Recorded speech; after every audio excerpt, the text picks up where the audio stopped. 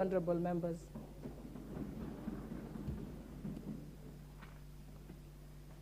Order number 3, messages.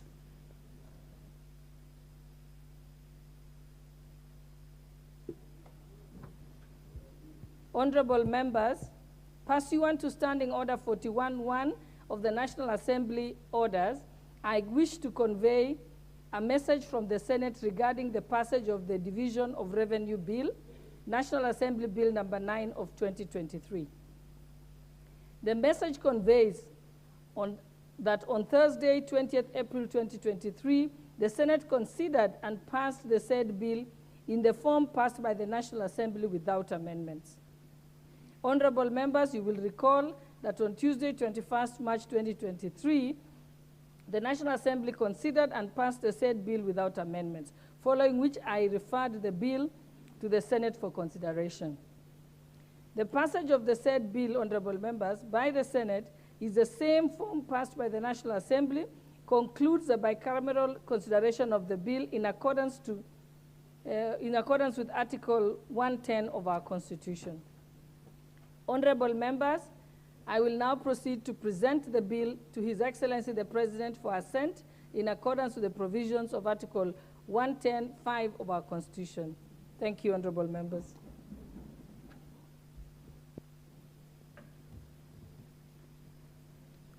Order number 4, petitions. Order number 5, papers. Majority Leader.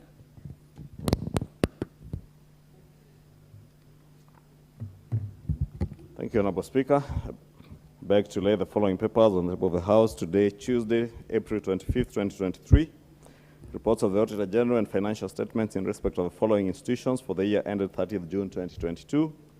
The Parliamentary Service Commission, Office of the Director of Public Prosecutions, State Officers House Mortgage Scheme Fund, State Department for Housing and Urban Development, Ministry of Petroleum and Mining, Special Economic Zones Authority, Kenya National Bureau of Statistics, National Government Constituency Development Fund, Parliamentary Joint Services, the Independent Electoral and Boundaries Commission Staff Mortgage and Car Loan Scheme, Kirinyaga University, Consolidated Fund Services, Pensions and Gratuities, the National Treasury, Public Service Superannuation Fund for the 18 months period, Garissa University, Murang'a University of Technology, Political Parties Fund, Office of the Registrar of Political Parties, Staff Mortgage and Car Loan Scheme, Business Registration Service, Karatina University, Roads Annuity Fund, State Department for Infrastructure, Dedan Kimathi University of Technology, DEKUT Enterprises Company,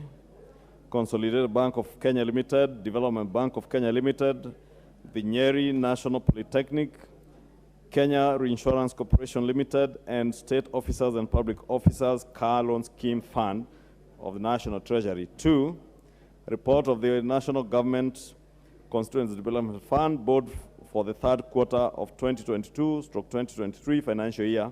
And 3, quarterly economic and budgetary review reports for the first half of the financial year 2022/2023 from the National Treasury and Economic Planning. Thank you, Honorable Speaker.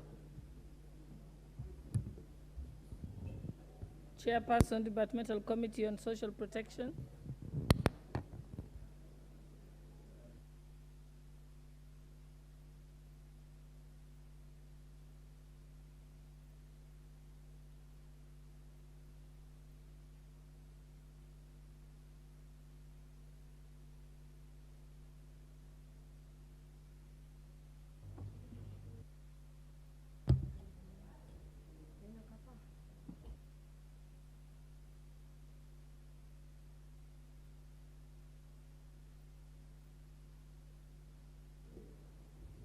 I think we can move on to the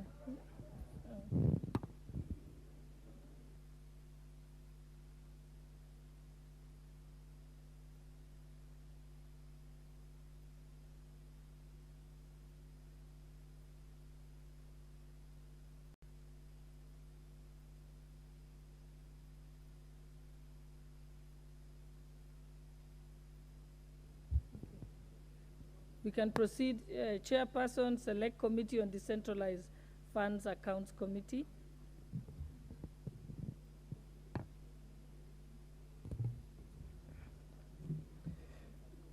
Thank you, Madam Speaker. Honorable Speaker, I beg to lay the following paper on the table of the House today, Tuesday, 25th April 2023.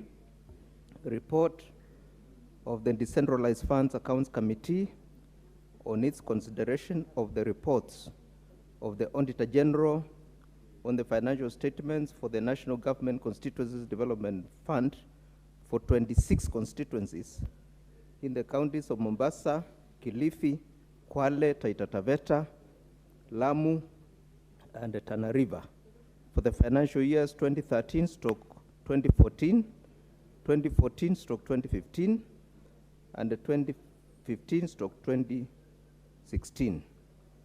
Thank you, Madam Speaker.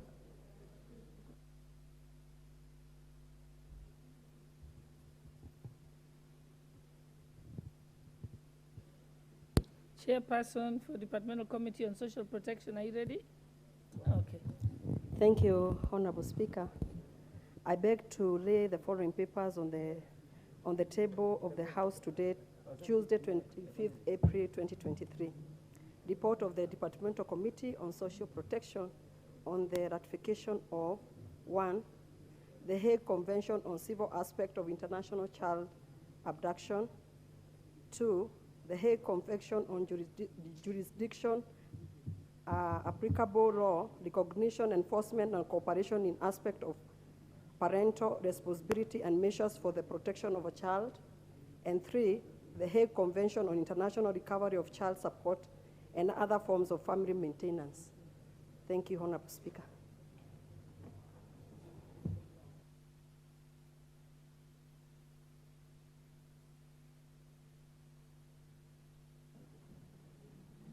Order number 6, notices of motion.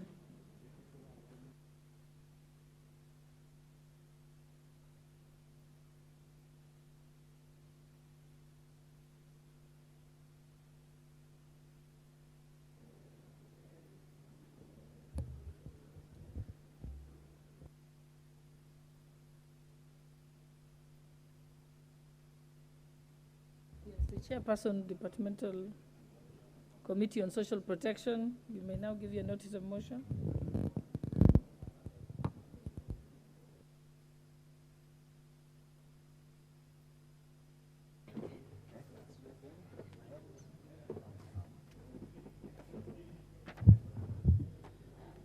Honorable Speaker, I beg to give notice of the following motion, that this House adopt the report of the Departmental Committee on Social Protection on its consideration of ratification of the Hague Convention on Civil Aspect of International Child Abduction, the Hague Convention in Jurisdiction, Applicable Law, Recognition, Enforcement, Cooperation in Aspect of Parental Responsibility and Measures for the Protection of Child, and the Hague Convention on International Recovery of Child Support and other forms of family maintenance, laid on the table of the House on Tuesday, 3rd April 2023, and pursuant to the provision of Section 8.4 of the Treaty Making the Ratification Act 2012, approves the following ratification, following Hague Convention: Civil Aspect of International Child Abduction, Jurisdiction, Application Law, Recognition, Enforcement, and comparable in respect to parental responsibility, measures for the protection of the child, and international recovery of child support and other forms of family matters. Thank you, Honorable Speaker. Honorable Gideon Mulungi, Chairperson, Select Committee on Decentralized Funds. Thank you, Madam Speaker. Honorable Speaker, I beg to give notice of the following motion, that this House adopts the report of the Decentralized Funds Accounts Committee on the consideration of the reports of the Auditor General on the financial statements for the National Government Constituencies Development Fund for 26 constituencies in the counties of Mombasa, Kilifi, Kwale, Taita Taveta, Lamu, and Tana River for the financial years 2013-14, 2014-15, and the 2015/16 laid on the table of the House on Tuesday, 25th April 2023. Thank you, Madam Speaker.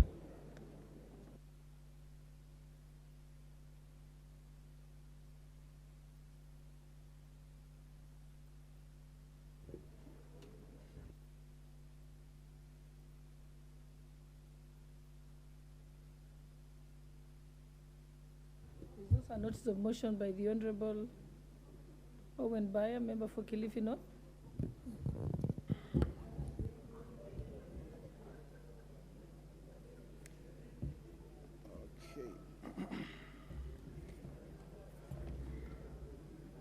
Thank you very much, Honorable Speaker. Honorable Speaker, I would like to move on a motion of adjournment on a definite matter of urgent national importance to discuss the mysterious killings in Shakahola, Kilifi County. Honorable Speaker, pursuant to Standing Order 33-1, I rise to seek leave for the adjournment of the House for the purposes of discussing a definite matter of urgent national importance regarding the mysterious killings of people in Shakahola in Kilifi County.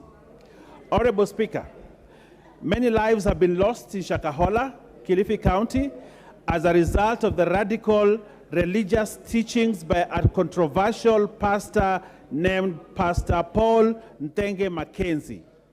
It is reported that Pastor Ntenge Mackenzie, through his purportedly skewed radical religious teachings, has been manipulating and indoctrinating locals to undertake extended periods of fasting in order to meet Jesus.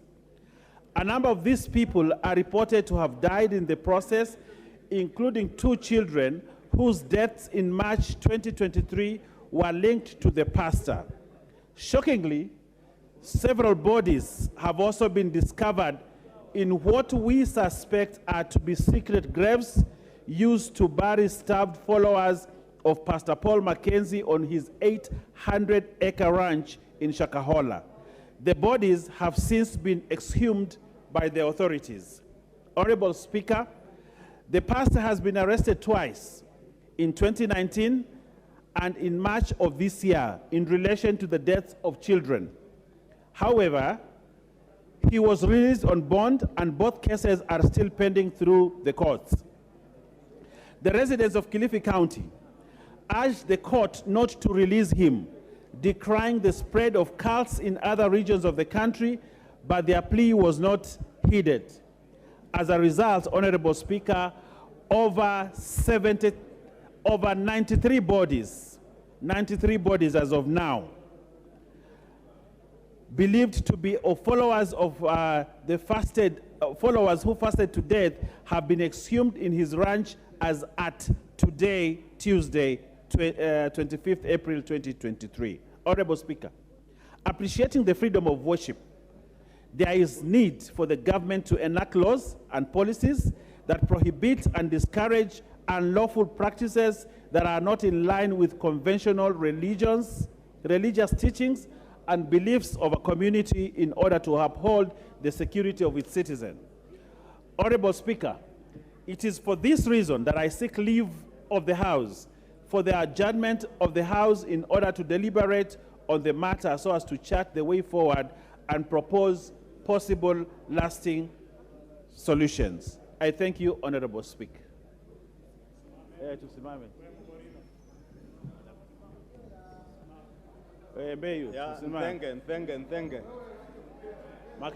Mackenzie Ntenge. Mackenzie Ntenge. Mkamba. Mackenzie Ntenge.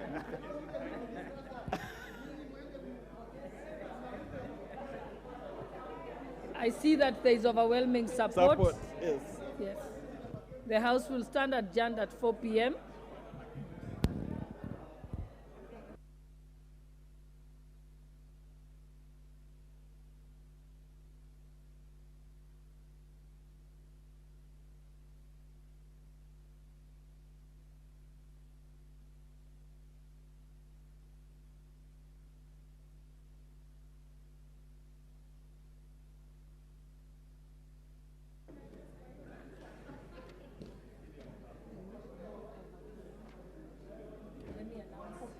Let me announce the guests first. Okay. Honorable members, I wish to recognize the presence of Kithengi Day Secondary School from Manyata constituency in Embu County, and Sigot Secondary School from Mosop constituency, Nandi County, and Aga Khan Primary School, Kisumu Central, Kisumu County, all seated in the public gallery.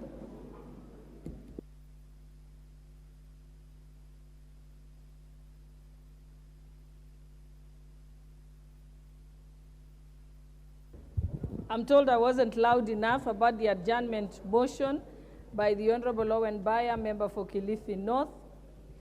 The motion shall be debated at 4 p.m.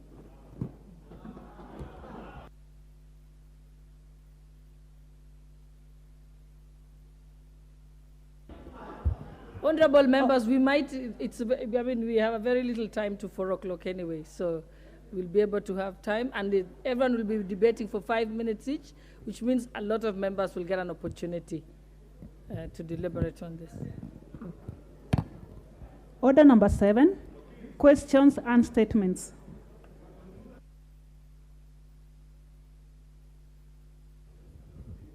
The Honorable Wanjuku Muhia, member for Kipipiri.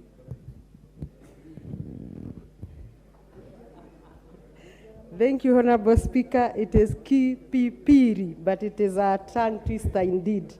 Kipipiri, now I got it. Or in mother tongue, Kefeferi. Honorable Speaker, I wish to make a general statement regarding the unfolding security situation in Sudan. And Honorable Speaker, pursuant to the provision of Standing Order number 44-2B, and as the chairperson of the Select Committee on Regional Integration, I rise to make a statement regarding the unfolding security situation in Sudan. Honorable Speaker, as members may be aware, Kenya and Sudan are both members of the regional bloc known as Intergovernmental Authority on Development, IGAD, a regional body that has increasingly become a critical component in Eastern Africa's integration effort. Honorable Speaker, as we are extremely concerned by the fighting that has broken out in Sudan, leading to the loss of hundreds of lives, massive destruction of property, and the displacement of many civilians. The fighting is in its 11th day, posing serious humanitarian crisis and the shutdown of vital supplies like provision of water, provision of electricity, food supplies, and medical services in the affected region. Honorable Speaker, as a House, we recognize that the peaceful coexistence and stability in the Republic of Sudan is key to the social and economic progress of the entire region. There is urgent need, therefore, to contain the situation because we would not wish for this to be further exacerbated by war in IGAD member states, thus destabilizing regional peace and security. Honorable Speaker, with the escalating conflict, foreign countries have started evacuating their nationals from Sudan. I would urge our government to also speed up emergency evacuation, operation, and humanitarian assistance to Kenyans working and living in Sudan. Further, I urge Kenyans in the country and other parts of the world to register with the embassies nearest them to ease assistance during such occurrences. Honorable Speaker, as a House, we appeal to IGAD, to African Union, and other regional bodies, and the international community to expedite dialogue and mediation mechanism towards ending the ongoing conflict as soon as possible and to restore peace, security, and stability in Sudan. I thank you, Honorable Speaker. Honorable Speaker, as we are aware, and I am done with my statement, maybe just through one sentence, communities or regional blocks come together fundamentally because there is need to create peace and stability in the regions.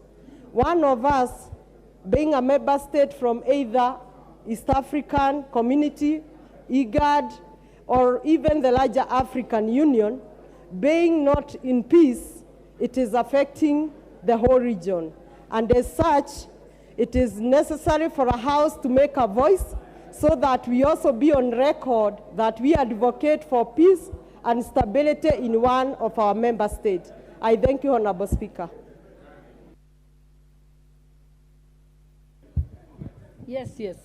The Honorable John Murumba of Tongaren constituency.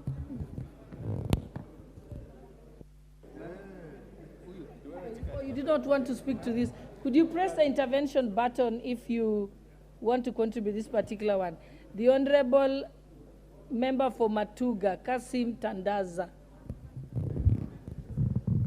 Asante sana Mheshimiwa Spika. Kwanza tumshukuru mwenyekiti wa kamati ya uwiano kwa kuleta swala hili katika bunge.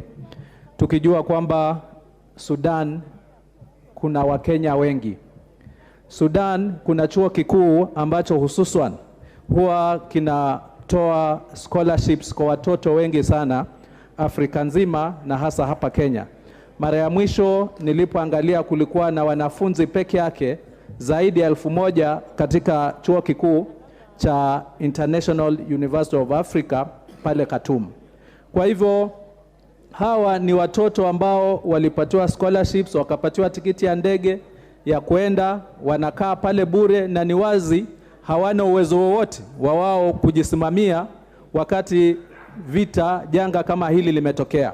Kwa hivyo hoja ambayo imeletwa hapa ni ya muhimu na haraka ya dharura kuona ni vipi kama serikali ya Kenya itaweza kuwanusuru sio wanafunzi peke yake, ijapokuwa wanafunzi ndio hawana uwezo zaidi, lakini katika wakati huu ambao hata usafiri wa kawaida haupo, basi itahitaji mkono wa serikali, vitengo vyote vinavyohusika vya kidiplomasia, vitengo vya usalama, kuona kwamba Wakenya ambao wako pale hawataweza kudhurika. Tusisahau kwamba saa hizi tayari tuna shida za kutosha hapa Kenya. Kuna hoja ambayo imetolewa ambayo baadaye itakuwa inazungumziwa ya maafa ambayo yametokea kule Kilifi. Itakuwa ni jambo la kuhuzunisha tuwe na maafa mengine ya kiasi kikubwa, hasa nchi geni kama ya South Sudan. Kwa hivyo yangu ni kiunga mkono hoja hii na kusindikiza serikali na vitengo vyote vinavyohusika kuona kwamba hatua za haraka zinachukuliwa kuwanusuru, na pia katika ngazi za kimataifa kuona kwamba suluhisho pia inapatikana, kwa sababu wakati mapigano yakitokea huwa hakuna yeyote ambaye huwa ananufaika. Na katika bara la Afrika imefika wakati tuwe bara la amani, sio bara la kuleta vita. Nikiunga mkono na shukuru aliyeleta hoja hii, lakini serikali ichukue hatua za dharura. Asante Mheshimiwa Spika. Member for Tabaj, Honorable Hussein Bare. Thank you, Madam Speaker. I'll wish to make my contribution. Give us a minute. I think there's a point of order. Honorable Wanjiku Muhia.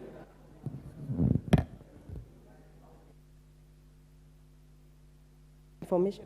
Thank you, Honorable Speaker. Nothing is out of order. I was giving very critical information that we are speaking of the Republic of Sudan. It is not Republic of South Sudan. Republic of South Sudan is in peace and sound. It is Republic of South Sudan. Sudan. Sorry. Thank you. Honorable Hussein, you had the floor. Thank you, Madam Speaker. I wish to make my contribution to this motion, which I feel is extremely very important and timely. As you know, Sudan is a neighbor and a very important member in IGAD, and we have quite a number of our students there. I lived there in Khartoum, and even now, I get a number of calls from students in Khartoum who are all calling for evacuation from Khartoum, where the fight is going on. So I'll wish to join my colleague and support this motion by saying that every effort, every diplomatic effort no effort should be spared in seeing mediation or resolution of this conflict in Khartoum. And in the meantime, let's do all that is possible as a government to rescue our students who are there. There are quite a number, and I'm sure there are over 2,000 students or 3,000 students in Khartoum who are from Kenya, and they're all crying for help. So let us spare no effort in rescuing our students from that war. Thank you very much. The Honorable Christine Ombaka, member for Siaya County. Thank you, Madam Speaker, for this giving me this opportunity. I just want to also support the motion because Kenyans are suffering in Sudan, and Sudan has always been known to be a war zone, and Kenyans have lost their lives before. They're still continuing to lose their lives, and they're desperately calling for help. This is the time to show that we care, that we look after our own citizens outside the country. So I take this opportunity to support this and to highlight the fact that life is important and that must be seen to be responsible to bring our people back home. Thank you for giving me this opportunity.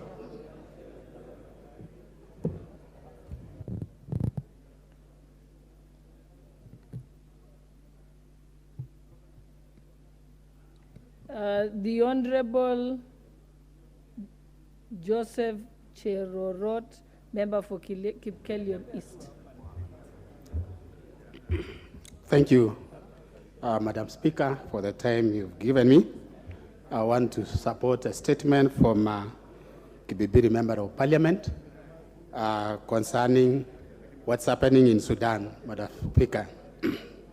As we talk, I know several families and so many lives have been lost because of the war that is on in Sudan. This one, Madam Speaker, is not only about Sudan, but it's about also several aliens who are living there from different countries, especially Kenyans. We also have Somalis. We have also other foreigners who are in that country. This incident that is taking place, Madam Speaker, if it is not contained immediately, it's going actually to extend to other countries. There was a viral video which was going on, which is so terrifying. And I want also to ask the government to take a step and make sure that they evacuate our members, Kenyans who are in Sudan. Yesterday we saw some of them were brought in, but it requires a joint effort also from other countries. Madam Speaker, I want to support that statement, and I want to encourage that also the Minister of Foreign Affairs to make sure that through the diplomatic way to try and contain and try and visit. Thank you so much, Madam Speaker. The Honorable Member for Turkana East, Honorable Nicholas Gikolong.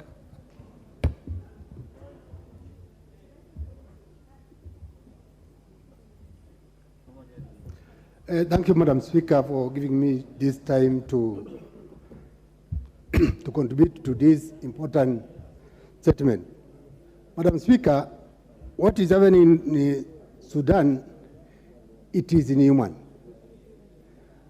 And me coming from the nearby county of Turkana, which borders the southern Sudan, which is part of the Sudan country, Madam Speaker, we have our people who are ailing in Sudan, some in southern Sudan and others in Sudan. Madam Speaker, we really feel the government to come in and save our people who are in Sudan. Because what we are seeing through the media and what is happening in Sudan, it is really terrible. And we feel our people to be evacuated so that they can come back to Kenya, or they can go to other areas which are safe, maybe in southern Sudan or other areas of the nearby the country of Sudan. Madam Speaker, I support this, and we need the government to come in immediately to save our people there in Sudan.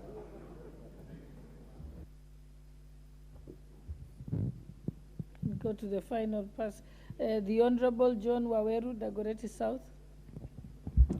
Thank you very much, Madam Speaker, and I want to thank also the Chair of Integrated Regional Committee.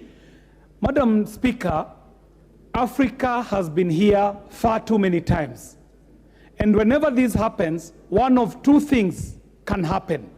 The first one is that the international community, especially beyond the borders of the continent, can take advantage of such a flare-up to put their foot into Africa and exacerbate the issue even further. So, Madam Speaker, this is a great opportunity for us to take advantage of the second scenario that can unfold, which is for Africa to step up to the plate and prove that Africa can resolve its own issues. Madam Speaker, Kenya has an advantage by first being geographically close to Sudan, but secondly, because historically Kenya has been known as the place where mediation can happen. The Kenya government needs to step up and lead the mediation efforts so that we can be able to mobilize not only the regional bodies, but also the continental bodies, and no less the African Union, so that for the first time, Africa can be seen to be resolving its own issues without having to involve people who traditionally have been benefiting from such conflicts, and especially our friends from the West and the Far East, who always take advantage of such conflict to be able to reap out in terms of resources that can be shipped out of this continent. Madam Speaker, the Kenya government, secondly, will need to step up and just save the lives and the livelihoods of Kenyans who are caught up in Sudan. And this is possible because we have no other business than along.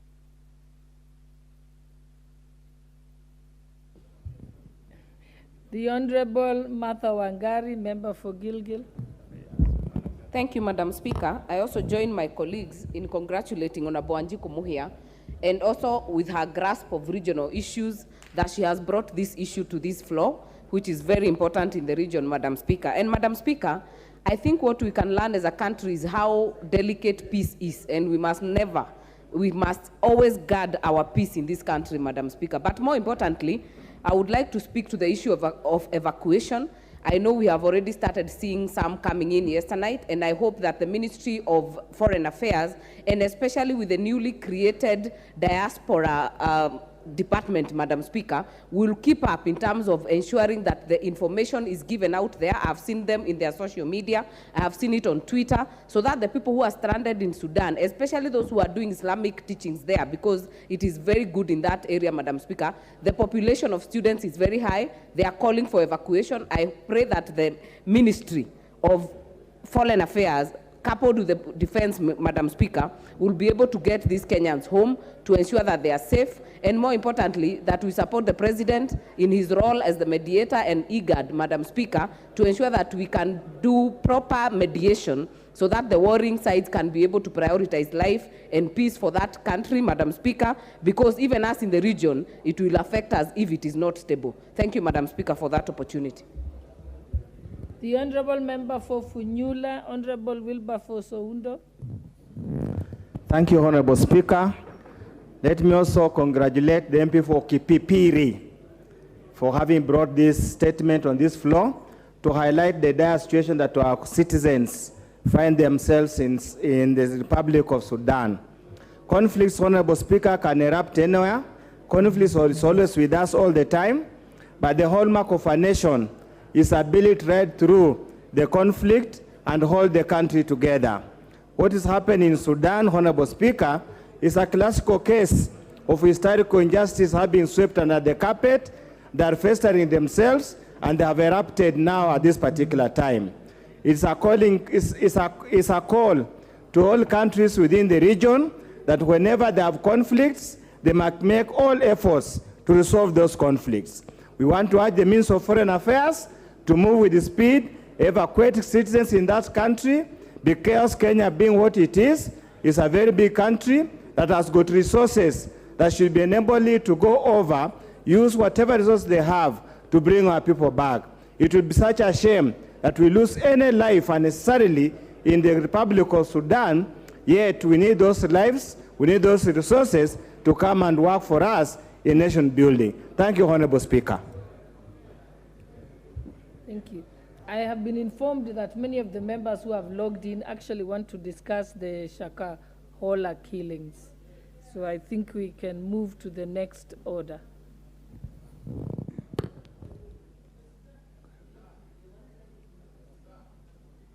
Order number 8, motion, inquiry regarding sexual harassment of female workers in tea estates in Kericho County.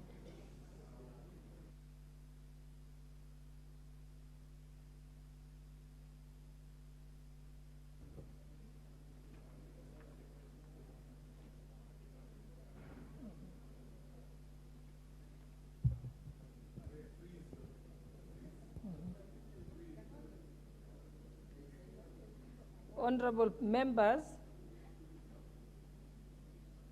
I think I should stand guided. Had we already, we had proposed the question.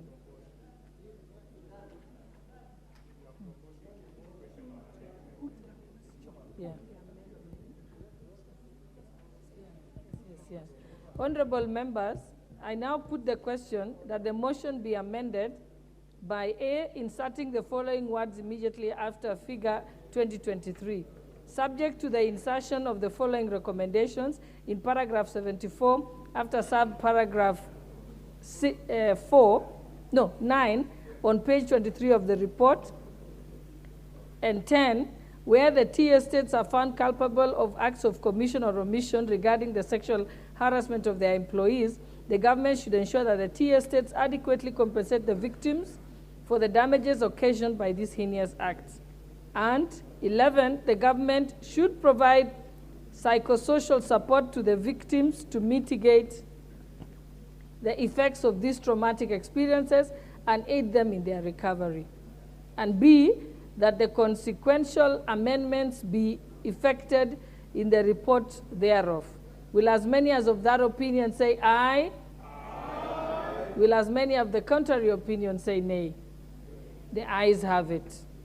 We now call upon the mover to reply.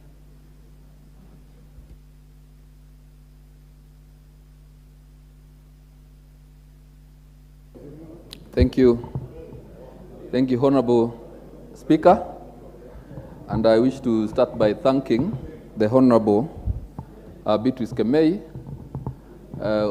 who brought this matter to this House, the issue to do with sexual harassment of female tea workers in Kericho County. Madam Speaker, that is an indication that Kericho County, as a member who is very dedicated in her job and that of serving her county. Madam Speaker, I wish to also thank the committee members of the Departmental Committee on Labor for a job very well done. They were able to go to Kericho, did the job of the investigation. And Madam Speaker, I remember it was raining and the committee members were very determined to ensure that they are done with the investigations so that they could do a report which we eventually tabled before this House. Madam Speaker, it is important for me to note that when we tabled this report before the House, it elicited a lot of interest from the members, and especially the women members who took time to contribute, make deliberations, and support this report, because in these modern days and time, Madam Speaker, it is very bad that women have to be harassed or exploited sexually. Madam Speaker, what is happening in the world today is all efforts to empower the women all over the world. So when we have people who think that women should be exploited sexually for favors, for promotion, or even for increment of wages, it is so sad, and this should be stopped, Madam Speaker. I wish also to support the amendments that have been brought by the Honorable Beatrice Kemei, because actually the tea estates should be held accountable whenever these acts happen in their estates, they should be compelled to ensure that the victims are compensated. And above that, Madam Speaker, it is important for government to provide the support, the psychosocial support, because part of the reason why many women are not coming out to report these cases, it is because of stigmatization. Yeah? So it is important that these women and even the men who could be affected being given psychosocial support so they are able to move on with their lives and even get more aware of the working environment around them. So having said that, Madam Speaker, I wish to submit.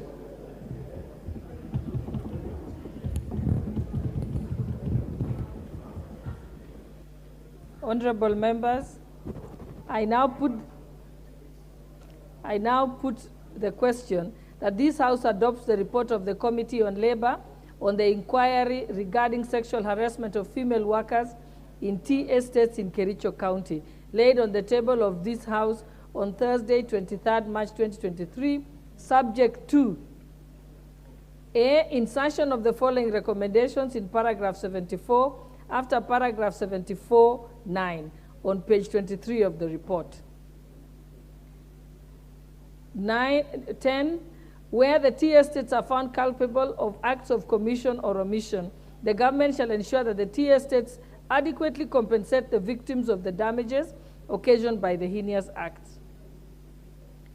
And 11, the government should provide psychosocial support to the victims to mitigate the effects of these traumatic experiences and assist them in their recovery.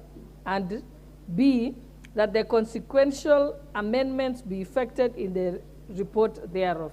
Will as many as of that opinion say aye? Aye. Will as many as of the contrary opinion say nay? The ayes have it. Next order. Order number 9, motion, appointment of a firm to provide external audit services to the Office of the Auditor General.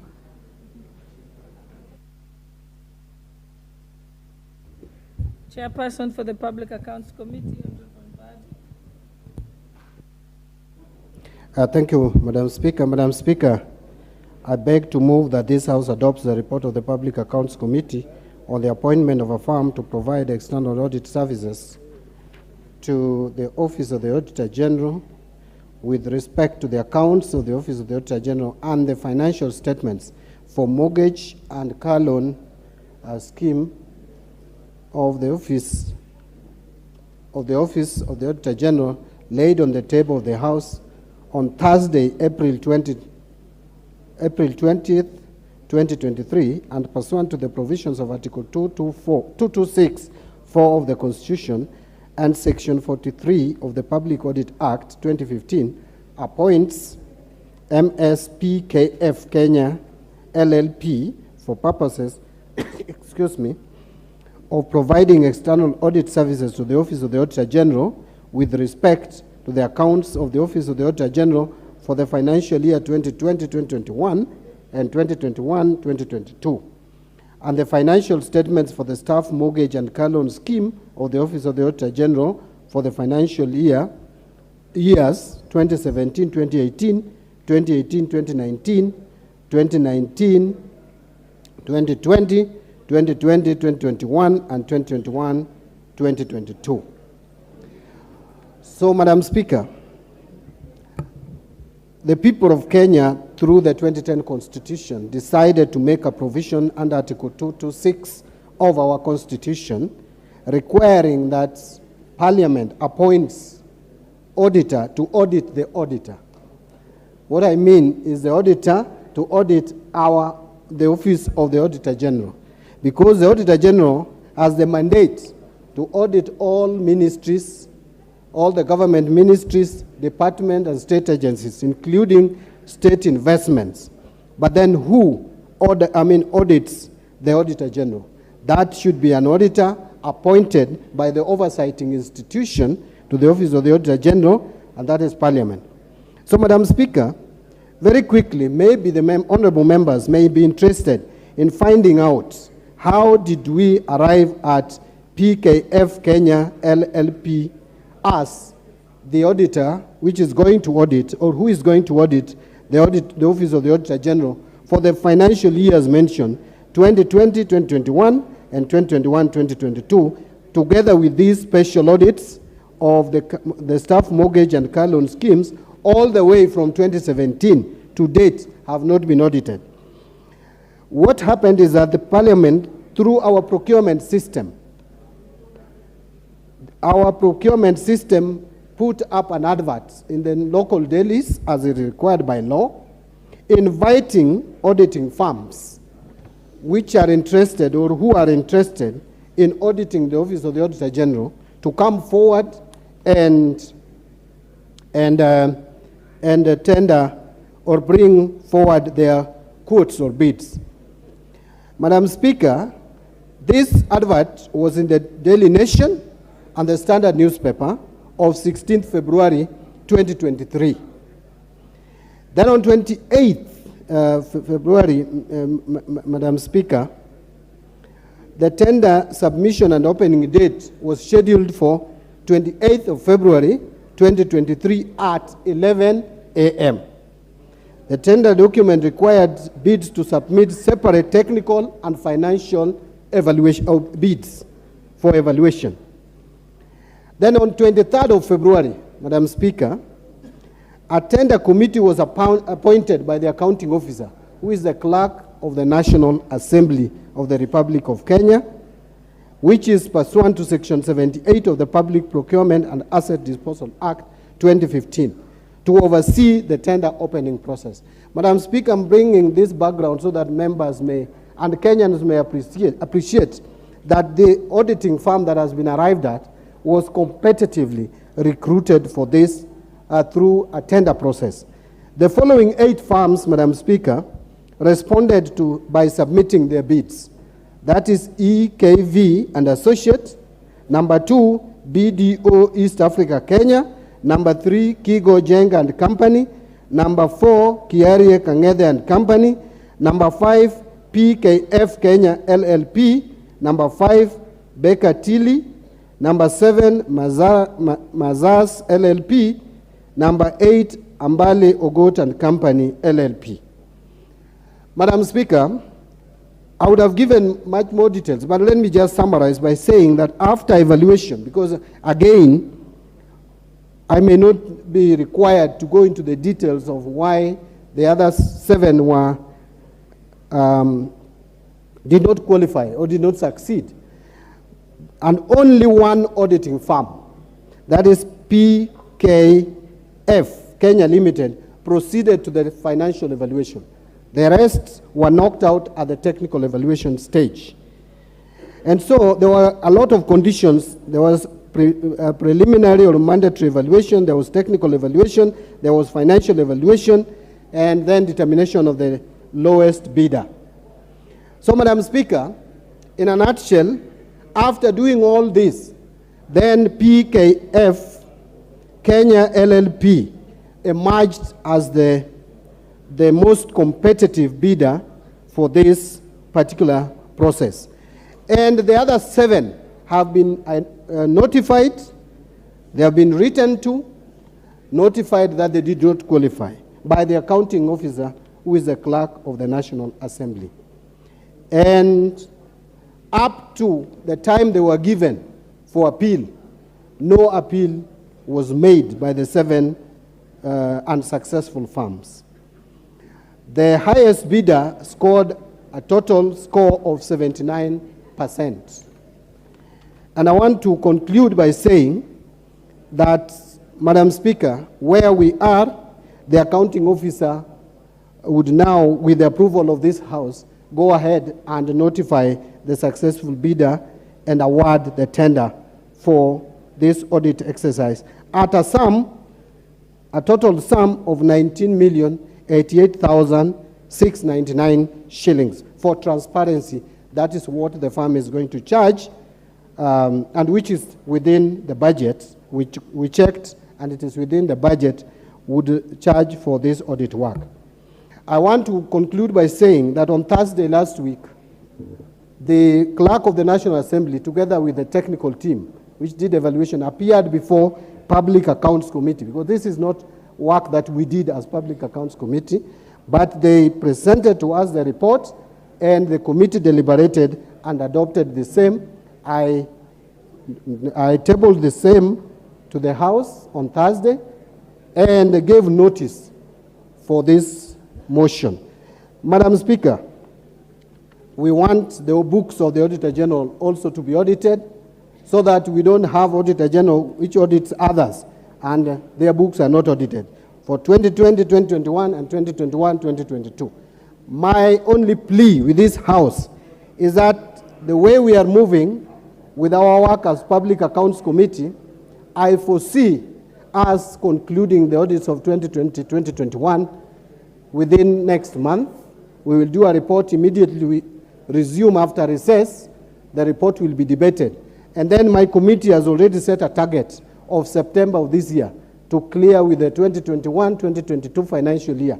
And what that means, and which the people of Kenya will understand, is that the Parliament of Kenya will have cleared all the financial years, and we will be waiting for the Auditor General now to audit 2022-2023. So the story of we cannot divide revenue based on current audited accounts will be a thing of the past, Madam Speaker. And as we progress, we are going to do more as Public Accounts Committee of special audits. And we will require the Auditor General to do more work, because the committee will not have the usual historical financial audits. We will now be doing special and forensic audits. We will be calling on the Auditor General to always do those audits and bring the report to us. Therefore, we need to give that office more finances. That is where I was driving at. We need, as a House, to allocate more resources to this office if we want to reduce corruption in this country. Otherwise, Madam Speaker, I know members are interested in discussing the next motion after this motion. I would want to stop there by moving this and asking Honorable Kagombe, who is a member of my committee, to second this motion. Thank you, Madam Speaker.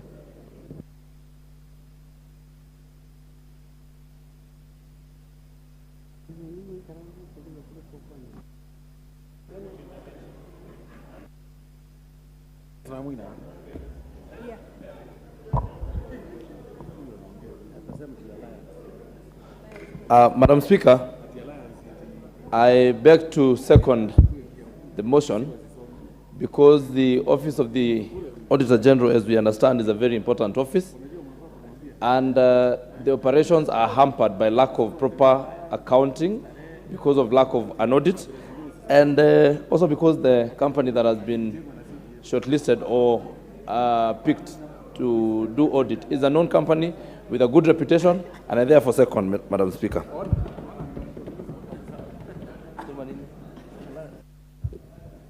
Honorable members, I now propose the question that this House adopts the report of the Public Accounts Committee on the appointment of the firm to provide external audit services to the Office of the Auditor General with respect to the accounts of the Office of the Auditor General and the financial statements for the mortgage and car loan scheme of the Office of the Auditor General, laid on the table of this House on Thursday, April 20th, 2023, and pursuant to the provisions of Article 2264 of the Constitution and Section 43 of the Public Audit Act 2015, appoints MSPKF Kenya LLP for the purposes of providing external audit services to the Office of the Attorney General with respect to the accounts of the Office of the Auditor General for the period 2020, 2021, and 2021-2022, and the financial statements of the staff mortgage and car loan scheme of the Office of the Auditor General for the financial years 2017-2018, and 2018-2019, and 2019-2020, and 2020-21, and finally 2021/2022.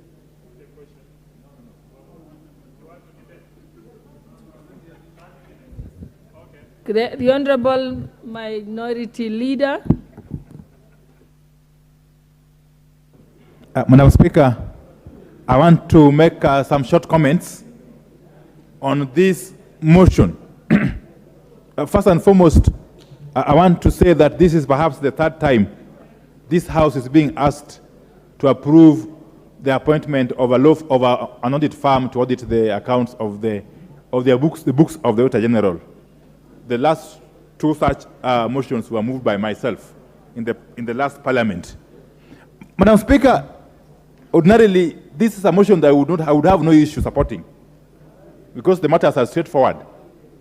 And indeed, the need to audit those accounts can not be overemphasized, given the critical role that office does in ensuring that there's accountability in the expenditure or application of public funds duly appropriated by this House.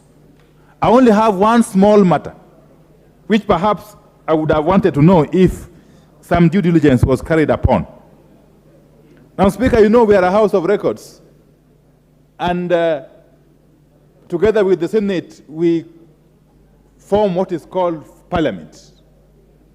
There's a report which has been brought to my attention that was done by a committee chaired by Isiolo Senator Fatuma Dulo in the Senate. This report arose out of an inquiry into what is famously referred to as MES, or the Management Equipment Scheme, or Managed Equipment Scheme, whatever it is, in the Ministry of Health. And in that report, the Fatuma Dulo Committee indicted PKF Kenya, the audit firm which supposedly gave advisory opinion to the Ministry of Health when conceptualizing and initiating this MES scheme or project. Indeed, the committee went further to direct the Institute of Certified Public Accountants of Kenya, ISPAC, to conduct or to undertake or to carry out disciplinary proceedings or action against PKF Kenya under the Accountants Act for what it called unethical and unprofessional conduct. So that is what's really causing me some worry. Is it true, perhaps, that we, as a House, we did carry out some due diligence before arriving at this decision to recommend this firm to undertake this task? I know for sure, because I have, in the past, moved a motion to appoint PKF to do this work in the past Parliament, last Parliament. But then, at that time, this report of the Senate had not come through. Now that we have a report in the Senate, which was approved, with these far-reaching recommendations against this audit firm, would we be in order, really, to go ahead and assume or ignore all that information contained in that report and recommend this law firm? I'm not saying yes or no. I'm just raising this out of duty to the House and to the country. That even as we approve this, which I'm sure we may, given the numbers and the mood, yeah, we might have to ask ourselves some hard questions, whether this is the right way to go, in my view. The money involved is little. It's about 19 million shillings. It's immaterial, in my view, given the task ahead and the amount of money that the Auditor General's office is supposed to be safeguarding. But we must get it right. If you want to get a right product, you must get the process right. That is my contention, Madam Speaker, this afternoon as we ventilate on this very important matter. Otherwise, I totally support the idea that an audit firm needs to be appointed to audit the books of the Auditor General. Thank you. Honorable Dr. Pukose, what's your point of order? Madam Speaker, the issues the minority leader has raised are very weighty matters. And I think it is very wrong for him to raise those issues and still support the report. I think if it is true that what is raised and the Hansard can be able to give us a report on that, then we should not be rightly supporting this appointment, because if the other house, which is Parliament, has indicted this PKF, then the majority leader should be able to lay his, the minority leader should be able to lay his clear points very clear to this house, so that the house can reject until we are able to be satisfied that are proper, because it will be very wrong for us to support it without, when it has, when the house has queried its credibility, because that is the sense of credibility. So, Madam Speaker, I think the minority leader should be able to be held accountable for his claims. And if there is that, then he should be able even to table a report, and we should not be able to debate this motion until we are able to be satisfied that what we are debating is rightfully before this House. Give Badi to respond. Yes. Honorable Badi, Chairperson, Public Accounts Committee. The guy doesn't want to respond. Thank you, Madam Speaker. Madam Speaker, the point that the issue raised by the leader minority, Honorable Pio and I, is a valid one. And Madam Speaker, we have information that the report that was proposed in the Senate by Dulo's committee was rejected by the Senate. So it was not a report that was adopted by Parliament. So that is number one. Number two, we counter-checked with the Institute of Certified Public Accountants of Kenya to confirm the standing of this audit firm. And the standing with ISPAC is that is in good standing. So having confirmed that, Madam Speaker, and I want to just remind members, 3 times we have tried to get auditor for Auditor General, and we have failed. In fact, in 2017, 2018, and again in 2018, 2019, in all those occasions, the tendering process was non-responsive. This is the first time at least we have found a responsive tender. And the reason is simple. Most auditing firms are shying away from auditing the Auditor General because the Auditor General has some work also. They contract auditing firms to do audit work. And so most of these firms prefer the work that they would get from the Auditor General's office. Therefore, they would not want conflict of interest by auditing the same. So it is a problem, Madam Speaker, I understand, because 8 firms which responded, only this one was successful up to the end. The other 7 were dropped at the technical evaluation stage. But in a nutshell, just to respond to the concerns of Honorable Pio and I, first, the report of Fatuma Dulo's committee was not adopted by the Senate. It was dropped. I mean, it was defeated at the Senate for whatever reasons. Senate knows best. But on ISPAC, again, we cross-checked, and the firm is in good standing. I rest my case, Madam Speaker. The Honorable Majority Leader. Thank you, Honorable Speaker, and let me rise to support this report, Honorable Speaker, for appointment of the auditor to the auditor. Indeed, Honorable Speaker, the question has been raised as to who audits the auditor. And in parliamentary democracies like ours, is indeed this House or Parliament that should audit the auditor.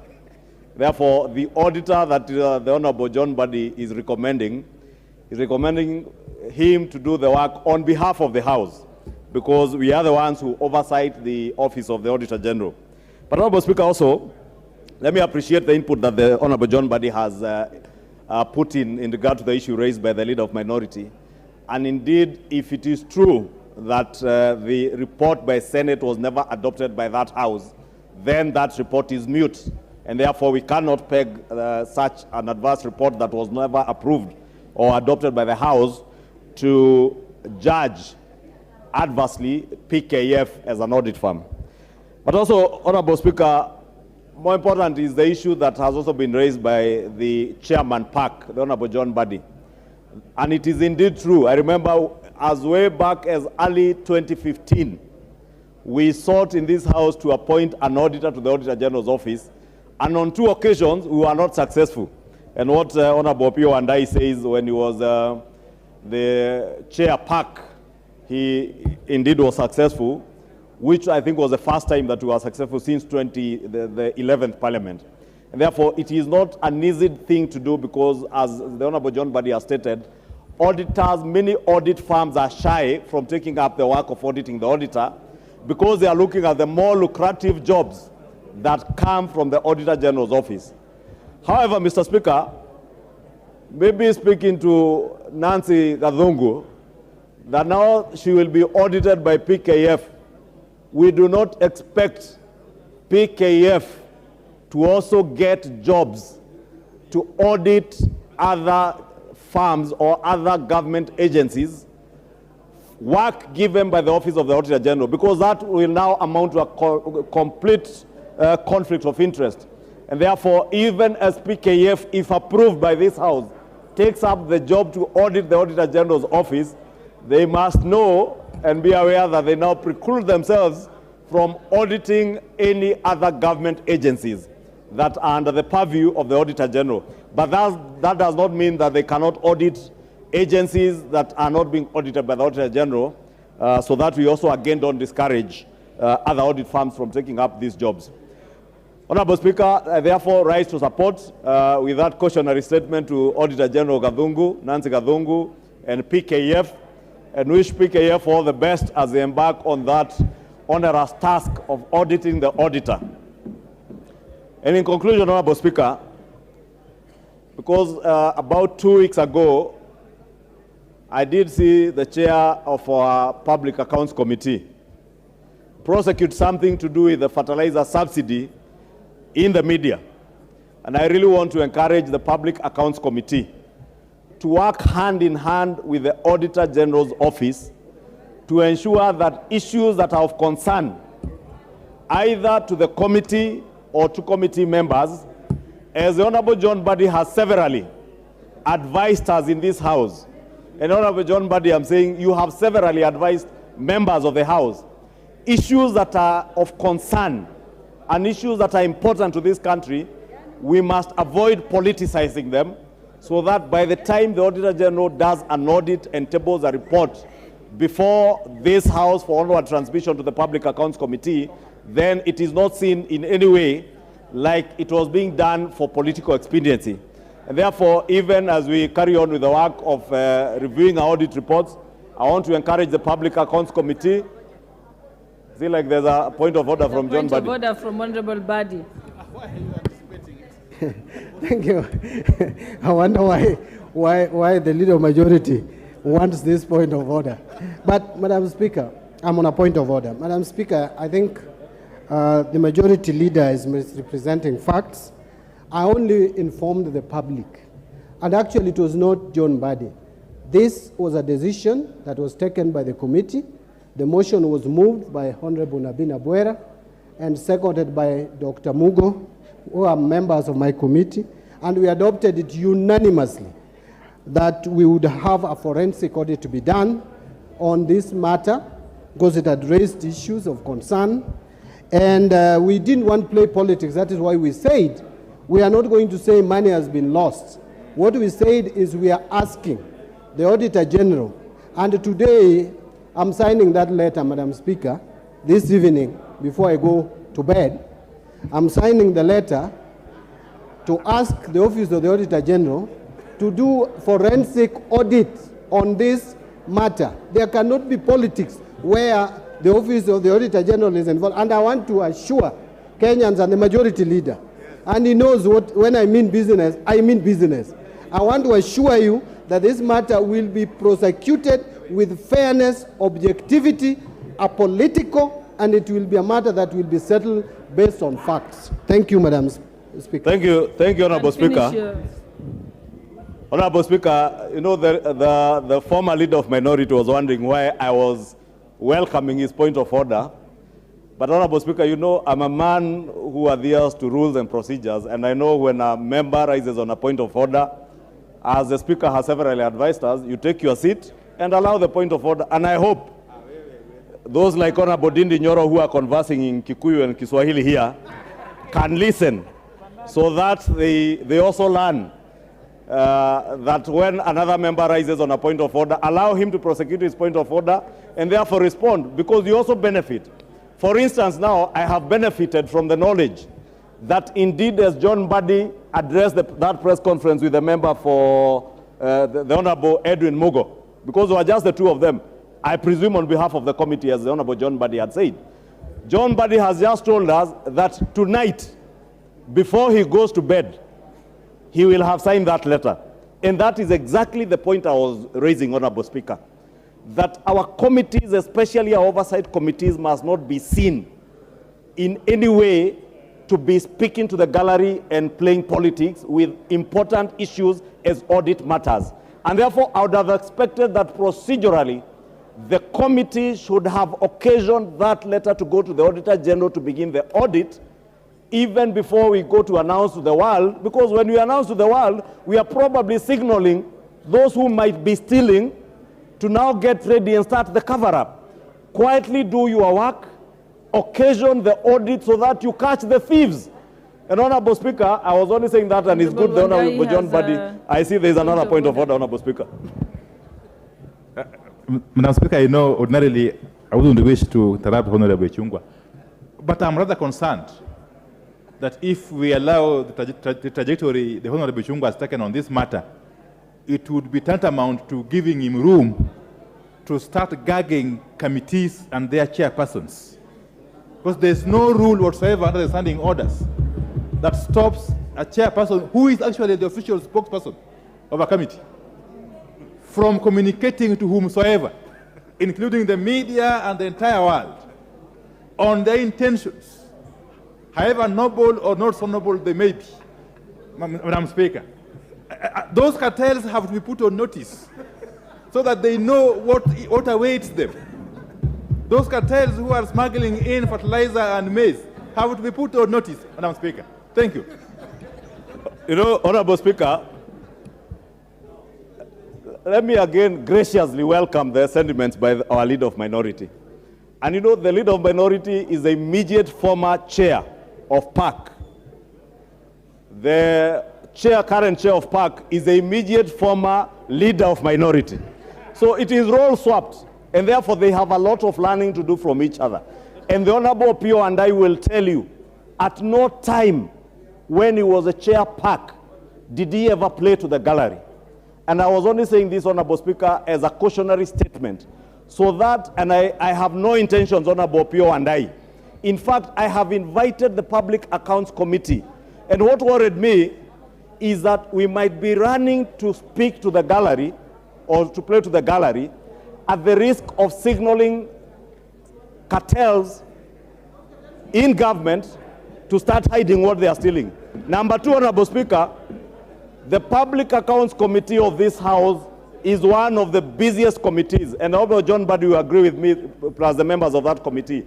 They sit in room 9 almost throughout the week, and they are very busy, Honorable Speaker. But I want to encourage them, even as we look into or anticipate work from the Auditor General, there is already work on the subsidies, the maize subsidy. There is already work on the fuel subsidy. There is already work on the KEMSA COVID haste. There is work on the telecom haste. And you have seen last week, Honorable Speaker, a gentleman who shamelessly told the country that he was paid a cool 400 million shillings because he is smart.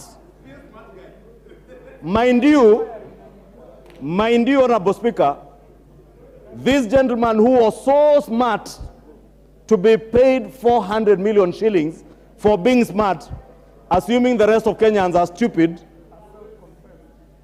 this is a gentleman who at the time, and I hope the Public Accounts Committee, the Finance Committee, and the ICT Committee will pick up this issue, even as they consider whatever they are considering in their report.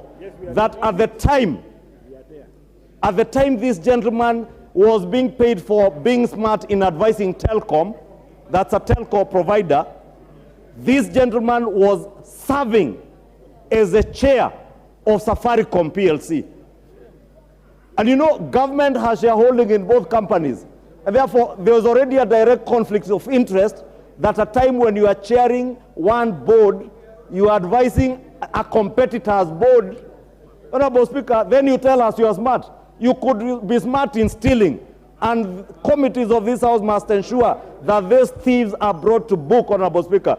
With those very many remarks, Honorable Speaker, because I see I am inviting very many points of objection. But I hope these points of objection or points of order are not in any way to gag me from calling out the thieves and the cartels that looted this country dry in the last regime.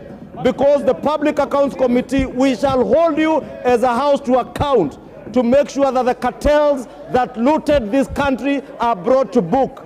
And it will not matter whether they were operating from big offices, it will not matter whether they were smart, it will not matter whether they were moving their money from here to Malaysia, to Cayman Islands, to Pandora Papers. It will not matter. They must answer.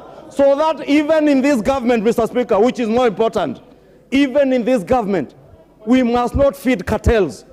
And we must not feed cartels. And John Buddy, you have an onerous responsibility to ensure the Public Accounts Committee and the Auditor General and this audit firm, this PKF, work to ensure that the Auditor General also works to oversight and provide meaningful oversight over government agencies and ministries. With those many remarks, may I wish all the cartels that have been stealing from government in the past, and even those who intend to steal under this government, that they be on notice. We are watching them, as we are watching the Public Accounts Committee and the Public Investments Committee of this House to ensure that they do their work without fear, without favor, and without being compromised by the cartels. Thank you, Mr. Speaker. A member for Endebess, yes. What's your point of order? Madam Speaker, without anticipating the next debate, which will be at 4, following your ruling, we have now about 7 minutes.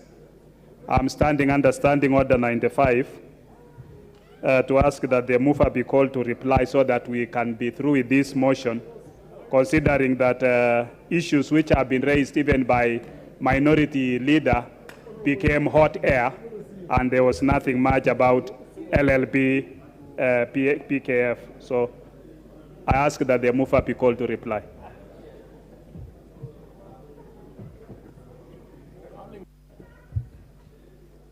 Where's the mover? Okay.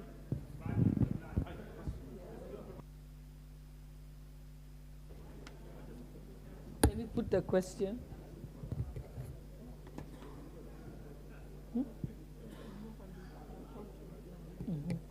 Okay. Oh, sorry. Okay.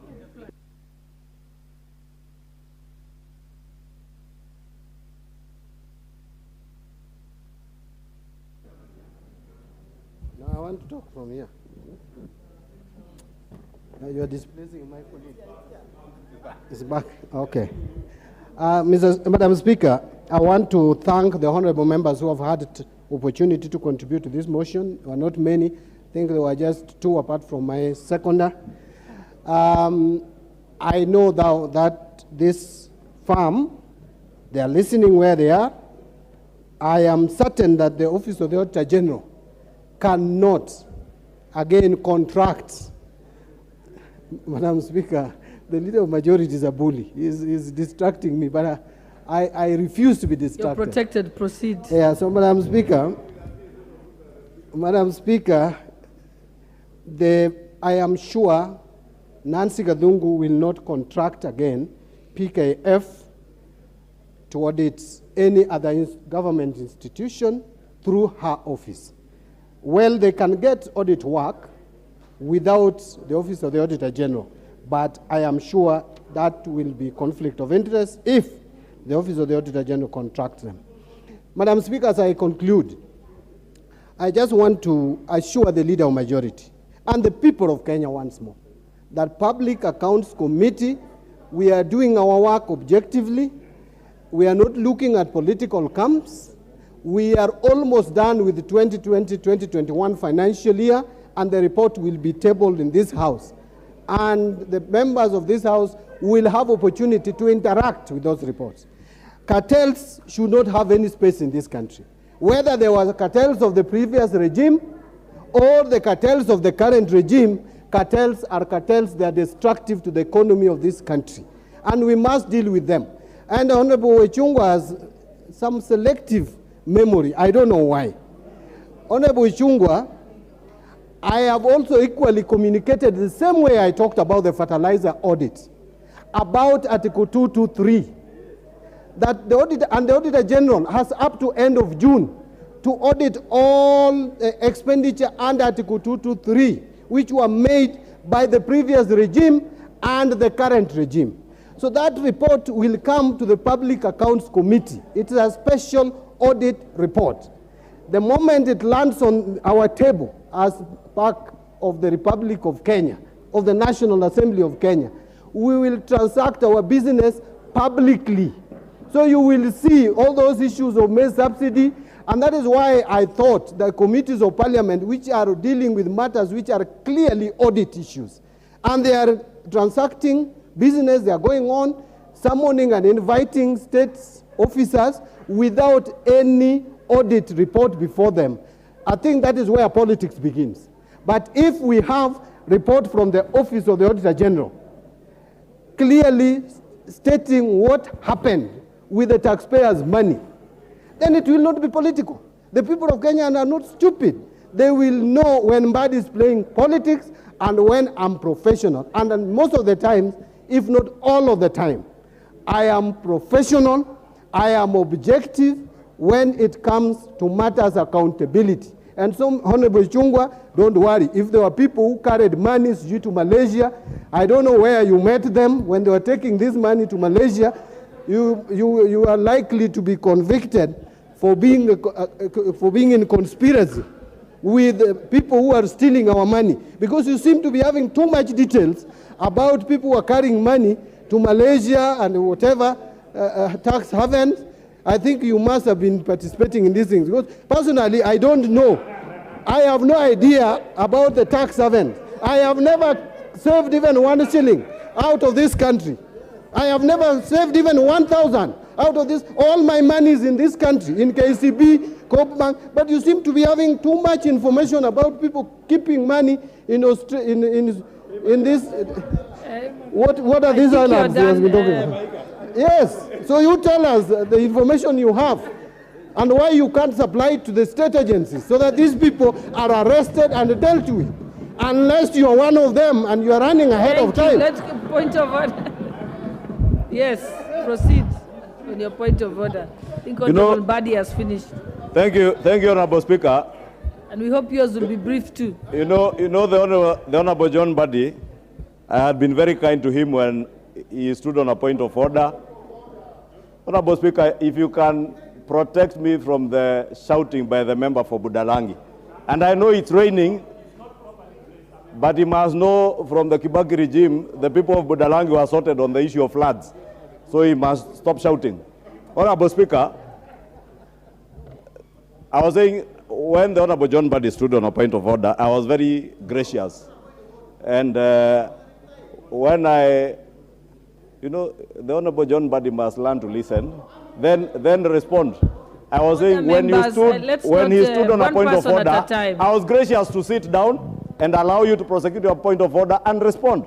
But that did not allow him the leeway to impute improper motive on something that I raised as a member of parliament, Honorable Speaker. And I do not raise issues about theft. In the previous regime, as leader of majority, I raised them as a Kenyan and as a member of parliament of Kikuyu. Honorable Speaker, the fact that I have raised, and Honorable John Mbadi can confirm on the Hansard, when I said when these matters arrive before his committee, Public Accounts Committee, I am ready, I am willing and available to adduce evidence of those people who are cutting out money from government coffers to Malaysia, onward to the Cayman Islands. And that is why I'm challenging the Honorable John Mbadi. Don't get jittery. Don't get jittery that people are speaking out And we will continue to speak out, Madam Speaker, and I want you, Honorable Speaker, that you rule the member for the Honorable John Buddy out of order for imputing improper motive on my person, saying that unless I was cutting this money away with the people that I know about, this is how you intimidate witnesses, not to adduce evidence before committees, but I will be the last person to intimidate. Whether it is who John Buddy, I will appear before your committee and I will adduce evidence. Therefore, Honorable Speaker, you must protect me, Honorable Speaker, from this imputing of improper motive recklessly, just to speak to the gallery again. And you remember the issue I had raised was speaking to the gallery, and he is doing the same now again. John Buddy, you know, you are my junior professionally. I qualified as a certified public accountant when John Buddy was still pursuing his Section 4. What is your point of order, when I was a first-year Wanjala? student at the University of Nairobi, when he was a junior finance officer at UNES. Another member And is I on had their qualified feet. as an accountant. Professionally, you are my you might be older, but professionally, Order, you are my members. junior. Order, members. And you must also... Order, members. What is your point of order, Honorable Wanjala? Madam Speaker, I don't want to engage the Honorable Leader of Majority. He stood on a point of order, and he had insinuated when he was talking, and he has continued doing the same. He's not just an ordinary member of parliament. He is a leader of majority. He's supposed to protect this country, especially when we are suffering that there is no money, our economy is down. Madam Speaker, my point of order is this. Can he name the people who have stolen our money that have made us to run into these problems on the floor of this house? Because he's a leader of majority. He's not just an ordinary member of parliament. I think you had completed. Okay. It's already 4 o'clock and we want Madam the Speaker was mover about to finish replying. replying. I think we need not to raise the temperature for nothing. Leader of Majority. Leader of Majority, I am ISPAC number 6101. I wonder whether your number is before 6101. And you have never mentioned your number in this house. So please stop lying to Kenyans that you are my senior. You cannot be my senior in accounting profession. Honorable Badi, you can't just be my senior finish elsewhere. moving. But Madam Speaker, the leader of majority should now appreciate that he's the leader of majority. They are in government. If there are people who are carrying our money, please arrest them. Don't come and lament here like you're a nobody. You are the leader of majority of the National Assembly. If I was in your position, I would not be speaking the way. Honorable Badi, finish moving your motion. I reply. I beg to reply, Madam Speaker.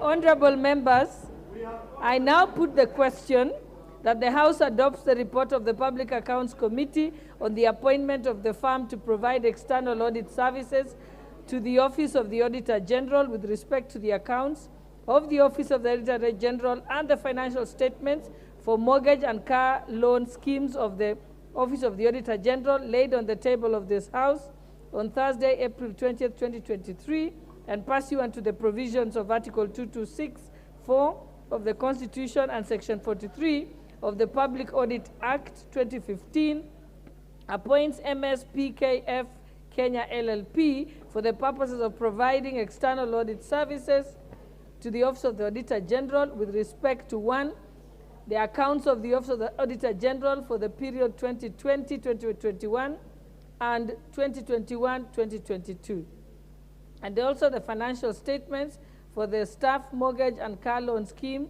of the Office of Auditor General for the financial years 2017-2018, 2018-2019, 2019-2020, 2020-2021, and 2021-2022.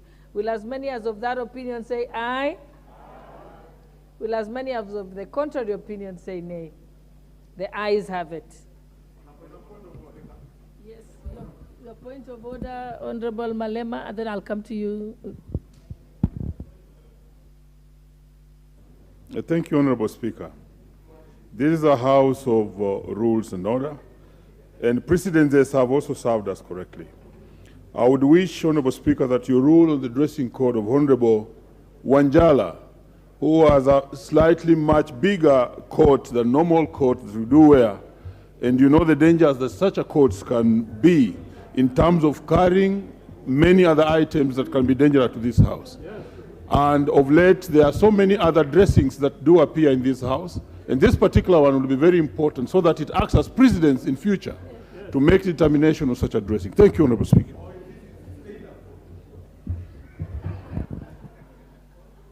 Leader of Majority.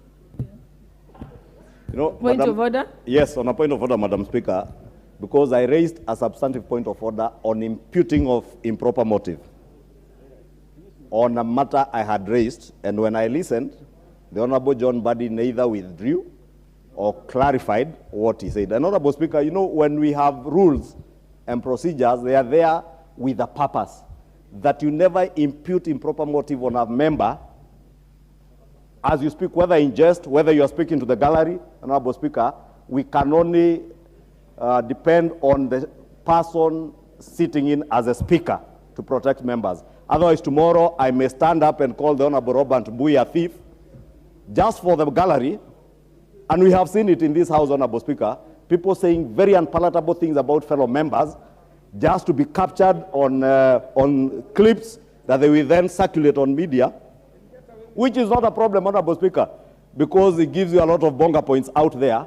But when it touches on the character of a person, and I take particular reference by the Honorable John Buddy purporting that I would have information if I was stealing with those people. And he knows those people, if anything, wanted to kill me. There is no way I would have been stealing with them. And you know they are still following me because I talk about them. Therefore, Honorable Speaker, I am begging on you that you take up your role as a speaker to direct the Honorable John Buddy to either withdraw or clarify what he meant by saying I was dealing with those people in that handshake regime that was being facilitated to steal by you know who and who. Honorable Leader of Majority, I think he speculated about that you have more knowledge than others. I don't think he directly... Madam Speaker, if you listen carefully, he said, and I would beg that you cause the Hansard to be printed tomorrow, to be tabled before this House. If he never said it, then it will rest there. If he said it, Honorable Speaker, because from my clear listening of his English, he was imputing improper motive on my person. And I do not take that kindly. Thank you, because Majority it is an Leader. attempt to intimidate me to never speak about those thieves in the handshake regime. And I will continue to call them out, Honorable Speaker. And I must demand that I am protected as a member of parliament to call out thieves. Because that is my work as a member of parliament. Urban Majority Leader, you know, I can name you, even those of you who are here. I direct that the Hansard be provided for review tomorrow. And I think now we can proceed to the next order.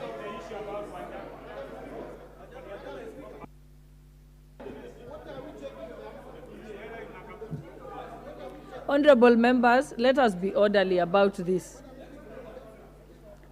I have clearly stated that my recollection is that you barely speculated about him having immense knowledge. But unless it's...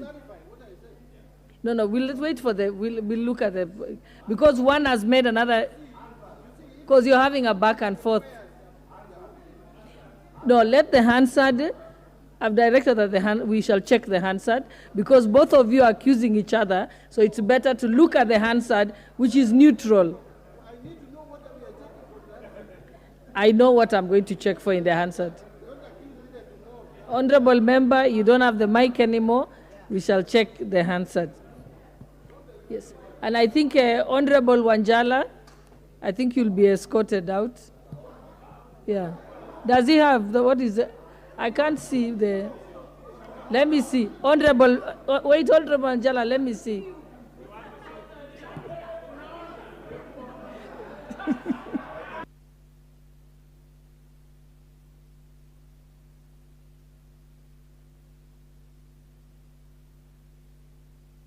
I mean, food.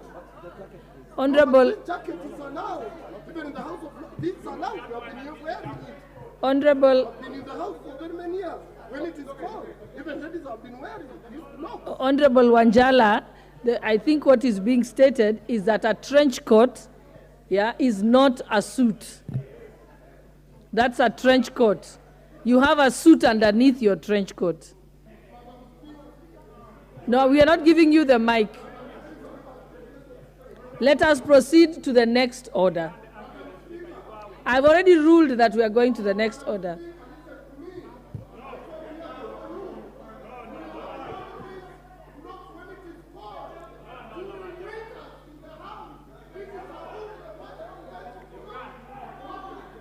Okay. You're out of order. You're out of order, Honorable Wanjala. Honorable Wanjala, you're out of order. Even shouting from your chair, you're out of order. I have ruled you out of order. You do not have permission to speak.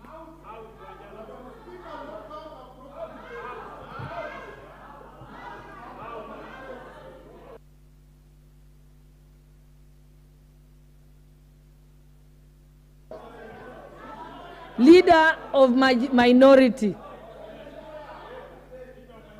Leader minority.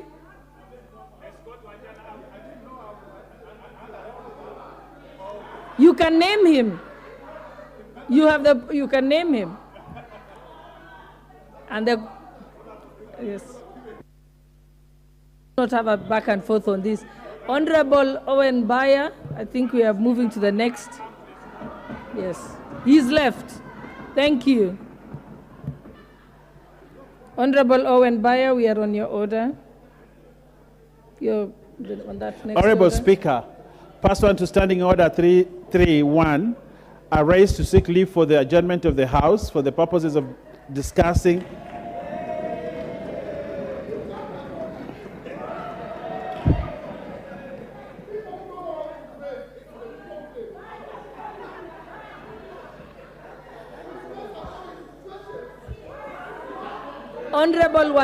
Honorable Wanjala, you have done the right thing now, so you're not out of order. But if you continue on a shouting match, you then will be out of order again. And then you will have to leave the House. It's as simple as that. So you better be quiet. Okay, Honorable Bayer, please proceed. Honorable Speaker, pursuant to Standing Order 331, I rise to seek leave for the adjournment of the House for the purposes of discussing a definite matter of urgent national importance regarding mysterious killings in Shakahola in Kilifi County. Honorable Speaker, many lives have been lost in Shakahola, Kilifi County as a result of radical religious teachings by a controversial pastor named Paul Ndenge Mackenzie. It is reported that Pastor Ndenge Mackenzie, through his purportedly skewed radical religious teachings, has been manipulating and indoctrinating locals to undertake extended periods of fasting in order to meet Jesus. A number of these people are reported to have died in the process in order to meet Jesus. Order, honorable members, please stop engaging. Member for Fujula, the Honorable Professor Oundo. Don't excite Honorable Wanjala. Thank you. Yes. Yes, Didmas, Captain Didmas, please. Thank you. A number of these people are reported to have died in the process, including 2 children whose deaths in March 2023 were linked to the pastor. Shockingly, several bodies have also been discovered in what are suspected to be secret graves used to bury starved followers of Pastor Paul Mackenzie on his 800-acre ranch in Shakahola. The bodies have since been exhumed by the authorities. Honorable Speaker, the purported pastor has been arrested twice in 2019 and in March of this year in relation to the deaths of children. However, he was released on bond and both cases are still proceeding through the courts. The residents of Kilifi County urged the court not to release him decrying the spread of cults in other regions of the country, but their plea was not heeded. As a result, today, over 90 bodies believed to be followers who fasted to death have been exhumed in his ranch as of today, April 2023. Honorable Speaker, appreciating the freedom of worship, there is need for the government to enact laws and policies that prohibit and discourage unlawful practices that are not in line with conventional religious teachings and beliefs of a community in order to uphold the security of citizens. Honorable Speaker, it is for this reason that I seek leave for the adjournment of the House in order to deliberate on the matters so as to chart the way forward and propose possible lasting solution. Honorable Speaker, allow me to give a highlight of some of the key matters arising out of this motion. The Good News International Ministry is believed to have been founded in Kenya in 2003 by Paul Ndenge Mackenzie and his wife Joyce Mwikamba, and operated for a long time in Migingo in Malindi. Madam Speaker, the church has had various run-in with the law and has been largely associated with radicalism.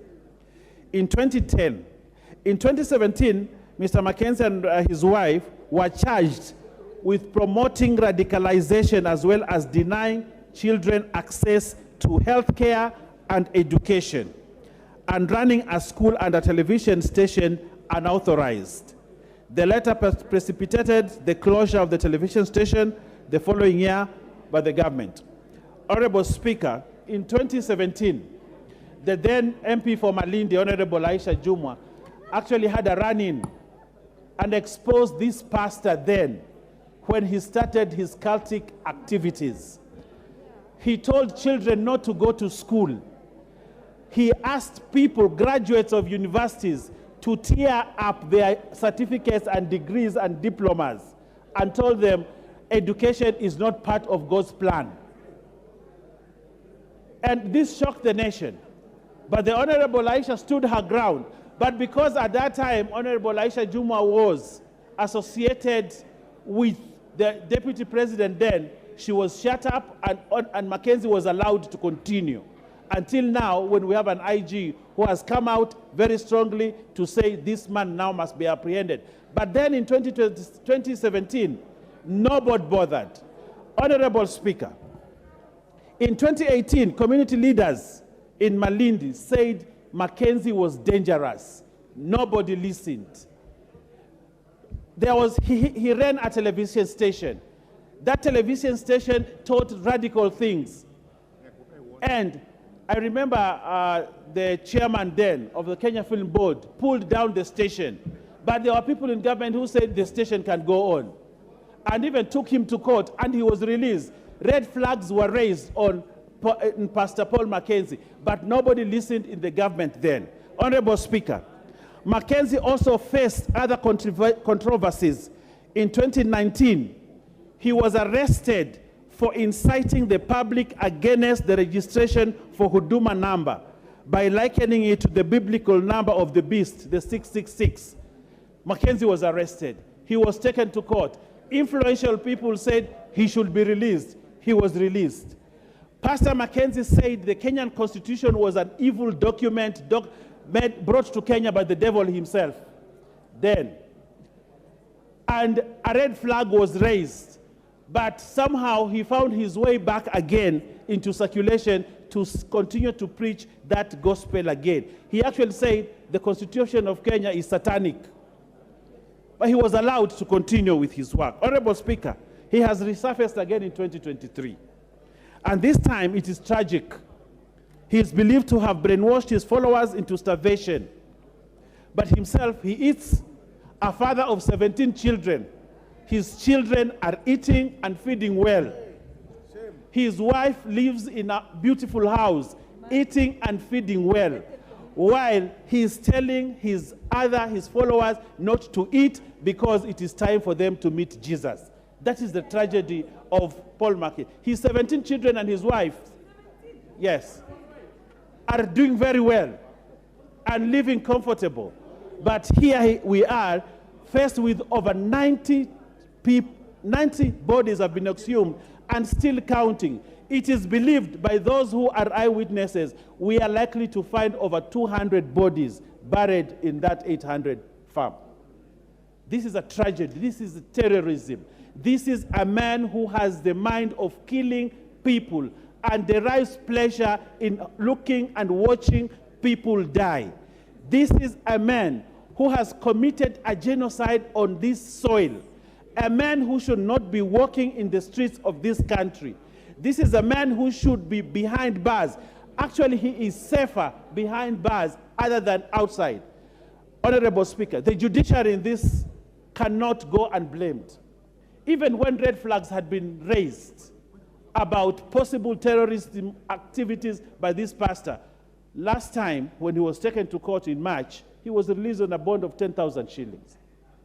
10,000. And a magistrate who actually was told, this man has caused the death of these two children. Let him go on a bond of only 10,000. As the discoveries continue, Honorable Speaker, we need to put a stop to radicalization. For many years, this country has invested in Islamic radicalization.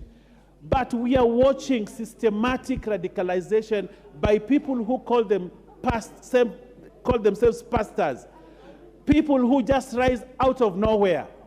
Today, Kilifi has one of the biggest cities that is being built by a pastor.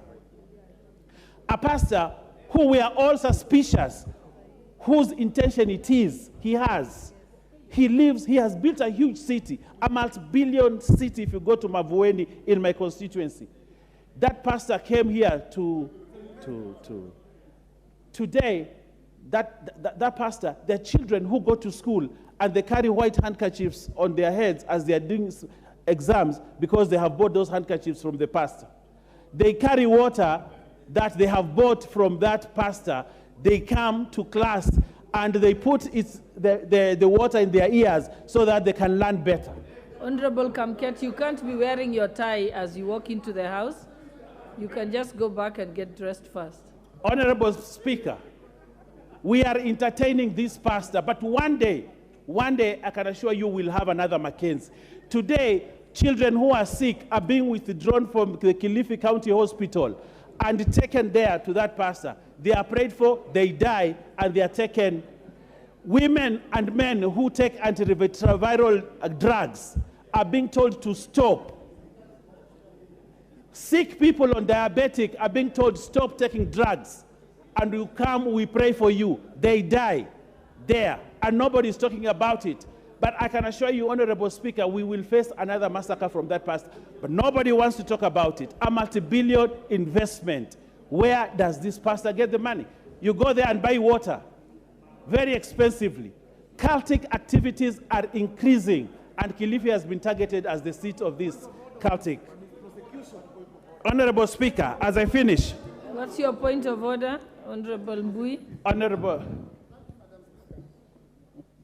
Thank you, Madam Speaker, for this opportunity, Madam Speaker.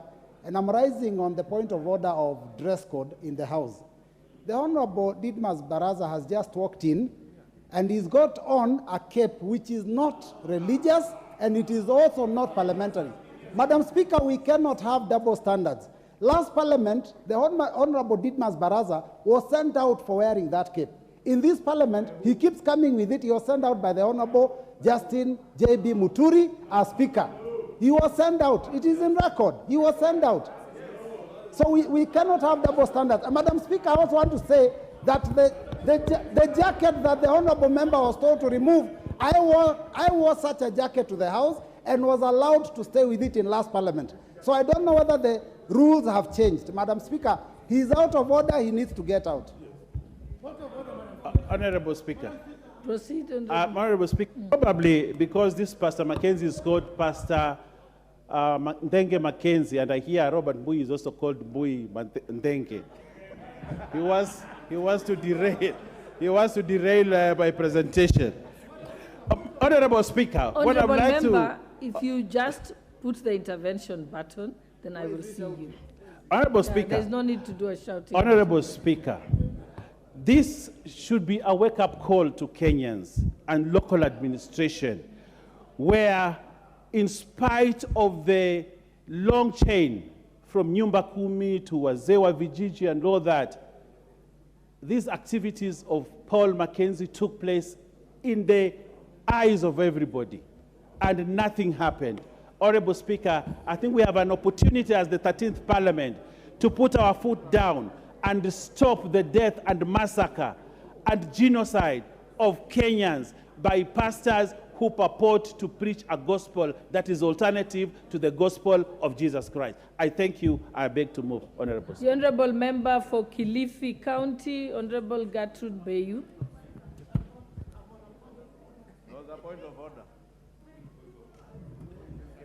Asante Bi Speaker, nasimama kwa hoja hii iliyoletwa na mbunge wa Kilifi.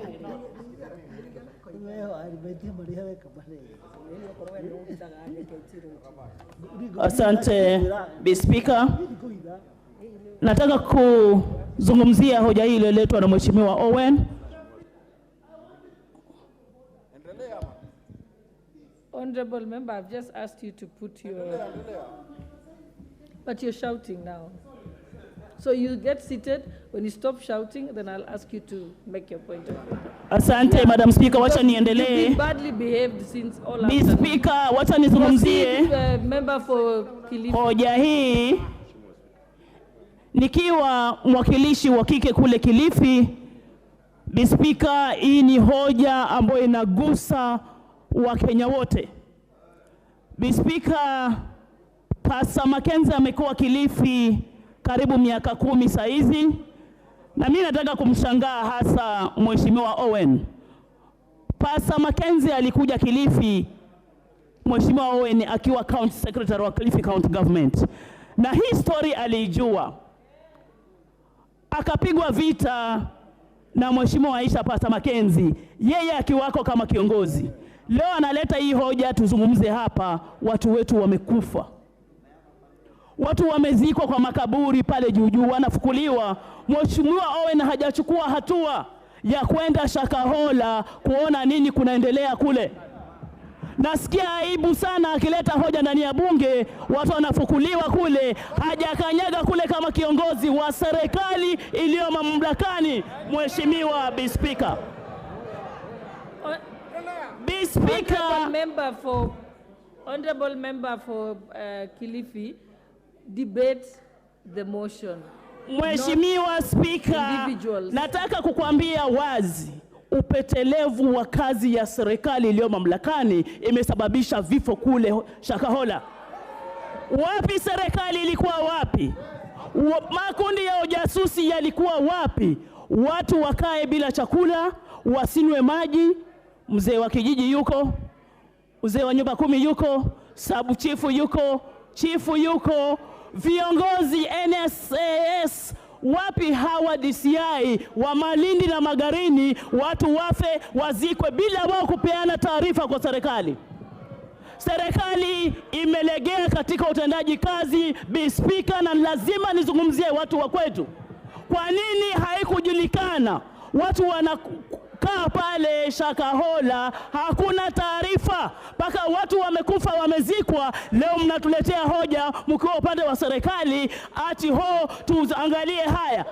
Serikali imekuwa wapi? Vyombo vya usalama vya serikali viko wapi? Watu wamekufa wamezikwa. Hatuwezi kukubaliana na hii hoja. Upatelevu wa kazi. Bi Speaker, polisi, DCI, NSIS wanaangalia maandamano ya Mheshimiwa Raila, wanaacha watu wanakufa Shakahola.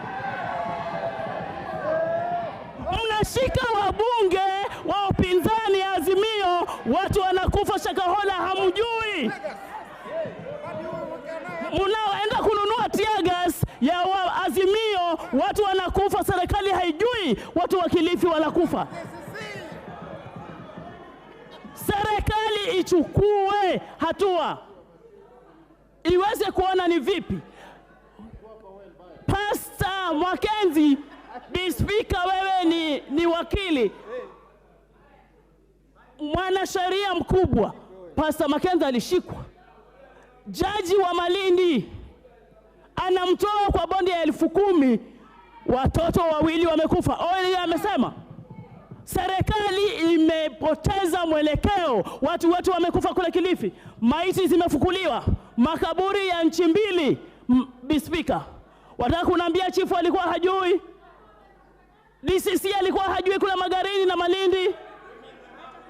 Lazima serikali ichukue hatua, take responsibility. Watu wetu wamekufa, watu wanakufaje, serikali haijui? Tunakuja kuambiwa hapa na deputy leader wa yeye ndo macho kule Kilifi wa rais, hajaenda kule kuona hizi maiti, analeta motion hapa ndani ya bunge. Aibu sana kwa serikali iliyo mamlakani, na tunataka watu wetu wachukue hatua. Asante, Mr. Speaker. Honorable members, order, honorable members, order, honorable members. Let us be respectful and allow everyone to say their bit. You can respond when it's your turn. I think you'll be followed after Honorable Osoro, and then we'll come to you, Honorable Majority Leader. Thank you very much, Honorable Speaker. Honorable Speaker, this is a very sensitive matter, and it's a matter that touches on the deaths of very many innocent lives. And it's actually about time that we discuss these things soberly without blame games. Because if we start discussing on, raising aspersions and raising issues, and talking to each other, or rather at each other, it will really be, it will paint us in a very bad picture as a country, because we actually lose the entire thing. Because if we actually start blaming us or blaming each other, then we'll start blaming each other from way back. Because if I listen to Honorable Gertrude very clearly, she of course blames the government, which is okay. But again, when you read and follow the history of Mr. Mackenzie, you will realize that he actually left Malindi or that area on or about 2 years ago. And most of these things that happened within the handshake government. So we really do not want to go to those things. When the government was focusing on handshake and deals and everything, COVID-19 haste and everything, such things were happening. But Honorable Speaker, that is not the direction as leaders we should be taking. What we should actually be asking ourselves as a house that makes laws, how do we sit down and regulate this radicalization or regulate these religious groups that are cropping up? And I think that is more important, because what has already happened. We already see reaction by the government. We've seen the police there. We've seen today the Minister of Interior there. We've seen so many rescue missions happening there. We've seen people being taken, of course, for rescue centers and such. That is now water under the bridge.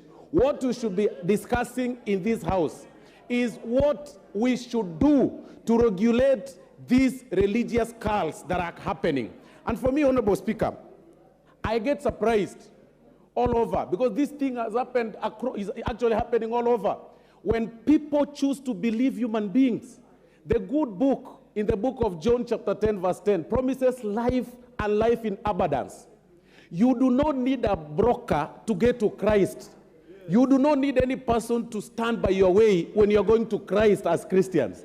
And I do not understand at times that people have chosen, even the learned ones, have chosen to go, to be radicalized by people, and some who are actually not learned, calling themselves serious titles, doctors, so and so, how they acquired those doctorates, really cannot be explainable. And for us, Honorable Speaker, for this House, it is about time we come up with measures. We have the responsibility to regulate these churches. We have the responsibility to come up with law. If it means coming up with a particular ministry or proposing some particular act of parliament, particularly for these churches or religious groups, then so be it. We can go the Rwanda way, where you can't just wake up one morning and open a church and change your voice and twist your voice and speak as though you've been preaching the entire night and start saying, I spoke to God last night, I spoke to him this morning, I spoke to him over lunchtime, and then make people give you money. It was actually very sad to read a story of a lady, a air hostess, that decided to dispose of her property at a meager amount of about 7 million. I hear the property is worth 50 million. And she took that money to the pastor who is not fasting. And then she went to the forest to fast inside the forest where the pastor is eating. And worse, I hear that these people had even the supervisors and people taking, moving around to see whether they are fasting. Monitors moving around, they are whipping them to see whether they are fasting. It is actually wrong. It is wrong. And for us, as the government is doing, much in regard to recovery of the bodies and such, the House needs to sit down and come up with measures to regulate that. But even as I finish, Honorable Speaker, the world should know that there is nothing wrong in owning anything on earth. In the book of Psalms 24:1, Honorable Speaker, the earth is the Lord, and the fullness thereof. The world and what dwells therein belongs to God. So the imaginary thing of some people telling them, sell your things, these things belong to the earth. Even that earth belongs to God. It is wrong to radicalize people, and especially children. So instead of the Honorable Member for Kilifi, raising questions and her voice towards our colleague, they should come up with measures as leaders from that county and do away with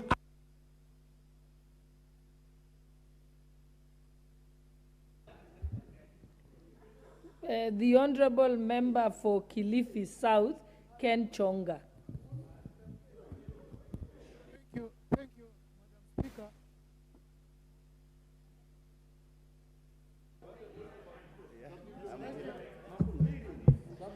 Thank you, Madam Speaker. Initially, I wanted to put a point of order from the move of the motion after he mentioned that at some point, Honorable Aisha Jumwa actually made a comment about this. But because he was supporting President Ruto, the matter was neglected. Honestly, it would give a deviation from how we are supposed to debate this motion. But notwithstanding, Madam Speaker, I'm glad that you have given me an opportunity to contribute. And to this motion, I remember yesterday I even tweeted on this matter.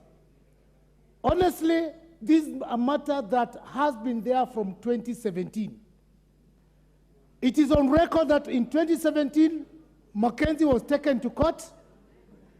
And from that time, Madam Speaker, the intelligence agencies, security agents, had the responsibility of putting a radar on this kind of a speaker, Madam Speaker. In 2019, the same speaker was again taken to court, released on a cash bail of 10,000, Madam Speaker. Is he working in cohort with the security agencies? Quite a number of things, bad things have been happening in Kenya. This is not the first incident that has happened. We have had stories of security lapse, even in those areas where there's cattle rustling and what have you. Madam Speaker, where are we putting Kenyans in such a situation? This same pastor, whom today I'm told he's about to be released on bond, honestly, the stories coming out, this murder or whatever has been going on for years in that farm, and the government actually has not taken any step. It's quite a pity, Madam Speaker. If you hear what Mheshimiwa Soro has said, what the move of this bill has said, it is quite a pity. While the other regime may be blamed that it never took the opportune time to address this, Madam Speaker, I concur with the woman rep of Kilifi County, what she has said. Honestly, from when the government started hearing about this matter, it is yesterday that the president made a statement about it. Is it because the people of Kilifi are not shareholders of this country? Today we were told that the CS for Interior is in Shakahola. 1 week after this matter is being brought to the limelight of the world, today is when the CS for Interior is going to Shakahola. Where do we put ourselves? The number of people in that land are still so many. Those who are still fasting in that land are still so many. We have only been seeing the security agents moving around, actually exhuming, but I think we need to do more than that. 800 acres of land is not a small piece of land, Madam Speaker. We really need a contingent of policemen to go and comb that land, because I am very sure there are still so many people, even as we speak, who are dying. There is no way the government can put a blind eye on what is going on today in Shakahola, Madam Speaker.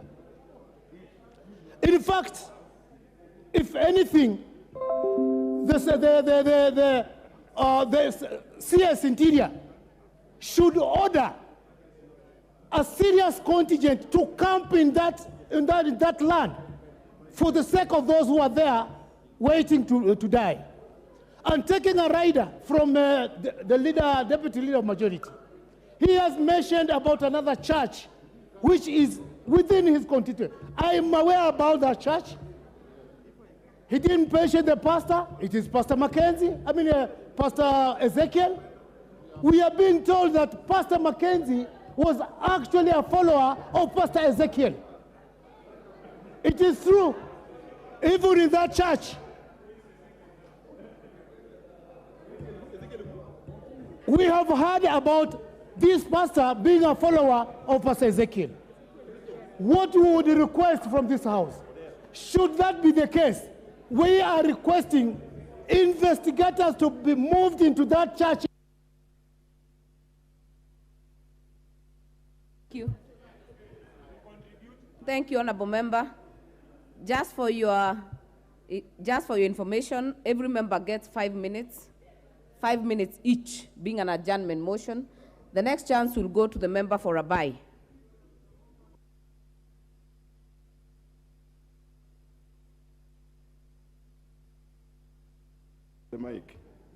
Asante sana Mheshimiwa Spika. Mimi nami nasimama kuunga hoja hii. Kwanza nimshukuru Mheshimiwa Owen Baya kuja na hoja hii ambayo kufikia sahihi.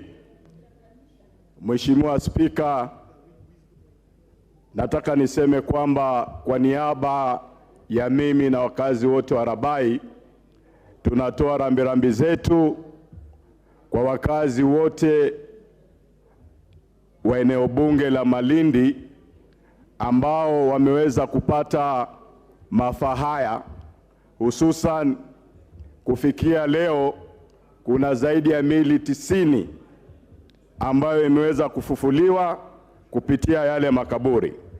Mheshimiwa Spika, nataka niseme kwamba mimi ninakashifu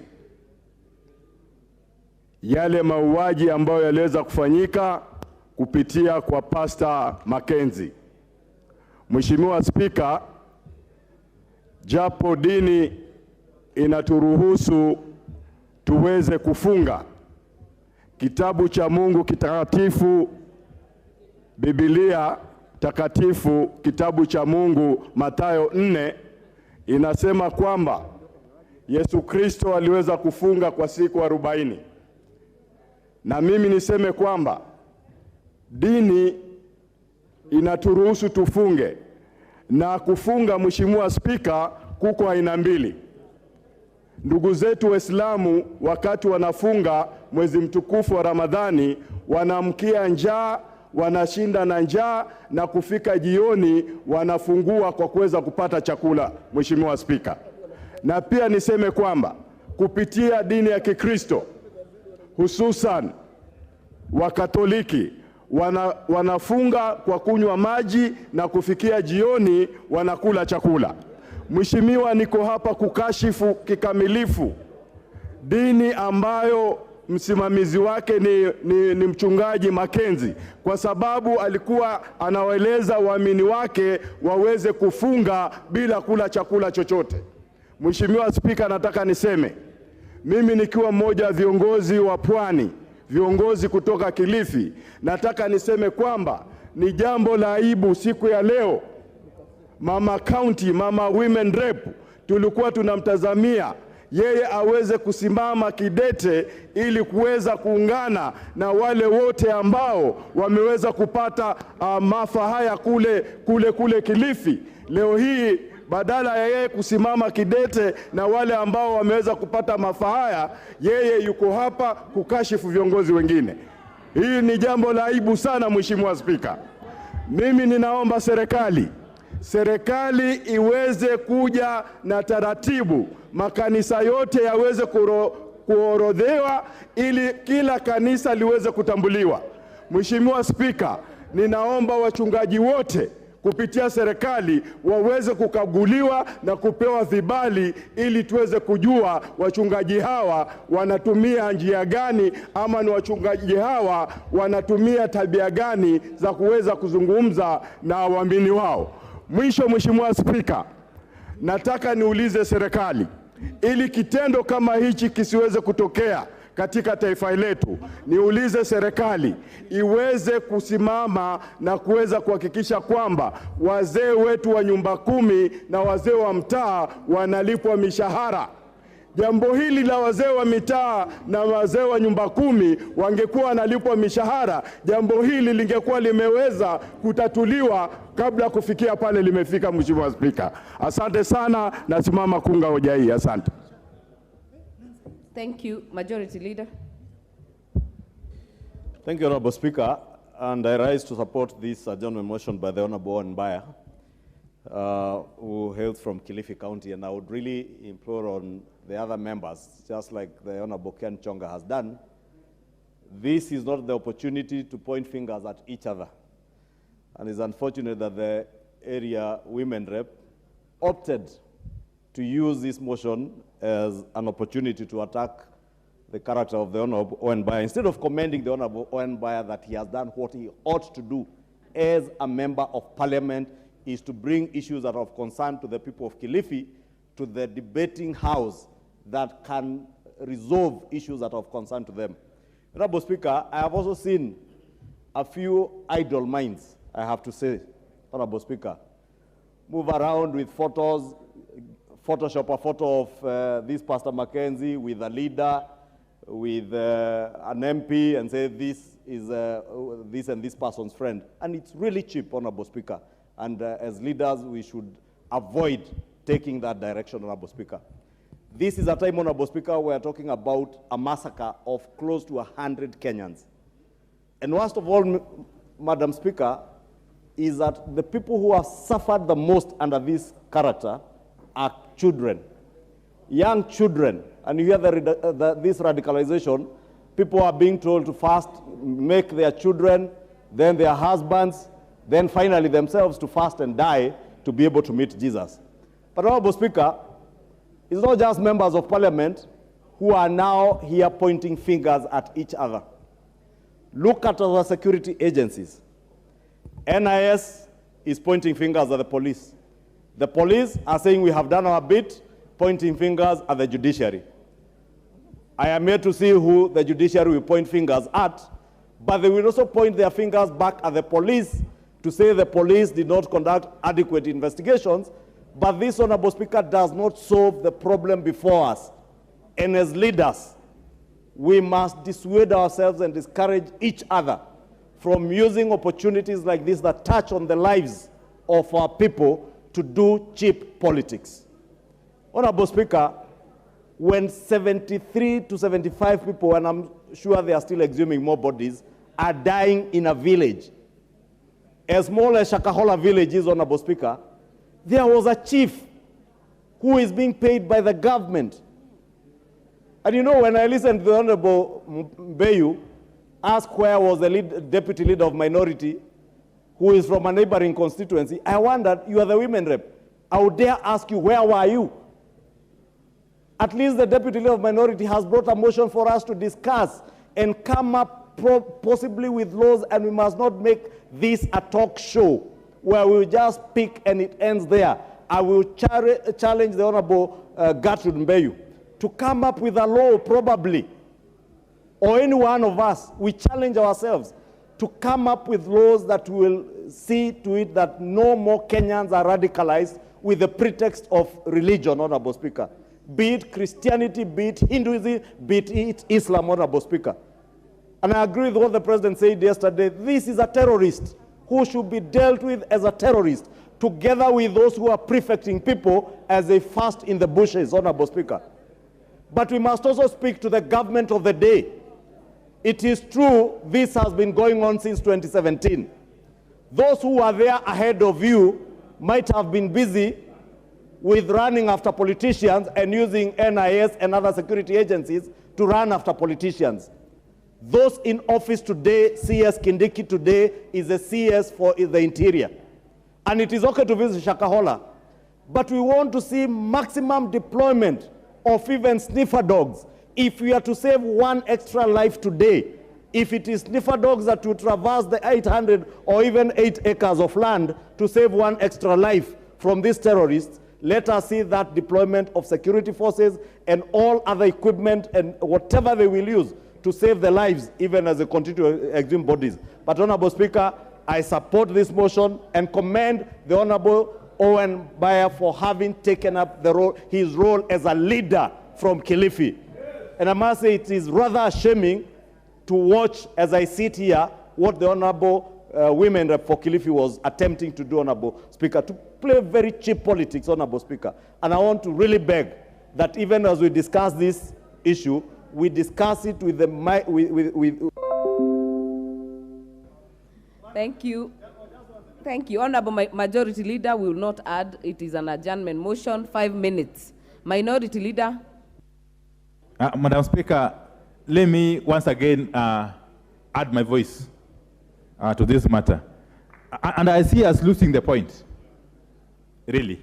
Because in my view, as we speak, there's even no accused person who is in court. We only have a suspect.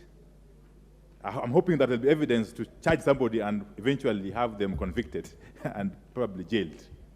But as we speak, Madam Speaker, the issue at hand is that governments or states anywhere in the world have got a cardinal responsibility to protect life and property of its citizens. There can be no higher responsibility for any state than to protect the lives of its citizens. What we are staring at is a case where we have lost now approaching 100 Kenyans. And yet we are being made to believe that the state was caught unawares. It can never be possible that a functioning state can fail to detect murder of this magnitude. Madam Speaker. Madam Speaker, I said yesterday, and I want to repeat it here, that what is currently being done by state functionaries, from police to whoever, of rushing to Kilifi, is too little, too late. The question I keep on asking myself is, what are they rushing to do in Kilifi? Are they rushing there to go and count the bodies? Or are they rushing there to go and take photos, Madam Speaker? Madam Speaker, if there is failure of the state, then this is it. And I dare say that this is unprecedented failure of the state. And it would appear as if the residents of Kilifi are not equal citizens in this country. Because if they can be left to die like rats as we watch, as the state watches, then what else can you conclude it to be? And I'm speaking. I have said before, and let me repeat again, that the police and all the security agencies must get their priority right. It cannot be that when it comes to chasing politicians, when it comes to policing politicians, they are at their best. When it comes to protecting the lives of helpless Kenyans, they are nowhere to be seen. Madam Speaker, I'm saying this from a point of knowledge and information. Madam Speaker, in the recent past, I've had to change cars, change vehicles, just to try to escape from this, this idea of being followed by these fellas, these agents. They are at their best when pursuing politicians, trying to find out where Wandai is, what he is doing, whom he is with, and what is he saying. That is not the primary role of our security agencies. And therefore, what we would expect as a house, before anything else is done, is that those who are responsible must take responsibility. Before you run to that place called what? Huh? Before you run to Shakahola, you, Bwana IG of police, you, the person in charge of internal security, you must take responsibility. And the only way to take responsibility is by first resigning, Madam Speaker. As we speak, we would have expected to see resignations of those who slept in the job. But more importantly, we must dig deeper into this matter and try to find out what was actually the cause of these deaths. We could be assuming it was starvation, but who knows? Somebody could be running a cartel. Somebody could be running a network of people who are selling body parts. Who knows? And therefore, we expect that the evidence, the exhibits are preserved until we undertake proper post-mortem for us to understand exactly the cause of these deaths, Madam Speaker. And otherwise, Madam Speaker, as we speak, we are staring at a failing state. These are the... Your time is up. Minority Leader, Member for Nandi.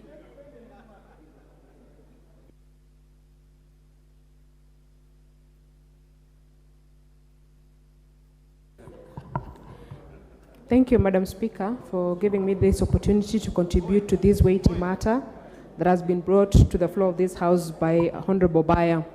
Honorable Speaker, I want to say that it is a sorry state, Honorable Speaker, to see people dying, and to see not just people dying, Honorable Speaker, but hundreds of people dying out of starvation, Honorable Speaker.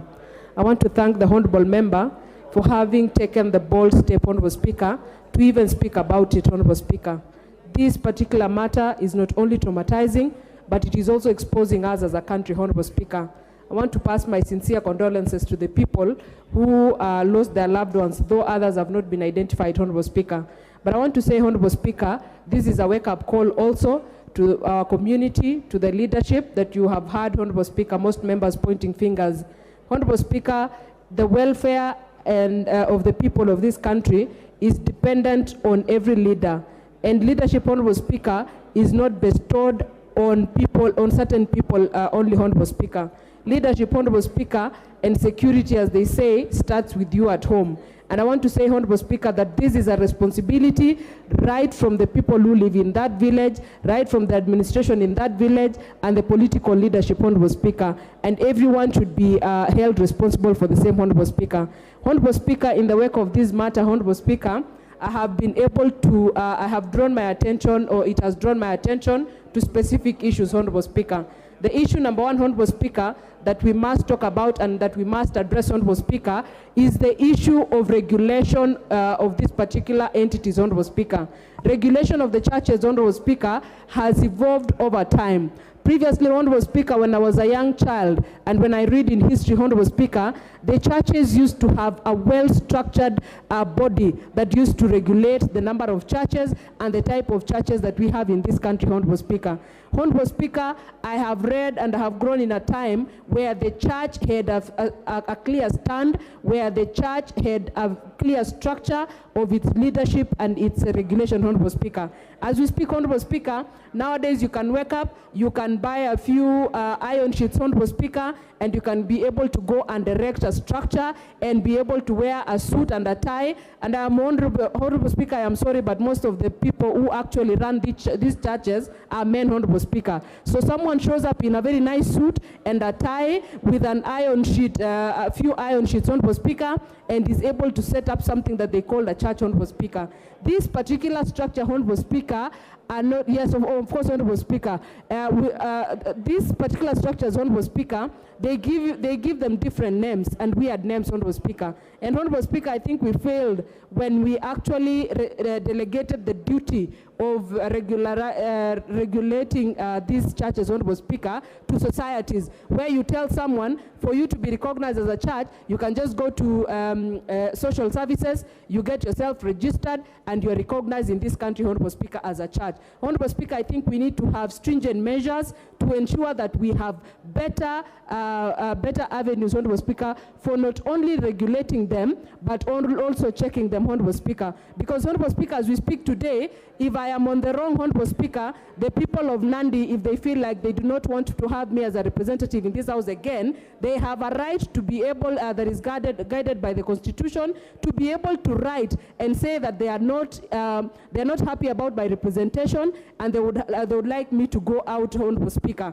The same way when someone commits an offense, Honorable Speaker, you know that you report them to the courts of this country. But Honorable Speaker, as it looks, Honorable Speaker, we don't know whom to report these rogue pastors or churches, Honorable Speaker, that are doing funny things. Honorable Speaker, it is a wake-up call to us that we should be able to come up with regulations that are regulating these particular enterprises, Honorable Speaker, that keep cropping every other time. Others, Honorable Speaker, want to say that to the people of Kilifi, to the leadership of Kilifi, headed by Honorable Baya, we want to pass our sincere condolences, and we want to say that we are in this together. We'll ensure that this does not happen again in the future, because as it is, Honorable Speaker, it is already bad, and we will not allow it to get worse, Honorable Speaker. Thank you, Honorable Speaker, for giving me the opportunity to add my voice to this matter.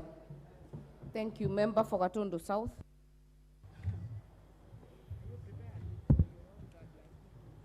Thank you, Madam Speaker. I first take this opportunity to thank Honorable Baya for bringing this motion, this adjournment motion. Honorable Speaker, I have heard people trading blame, but I look at this thing very differently. To me, it's not an issue of leadership. To me, it's more a social issue. It is not an issue of the police going to get these people, because how many people, we do not know how many such Mackenzies are out there, Honorable Speaker. And we shall only know when something like this happens. My question is, for this gullible and vulnerable community and population, we must think about something within a social setting that we are able to protect them, so that even when someone comes and preaches, because, Honorable Speaker, I know if that person came and told you to starve yourself to death, you would not. But we have populations that are vulnerable and that are gullible. We must protect them with law. And you know, any sector is supposed to regulate itself. And when it's not able to regulate itself, then the government has no option but to come in and regulate it. You realize that the church now is regulated at the Registrar of Societies. They do not have a group that is either supposed to, you know, tell each other that this is not how it's supposed to be, and have measures to scold or to reprimand those who go against it. Madam Speaker, this is a very sad state. We do not even know the end of it. We do not even know how many people we are going to find or how many bodies we are going to find.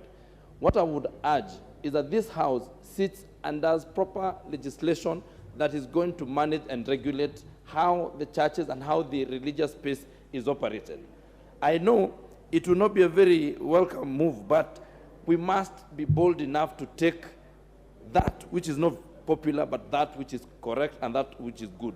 So, Madam Speaker, when we look at where this gentleman decided to go and hide, you will find that he went to the sleepy areas of Kilifi County.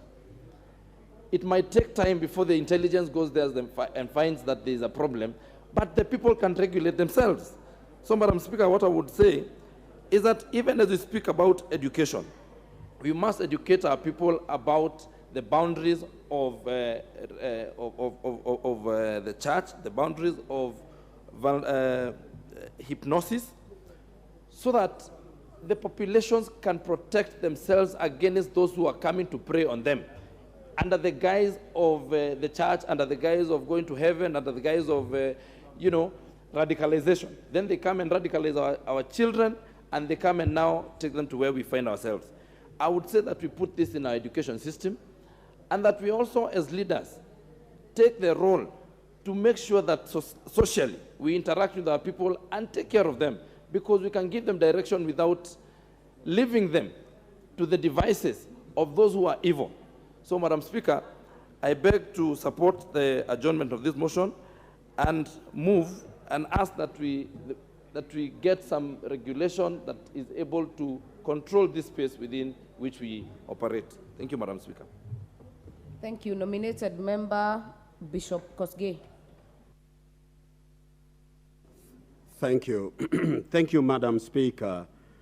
I wish to use this opportunity to thank the member, the majority deputy leader, for bringing in this motion of adjournment to discuss this particular very, very hurting and emotional thing.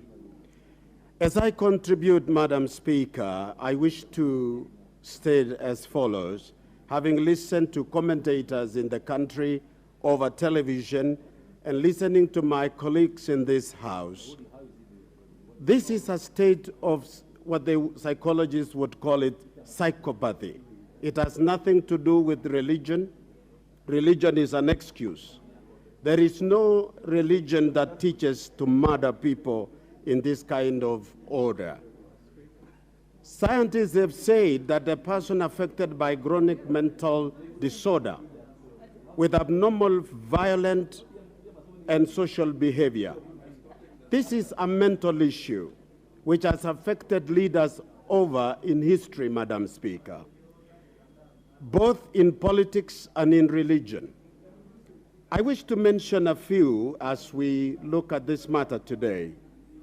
That a case of Jim Jones in the United States of America on the 18th November 1978. He was a very intelligent man in 1940s, but in 1978 something developed and he murdered 900 people in the name of religion, including one of them was a congressman who had visited them. America did not institute a legislation or a legislative process to contain this. It was discovered as a mental issue. 20 years ago, we had another incident in Uganda, what they call Kanungu cult massacre, where someone locked up people, about 700, and murdered them, used in the name of religion. This is a psychological issue that if we rush to regulate the space, soon we will over-regulate our space. It is also said of Hitler, who murdered 6 million Jews, that he had a mental disorder. And that is why I wish to say there are instruments of law available in the country to manage such menace. It takes only responsibility of every individual entrusted with the protection of the society to make sure that they detect this. In the case of Mackenzie, it was not noticed yesterday. It has been there over 5 years ago, and it has been detected, but people took it for granted. It is an appeal that all who are in church, whether in the church system, they should be able to notice whether their ministers are in good mind and sound. So including our social leadership. So, Madam Speaker, I support this. It is a wake-up call for us as a country and instruments of law, both who are implementing to detect such happenings amongst our society and protect our people from mad people. Thank you, Madam Speaker.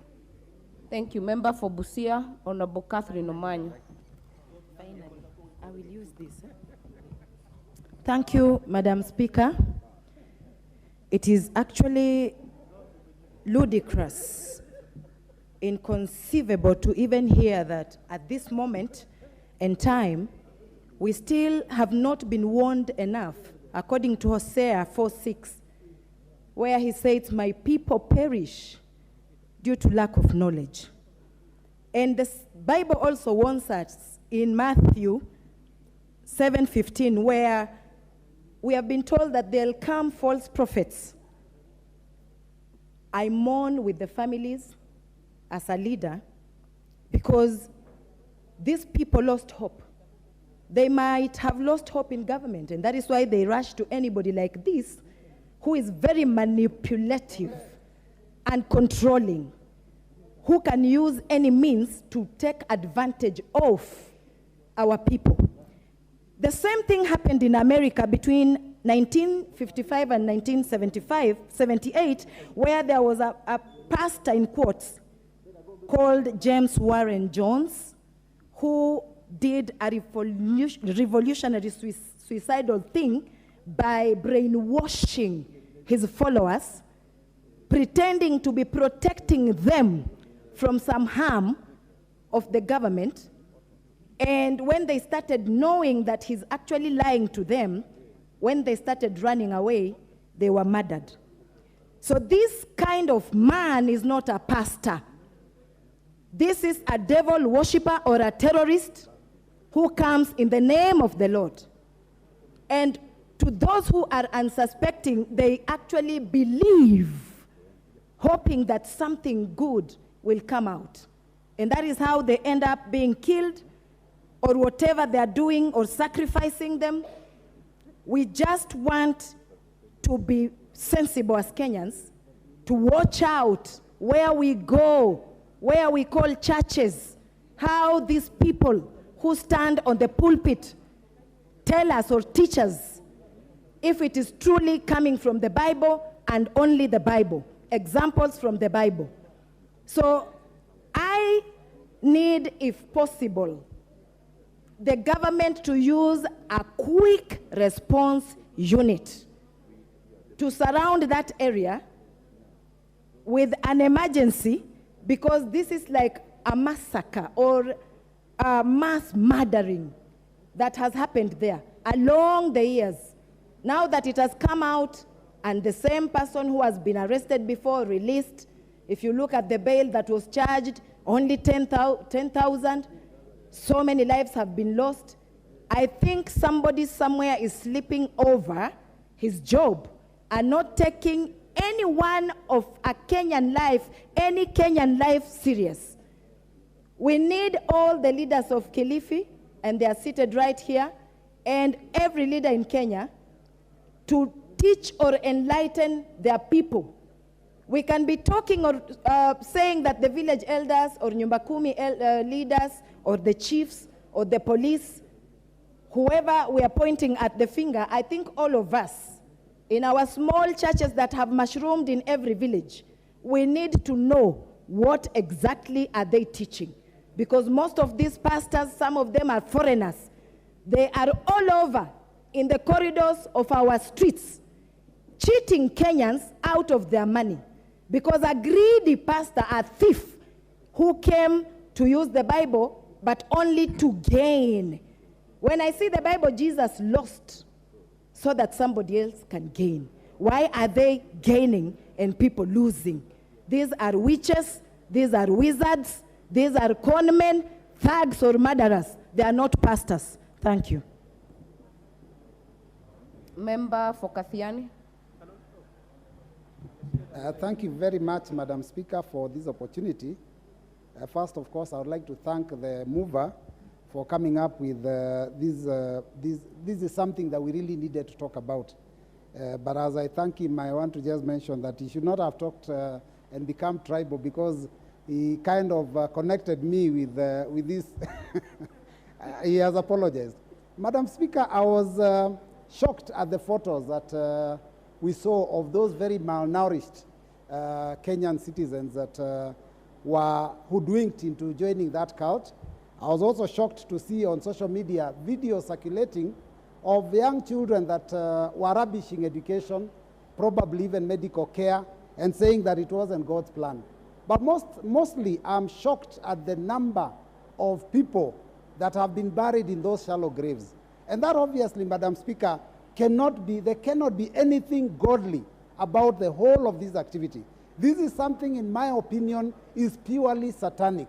And when we talk religion, we must be careful not to use the name of God for such ungodly acts. Madam Speaker, I've been asking myself since this thing happened, what exactly makes Kenyans gullible to this level? And I've realized there's three things in my opinion. One of them is I think Kenyans are getting desperate. Our level of education or training is not very good. And finally, of course, the level of poverty. Madam Speaker, we must analyze what has been happening because of these problems Kenyans are facing. There are those religious leaders that have been taking advantage of our citizens. And Madam Speaker, even if we leave this one that has gone to the extremes, there are very, very many preachers, Madam Speaker, that are getting rich at the backs of very poor Kenyans, that are hanging on their shoulders and stepping on their backs and telling them that they will preach and they will be able to pray for them so that they can be prosperous. Those are so many in this country, and Madam Speaker, they are getting rich overnight because of that. Madam Speaker, we have also other examples of preachers that have, we've seen them on TV, that come out there and purport to be able to heal people, and they charge a small fee for it. And Madam Speaker, every time these things are exposed, it is strange that more Kenyans go to those churches, even after knowing that those preachers were actually carrying out a hoax. Madam Speaker, I've seen a very recent video, I'm sure most members have seen, of a church leader telling people to hold their mobile phones up and pray, and M-Pesa will enter their phones. And I was wondering, what magic, Madam Speaker, is this, surely? And this is the kind of thing. And you see hundreds of followers shaking their phones, waiting for M-Pesa to enter. Madam Speaker, I think we need to do something about it. Madam Speaker, my question is, what is the government doing about this instead of complaining? And I think when I speak government, I also want to say what are we as leaders of the National Assembly also doing about this? I believe that if we sit and think about it, we will realize that if we talk to each other, instead of talking at each other, we may come up with solutions. Her Excellency Ida Odinga talked about regularizing these churches a while back and said there are some churches which have a man owns a church, the wife is the deputy preacher, the son is the treasurer, the daughter is the secretary. It's a family business. And she said we need to regularize to ensure that the people that are given an opportunity and a pulpit are those people that have the correct training and the right intentions. And she was vilified, Madam Speaker. Now today, as a country, we are regretting. So, Madam Speaker, I want to ask that as a House, let us go beyond the talk of today. Let us look at what laws we can come up with and what laws we can amend so that we can regulate this industry, because it is an industry now. And religion is matters of the heart, but it is important that we protect those poor and gullible Kenyans. Thank you, Madam Speaker. Thank you, Member for Emuhaya. Honorable Speaker, religion and the church has a long history, and religion seems even to have come much earlier than the state. And the states all over the world have really grappled with how to control religion and issues of registration of religions.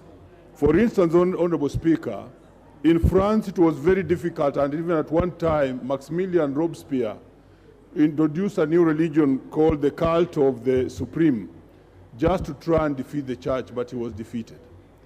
In America, it was until the 1571 that America decided to completely exclude itself from religion, so that to allow religious actions to act. Our real challenge, but before I go to our real challenge, Honorable Speaker, even Jean-Jacques Rousseau of the French Revolution, who believed that every man must be very free and freedom of everybody, still decried the extent to which religion should be given space. And he thought that governments and states must have boundaries beyond which religion must not extend. Our real challenge, Honorable Speaker, lies in the law that we have. And when you look at the law, that is our Constitution on Article 32, it gives immense powers to religions and forms of beliefs that any one person may want to believe in.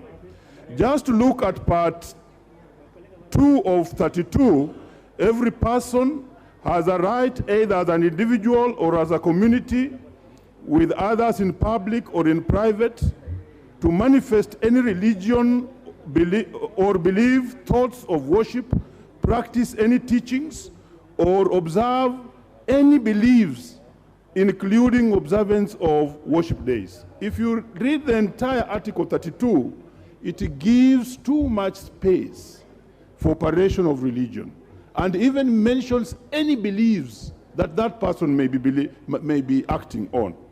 I think this was a wake-up call.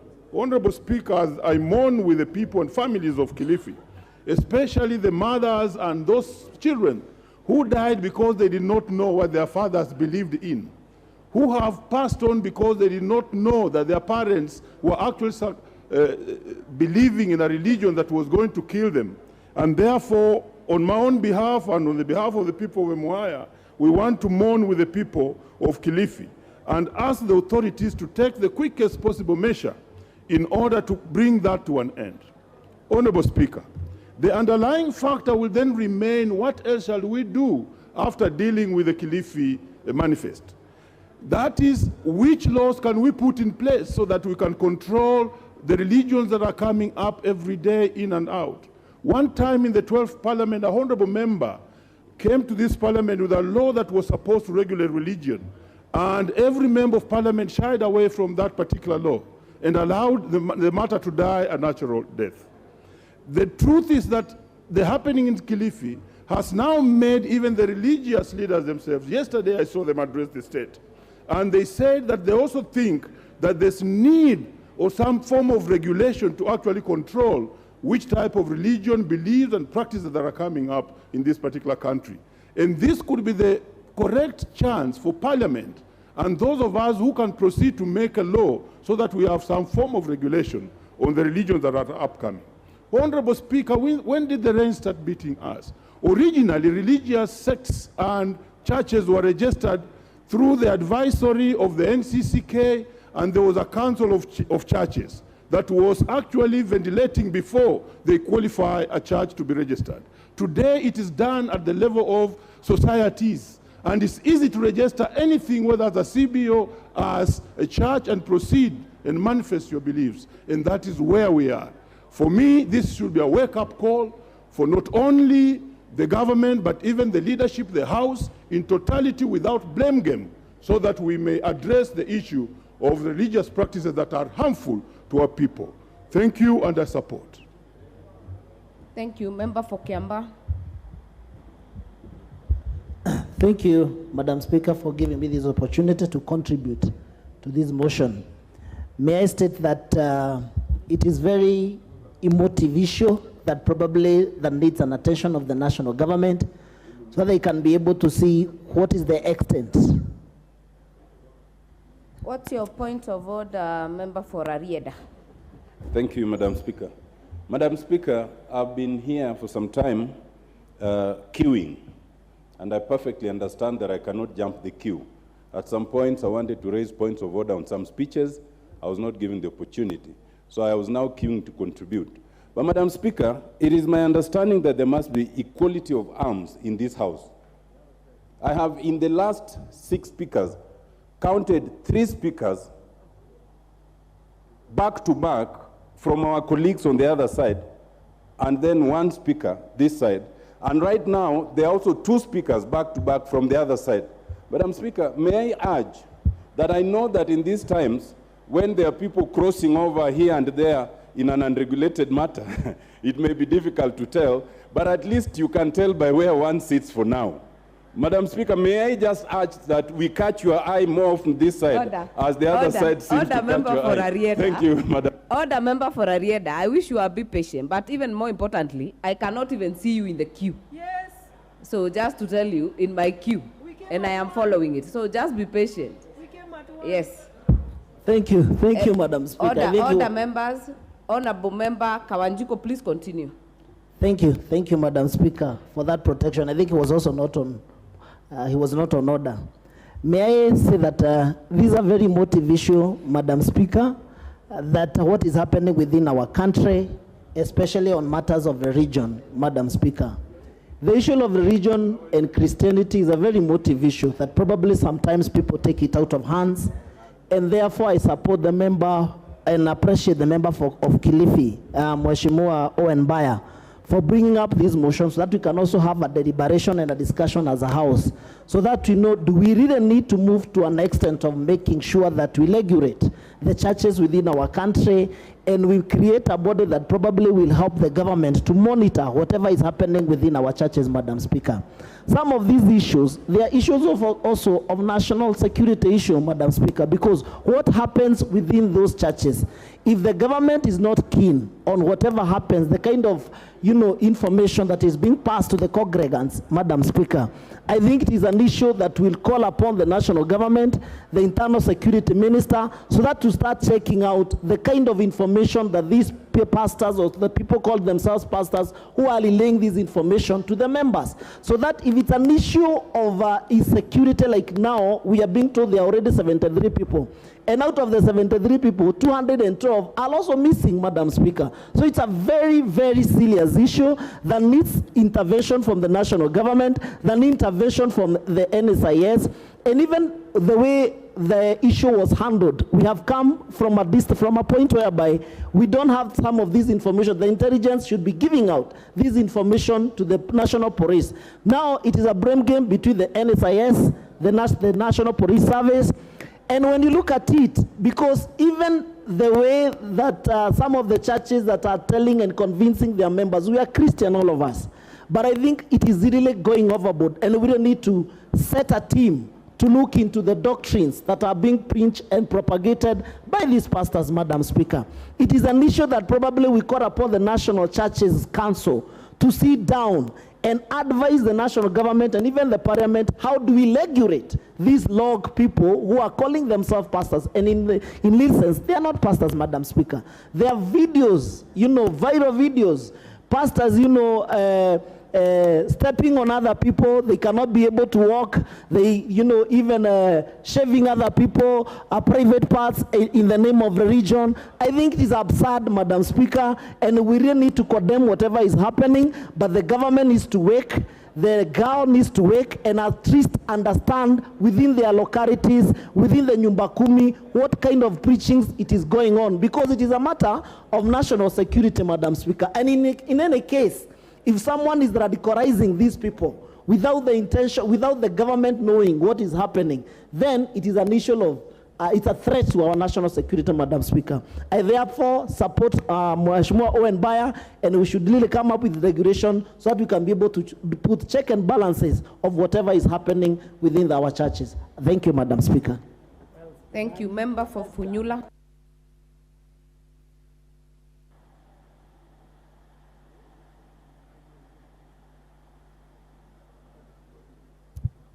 Give him the microphone. Thank you, Honorable Speaker. I'm seated behind Bishop Hamala, and I want to make a special plea that you give him to educate us and preach to us on the importance and doctrine of fasting, religion, and the path to heaven. Honorable Speaker, I'm a Catholic, and we Catholic believe in Matthew 6, verse 16 to 18, and allow me, Honorable Speaker, to read as written, and when you fast, do not choose to become gloomy like the hypocrites, for they alter their faces so that their fasting may be apparent to men. Amen, I say to you that they have received their reward. Honorable Speaker, the biblical position about fasting, I'm not a pastor, not a theologian, so I will not bother to delve into it, is that it is supposed to bring you closer to God. It's not supposed to take you closer to the grave.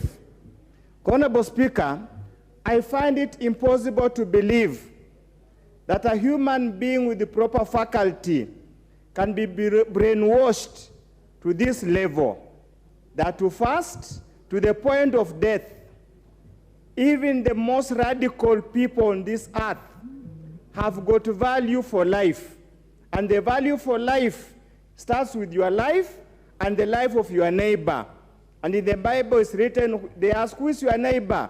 A neighbor is anybody who has got a breathing soul, whether it's a human being or a domestic animal. Honorable Speaker, the level of radicalization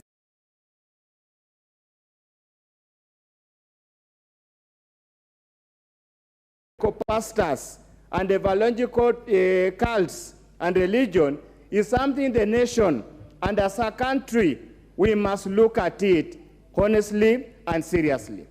Honorable Speaker, some of these cults, I want to call them cults, go to an extent, Honorable Speaker, asking their members to contribute the little they have to their pastors, yet themselves they sleep hungry. Many times, Honorable Speaker, and we stand accused, all of us who are Christians, we would go to church to contribute to buy our car for a pastor, but will never contribute to take our fellow congregant to church. We'll never contribute to take to a child for a fellow prayer group member to school, but will be in a hurry to buy a pastor or whatever you call them, top-range vehicle. And there are very ridiculous cases that you must treat a pastor much better than yourself. Is this kind of brainwashing, Honorable Speaker, that's leading us to this level? And I want to put it very clear, Honorable Speaker, this is a deranged doctrine, it's not biblical, and as somebody has said, and as Bishop has said there, this is a psychological problem, it's not a religious problem. There's no religion, Honorable Speaker, that condones death. There's no religion, Honorable Speaker, that can make anybody can get gratification in seeing somebody's suffering, Honorable Speaker. We must come to terms with their positions. Honorable Speaker, Article 32 provides freedom of worship, freedom for expression of religious belief. But indeed, it's not the absolute right, Honorable Speaker. The state has got a duty and has got a responsibility, Honorable Speaker, to regulate how church behave, how church conduct their activities. There is no reasons whatsoever to shirk the responsibility and then now hop in modern helicopters to go to Kilifi to showcase their cases. Honorable Speaker, we politicians stand accused. Many of us have glorified religion to a point that we call church services, we call congregations, we call whatever we call to go and pray for the economy to improve, for the rains to come. And many of us, Honorable Speaker, this is the kind of seeds we are sowing, and this is what we are reaping for this country, Honorable Speaker. It is time we stop this hypocrisy as stated in Matthew chapter 16 and preach the correct gospel and tell people the truth, not lies that cause them to cause harm, personal harm to themselves. Honorable Speaker, thank you for this opportunity. Thank you, Honorable Member. Member for Angwe. I thank you and appreciate you, Honorable Speaker, and thank you for giving me this opportunity to add my voice and the voice of the great people of Rango constituency on this matter. Honorable Speaker, allow me also to empathize with the families who've lost their loved ones. And from the reports that we are getting from the media, Honorable Speaker, it is not only one tribe, because there was a case of somebody from Kisumu who had also gone for the holy water plus the fasting. And I also saw somebody from Kajiado who had gone for fasting and prayer. And it cut across the country. So literally, this is not a Kilifi matter. This is a matter that is of national concern, Honorable Speaker. And our Progressive Constitution 2010, Honorable Speaker, provides for freedom of religion. You choose where you want to worship, you choose what you want to worship, to the extent that it helps you and benefits you. Honorable Speaker, Article 38, Article 8 of the Constitution provides that there is no state religion. There is nothing that Kenya sticks to at its own state religion. And in so doing, it adds up to the fact that there is freedom. You choose what you want to worship. Article 53B, Honorable Speaker, recognizes the right of all children to be protected from abuse, neglect, and harmful cultural practices. In this matter, Honorable Speaker, school-going children have been subjected to abuse, Honorable Speaker. Honorable Speaker, Article 29F provides for freedom and security of persons in a cruel, from cruel or inhuman degrading practices. Religion is a point of practice and a point for people to socialize, Honorable Speaker. You go to church, you can meet friends, and when you are in church, Honorable Speaker, you can socialize. I want to also overemphasize that we need religion, and we have religious leaders. And religious leaders have also contributed immensely to the governance of this country. We cannot castigate all of them, Honorable Speaker.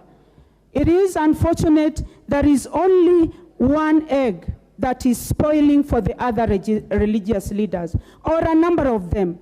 Religion is playing a fundamental role in keeping human beings sane. And I really don't understand why somebody should use a positive point of human interaction with God to cause death for others, Honorable Speaker. Honorable Speaker, I wonder what a Kenyan, because Pastor Mackenzie is of Kenyan descent, I wonder what a Kenyan would want to see, or what he gains when he sees fellow Kenyans dying, Honorable Speaker. The other day we were talking about even school-going children dying in our roads because of accidents. But this is somebody who allays them and sweet talks them and gives them holy water and puts them to their death by persuasion. It is even difficult, Honorable Speaker, to put a charge to this particular individual and his cohort. Honorable Speaker, I want to say this with humility. I want to say this, that may God visit Kenya. May God visit our nation. May God have mercy on Kenya. Because if we continue like this as a nation, we will be the laughingstock of the greater East Africa, if not Africa and the rest of the world. I pray for the lost souls. And I also pray to Pastor Mackenzie, because I saw the arrogance with which he was talking to journalists when he was being arrested. Pastor Mackenzie, utalipa. You are going to pay for your sins that you have done, for the people that you have killed. Your grandchildren and great-grandchildren will suffer loss. I thank you for the opportunity, Honorable Speaker. Thank you. Member for Endebess.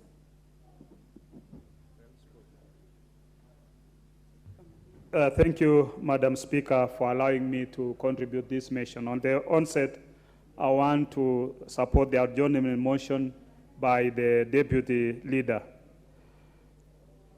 Madam Speaker, our law talks about aiding suicide, and any person who procures another to kill himself or counsel another to kill himself and thereby induces him to do so, or aids another in killing himself, is guilty of a felony and is liable to imprisonment for life. Madam Speaker,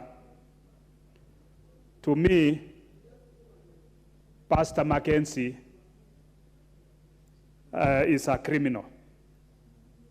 He's a criminal that has aided more than 90 people to die, and therefore he deserves a life imprisonment.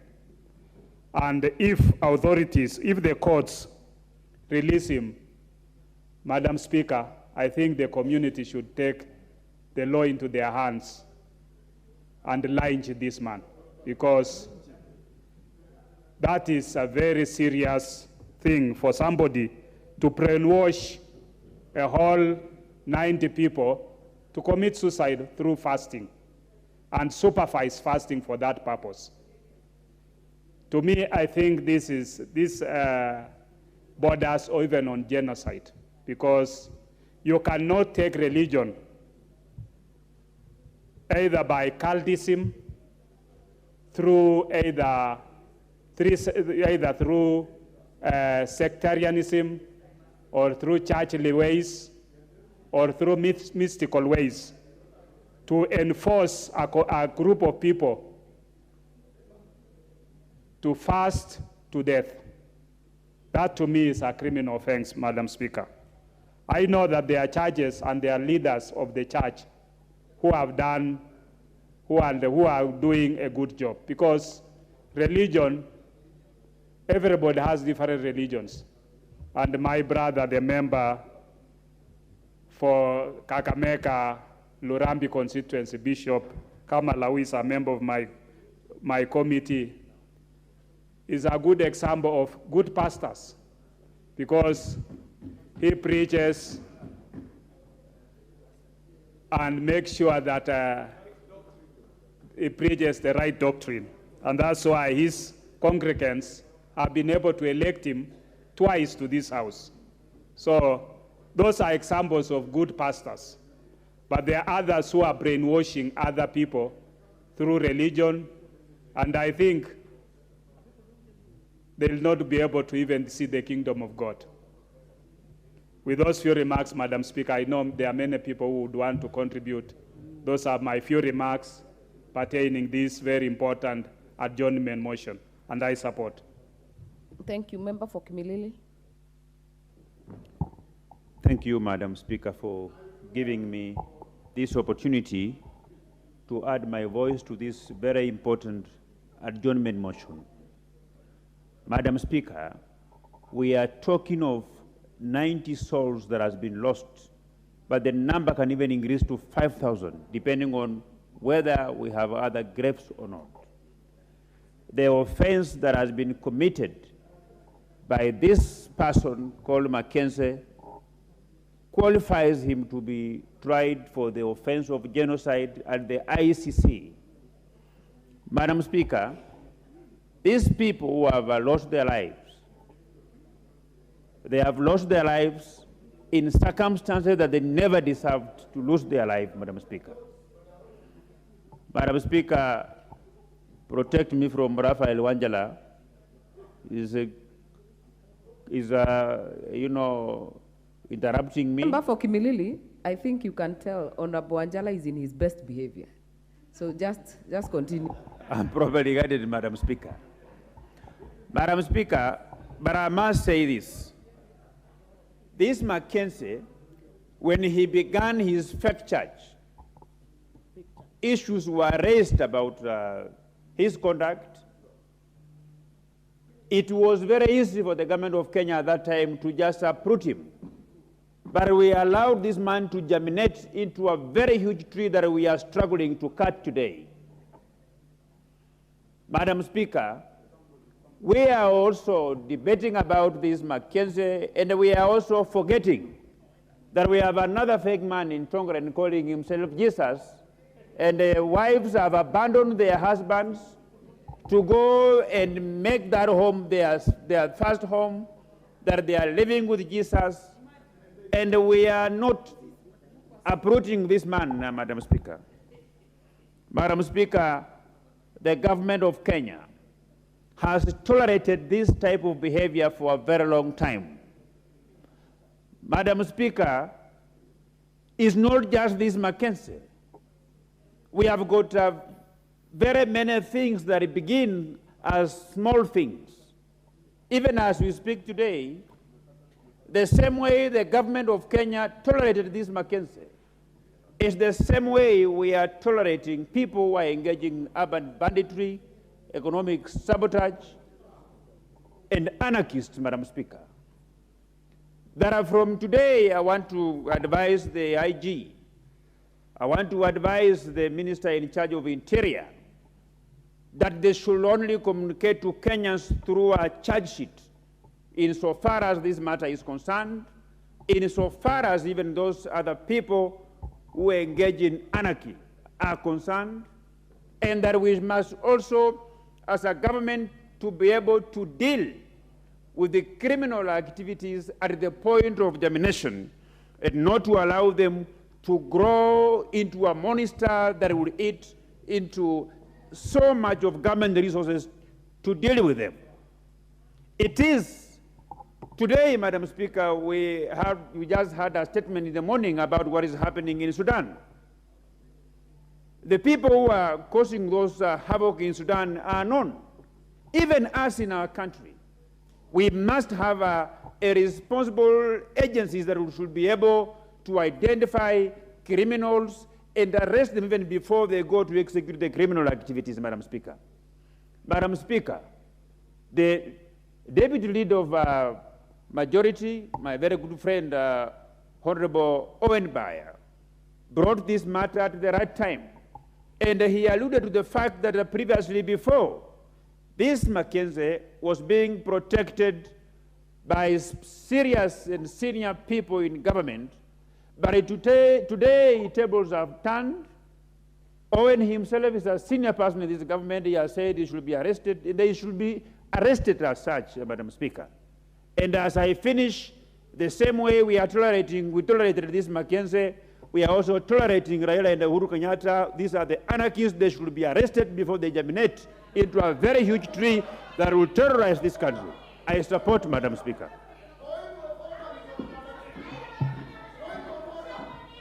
Member for Malindi. There is no one on his feet on Wanjala. Member for Malindi.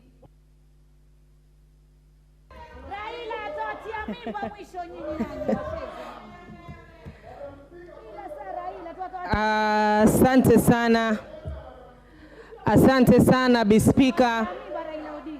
Asante sana. Member Honorable Wanjala, take your seat. Member for Malindi, endelea.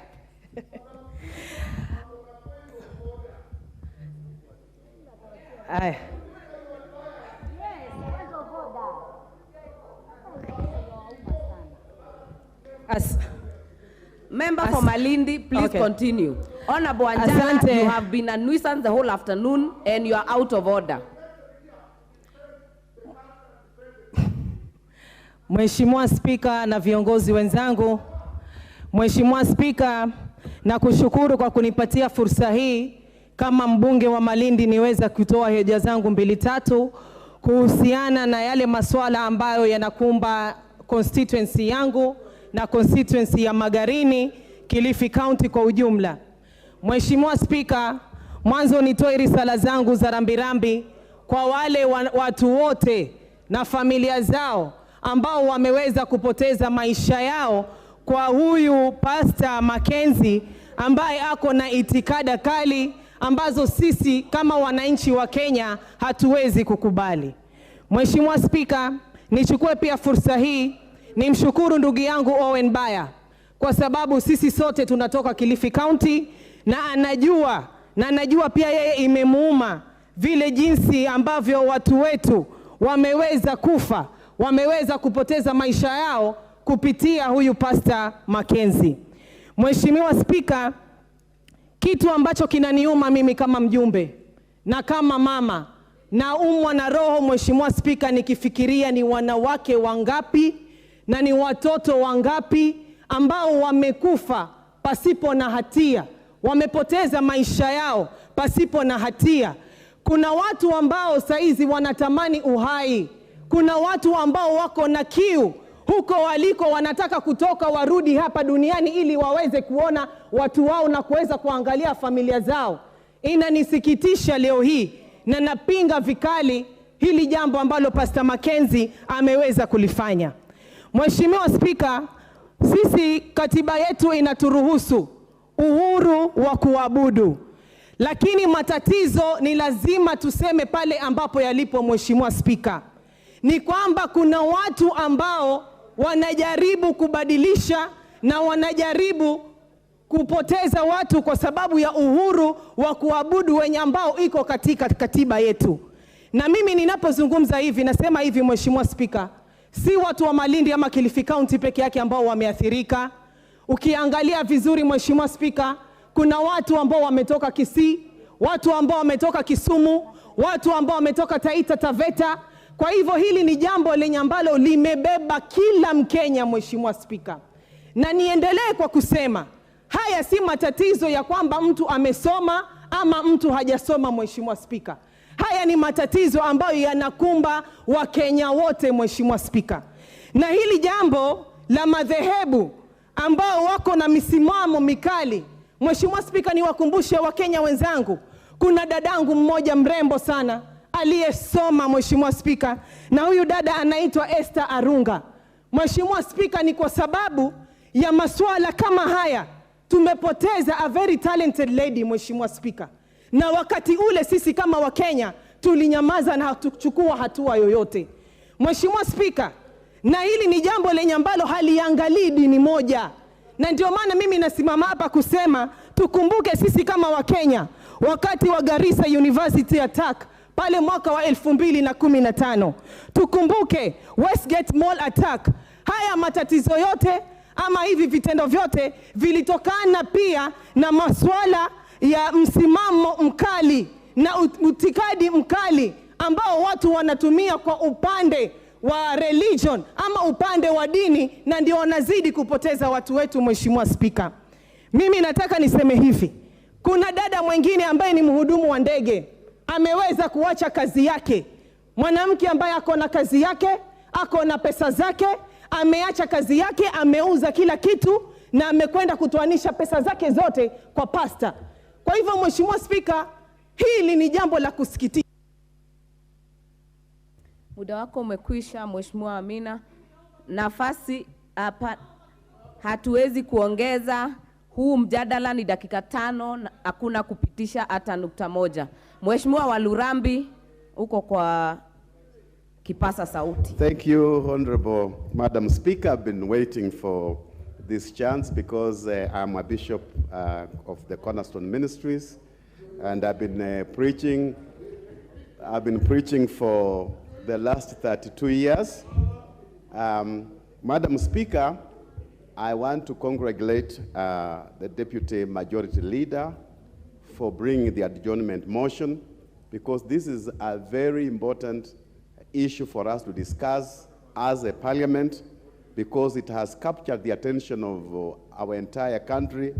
Madam Speaker, even we have people from my own constituency of Lurambi who have died. And right now we are fundraising to bring the bodies back to Kakamega. Honorable Speaker, when I was registering our church way back in 1996, it was not easy. It took us 5 to 6 years to get registered.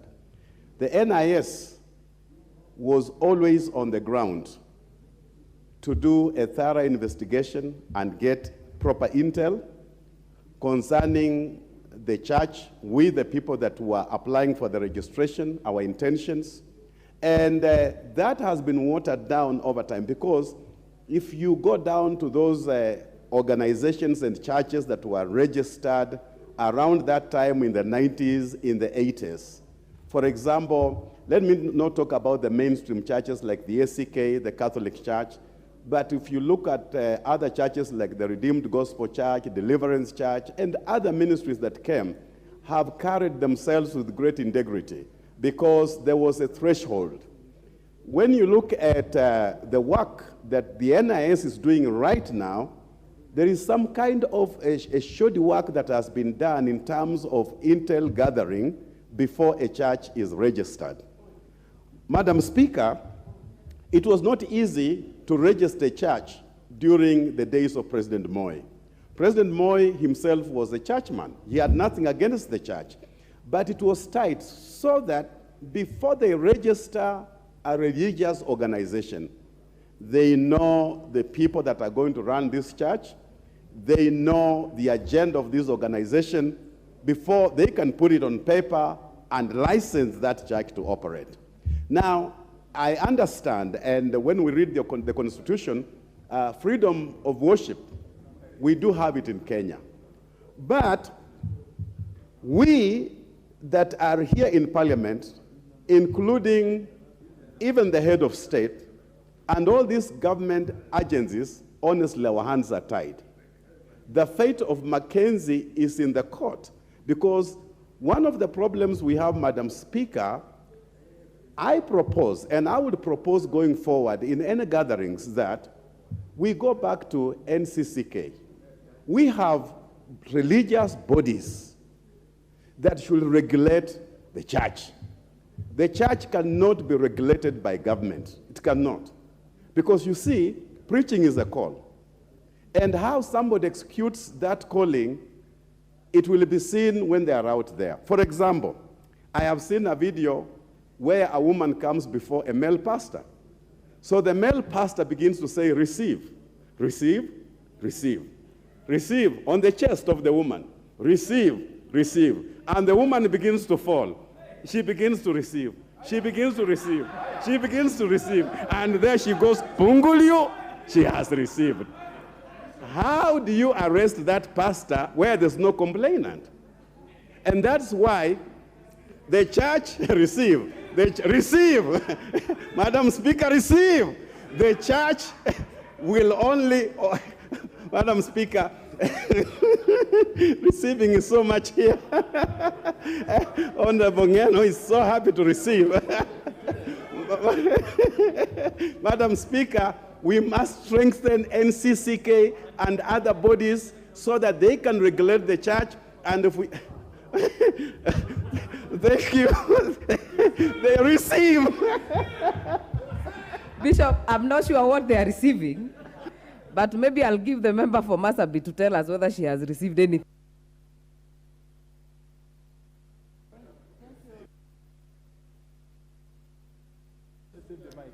Thank you, Madam. I struggled to receive the mic, but I'm not ready to receive any other thing.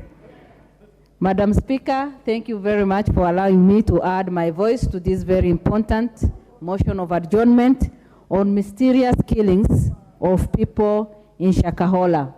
Madam Speaker, this is a very serious matter that we are discussing, where already over 90 lives have been lost and maybe many more to come. So as a country, this is worse than a massacre. This is worse than COVID-19 that took people. This is worse because even COVID-19, did not register that number of people within a day. This is worse than cancer or any other killer disease that is in the world today. When we talk of a single person who has exploited people under the name of religion, and in our today's world, where every human being is working hard to receive eternal life or to be right with his or her maker, others are busy exploiting people just because of their greed. Madam Speaker, I say they are greed because I have watched Paul Mackenzie's video and it looks normal. I'm sure that will be, of course, it will be tested and we will soon know whether he's normal or whether he has some psychiatric problems. But from what you see, he looks okay, and he has exploited many people. He started his church back in 2003, and up to today, he has been in that practice. So my question is, how many lives have been lost in his hand? And the other question is, normally when a church is started, there are many other small churches or branches all over the country. And that is why today I stand to say that it is high time for our government now to put proper investigation in place and know where this kind of practice has been happening in the entire country. Madam Speaker, we have also known that it is not only the people of Kilifi who have suffered in his hand, but many other Kenyans. And so it is good for us now to say, maybe the people who have been disappearing without anybody knowing where they have gone might have suffered in the hands of Paul. Madam Speaker, I mourn with the people who have lost their lives, and especially the young people and the women who have suffered in the hands of this person. And as I said clearly, it is purely because of his greed. And allow me to quote a Bible verse as I speak, because what we have seen is pure exploitation and as a result of greed. In 2 Peter chapter 2, verse 3, the Bible says, and in their greed, they will exploit you with false words. And those are the same words that Paul has used to exploit people. As I mourn with the people who have died and lost their lives, and as I sympathize with the others who are just about or have been rescued and struggling with their lives, I also mourn with the life of the woman who lost her life yesterday and was killed mysteriously by some attackers in Marsabit town, and a mother of 3, a woman of 38. And my question is, for how long will Kenyans bury innocent women, innocent souls in the hands of the evil doers? Thank you, Madam Speaker. I support this. Thank you. Member for Seme.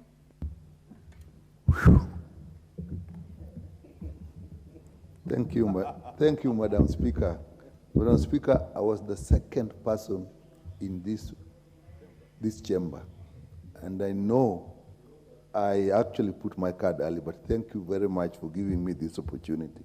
Madam Speaker, this is a national calamity. This is a national issue. The people who have died are not just from Lamu or Malindi, they are from across the country, as far as Siaya, all across the country. Let me start by passing my condolences to these families. Madam Speaker, we have actually 3 issues here that we have to look at. The mental issue and mental status of the people who do these things.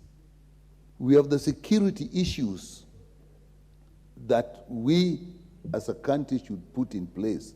Then there's the regulation, the legal framework under which churches work. I think, Madam Speaker, these are the areas we should look up. These people who do these things, they are not pastors, even if they go in the name of pastors. These are actually people with personality disorders. Most of them are psychopaths, extremely intelligent and manipulative. And it's not only in Kenya, it has happened. The South African, the American case that somebody was talking about, actually 900 people died. In Uganda, I think there were over 400. And they devised how people die. The people that are the victims are actually people who are vulnerable. And the process is the process of indoctrination and mass hypnosis. So that even if you were to find these people before it happens, even if you are to remove this person, unless you get rid of him, these people will follow them and do what they want. That's the situation we are in. In the American one, they were actually given drinks, and they pray as they take the drinks and die. In the Ugandan one, they all prayed and went into church and kept the church alive. And they don't even want to be removed. So these psychopaths have to be dealt with. And they pick people who are vulnerable. It has nothing to do with wealth. It has nothing to do with education. People are vulnerable mentally. And when people are in severe psychological situations, they get more vulnerable. So they have to be protected. And that, in a situation like ours, where we are getting a high prevalence of mental ill health, more people become vulnerable to these people. The second issue we should look at, Madam Speaker, the security system. How can these people cannot be picked?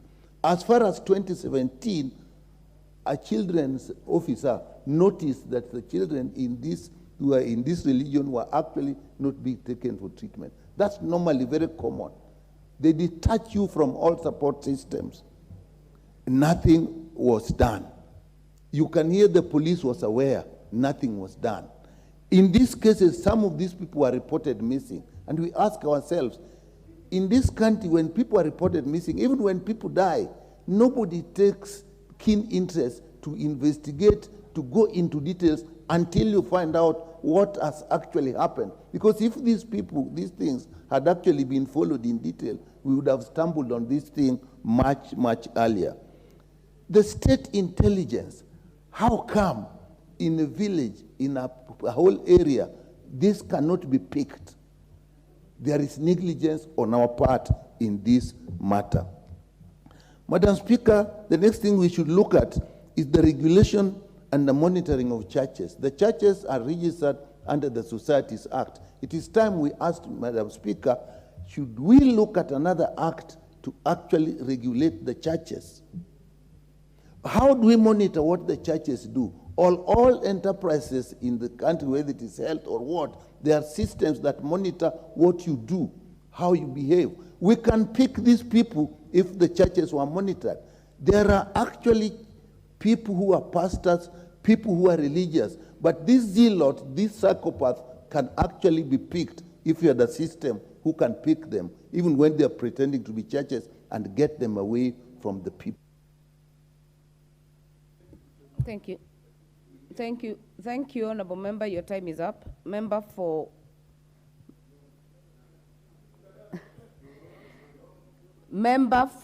Matuga. Asante, Mheshimiwa Spika. Ni kwa huzuni sana kwamba inabidi tuahirishe shughuli za kawaida ya bunge, tuzungumzie hoja ambayo ingekuwa inazuilika endapo sote kama Wakenya, sote kama viongozi tungekuwa tumewajibika vilivyo. Nchi hii ya Kenya ni nchi ambayo inajivunia kwamba ni nchi ya kidini. Wako wachache labda ambao watasema hawamwamini Mungu ama hawana dini, lakini wengi ni wale ambao kwanza tunajua kwamba katika nchi hii ya Kenya Wakristo ndio wengi, kisha Waislamu na Wahindi. Na imetokea kwamba watu wanatumia dini vibaya ama masuala ya dini vibaya. Saa hizi tunazungumzia kwamba eti kuna mchungaji alitumia kwamba watu wafunge hadi kufa, ambao ni fasting. Tumemaliza sisi Waislamu siku 30 za kufunga. Na funga hayui mtu. Funga ni tiba.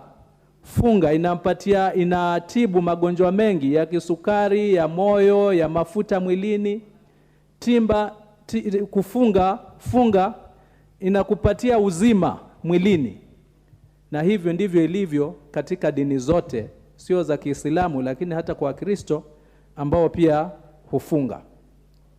Lakini sasa unakuta kwamba katika hawa watu ambao malengo yao aidha, manake huwa si kuua hasa, malengo yao huwa ni kujitajirisha kwa haraka, na wanapata nafasi hiyo kwa sababu wengi wetu, najua hata viongozi, wamepoteza pesa kwa sababu ya kupeana mapasta wale wahubiri eti pesa zao zitaongezeka kwa ghafla.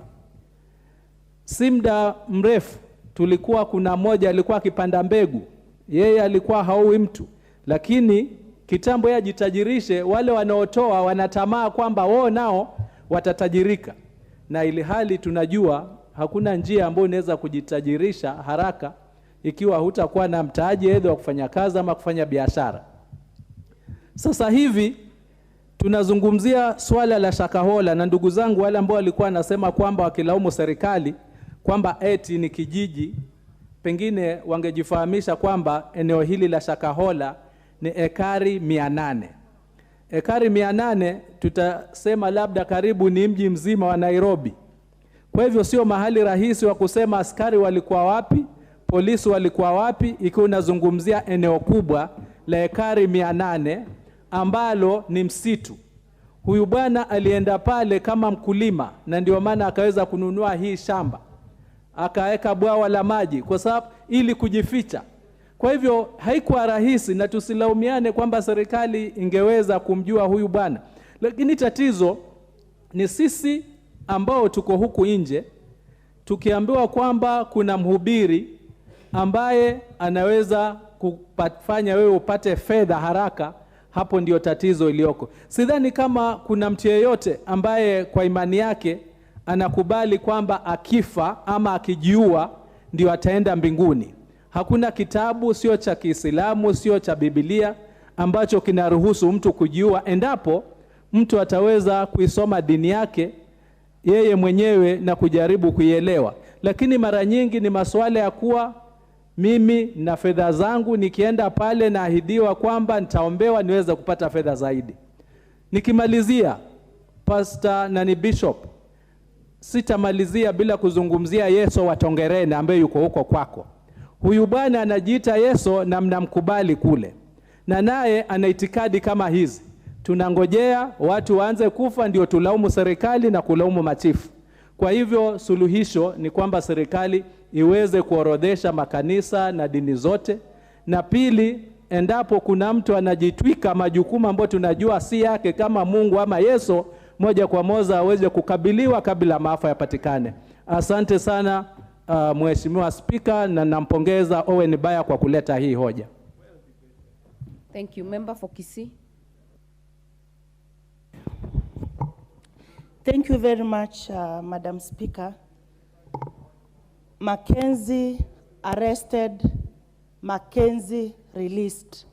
Mackenzie arrested, Mackenzie released.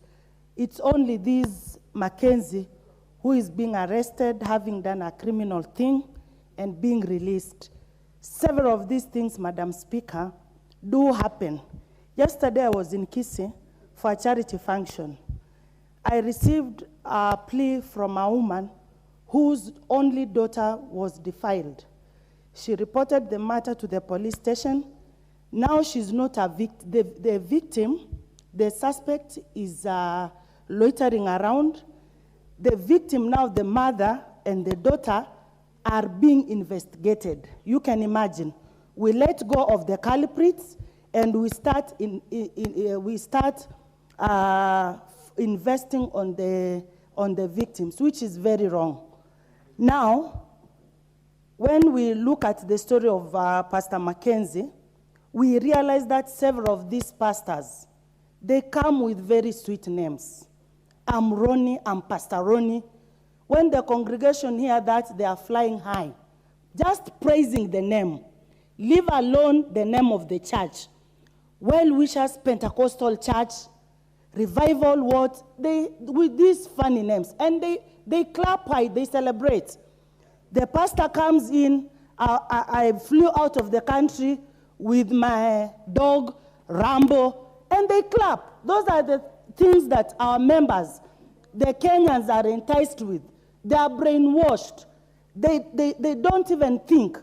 I saw a video of a woman who was being rescued, Madam Speaker. She said, allow me to die. Pastor Mackenzie said, I'm going to heaven. Please don't take me to hospital. Please don't give me food. I looked at that woman and wondered, what kind of weed has she taken? How did this Pastor Mackenzie manage to convince the congregants that you can't even go for medication, that you give all that you have? You see, Madam Speaker, there's this common thing. When you are in church, you are told, release yourself. Set yourself free. And you are at this mood of releasing yourself. You release everything. You release your properties. Release yourself, Madam Speaker. Release has made people mad. People are not thinking and receive. You are receiving. You are being touched. You are receiving. Members of Parliament, receive. They receive, Madam Speaker. What they are receiving, they can't even tell. It's like you ask our people, I come from Kisii, Madam Speaker. You ask them, why do you even celebrate FGM? They'll tell you, we don't know, but we are told this is what we have to go through. And nowadays, it's not even done by the traditional excisors. Doctors are doing it. And you want to tell me that the government is not aware? Most of these things, the government is aware. Like, where were the chiefs? 90 bodies. People being rescued from the forest. Sometimes even try to go collect firewood from the forest. You'll be arrested. But bodies are found in the forest. People are rescued from the forest. This is very sad, Madam Speaker. The people are misusing the church. People are being misled, and we are watching. Things happen. People are killing each other. No one is talking. You report defilement cases at the police station, nothing happens. People are robbed. You report to the police station, then the culprits will tell you, you are just wasting your time because I will use my money to set myself free. So Mackenzie will use his money to set himself free. We are just talking, I don't know, but that man, Mackenzie released, Mackenzie arrested, Mackenzie released. Mackenzie released, Mackenzie arrested. Thank you, Madam Speaker. Thank you. Member for Kaloleni.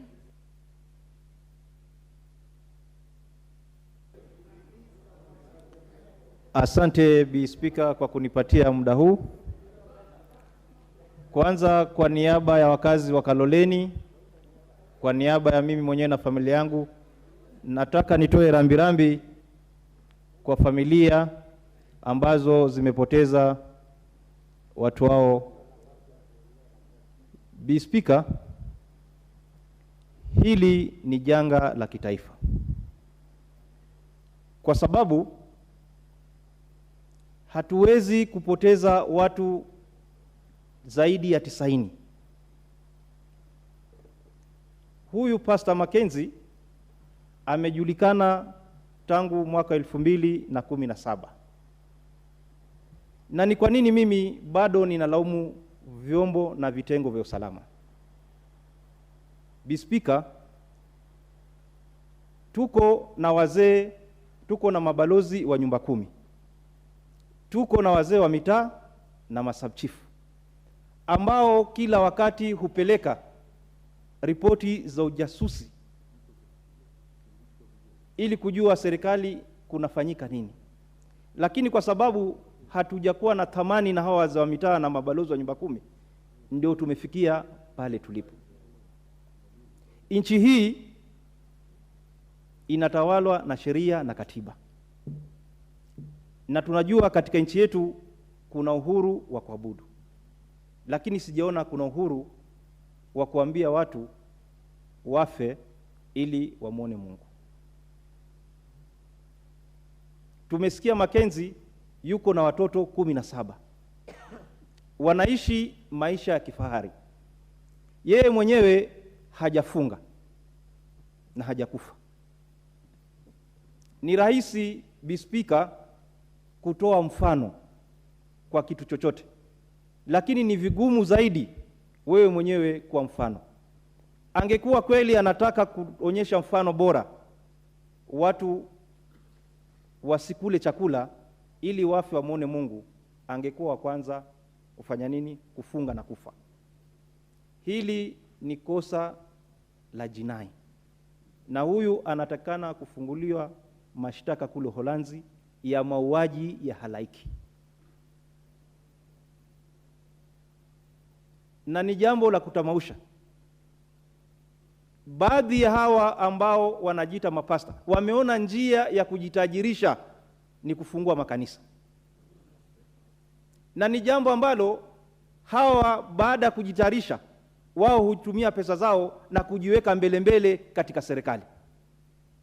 Utawaona mahali serikali ipo wanajiingiza pale wakisema kwamba wao wanaomba, lakini wanajificha ili matendo yao ya kinyama kishetani yasijulikane.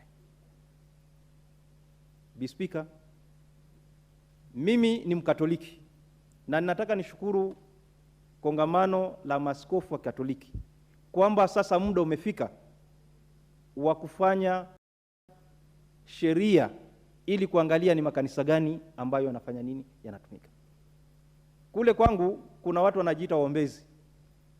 Anakuja na hawa waombezi wameharibu familia nyingi za watu. Anaweza kuja aseme bibi yako anakuroga ama nani wako ni mchawi. Familia zinakosana. Ni vipi binadamu wa kawaida unaweza kuuza mali yako yote? Umesikia? Mtu aliuza mali yake akapata milioni 50, amempelekea pasta, alafu yeye anaenda jangwani msituni akaombe ili afe. Hili ni jambo ambalo linataka kuchunguzwa. Na ni kwa nini Bi Speaker tunajiuliza maswali mengi ambayo hayana majibu. Huyu pasta mhalifu alipataje ekari 800 ikiwa serikali haijui matendo yake? Eka 800, mimi hata sijafikisha eka 3. Lakini yeye yuko na eka 800 ambapo anazika watu ndani ya msitu na watu hawajui. Ni muda sasa tunataka watu wachunguzwe, hawa mapasta, nyendo zao na itikadi zao kali ambazo zimeleta maafa katika nchi hii. Na unasikia kuna huyu Yesu ambaye amepatikana huku wapi huku? Tongoreni. Sasa huyu Yesu asiposimamishwa sahihi, tutakuja kupata maafa haya ambayo tunazungumzia kuhusu huyu Pastor Mackenzie. Asante Bi Speaker kwa kunipa muda. Asante mbunge wa Thika.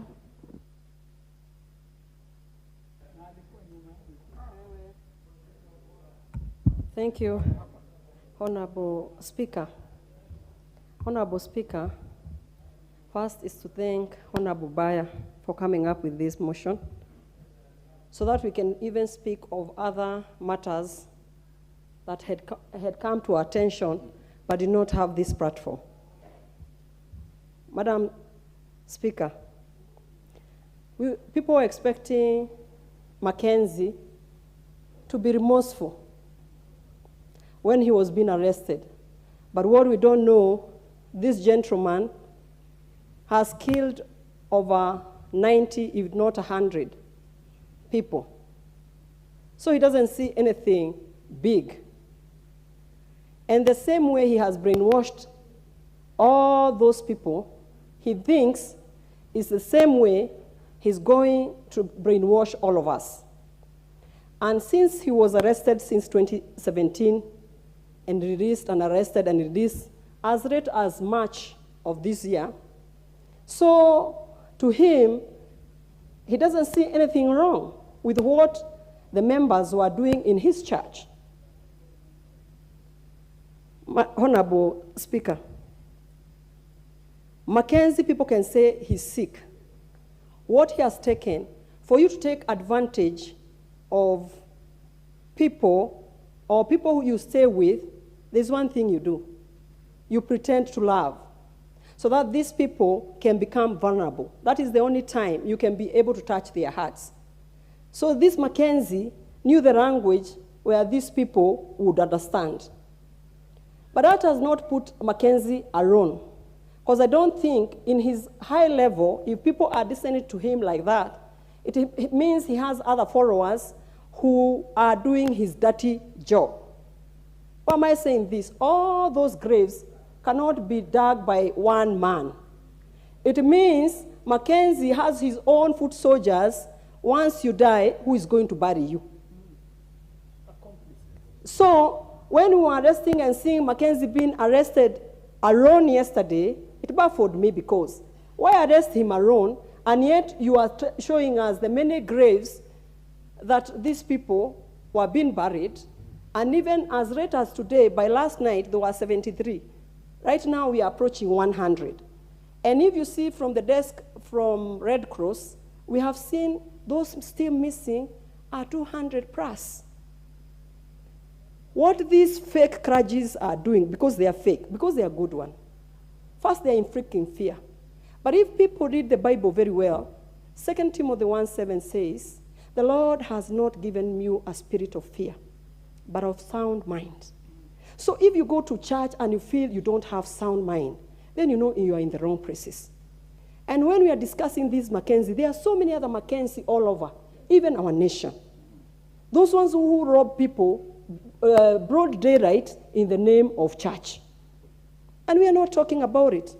Even as honorable members, we are not talking about it. Why? You are going to be hated by the clergy from your area.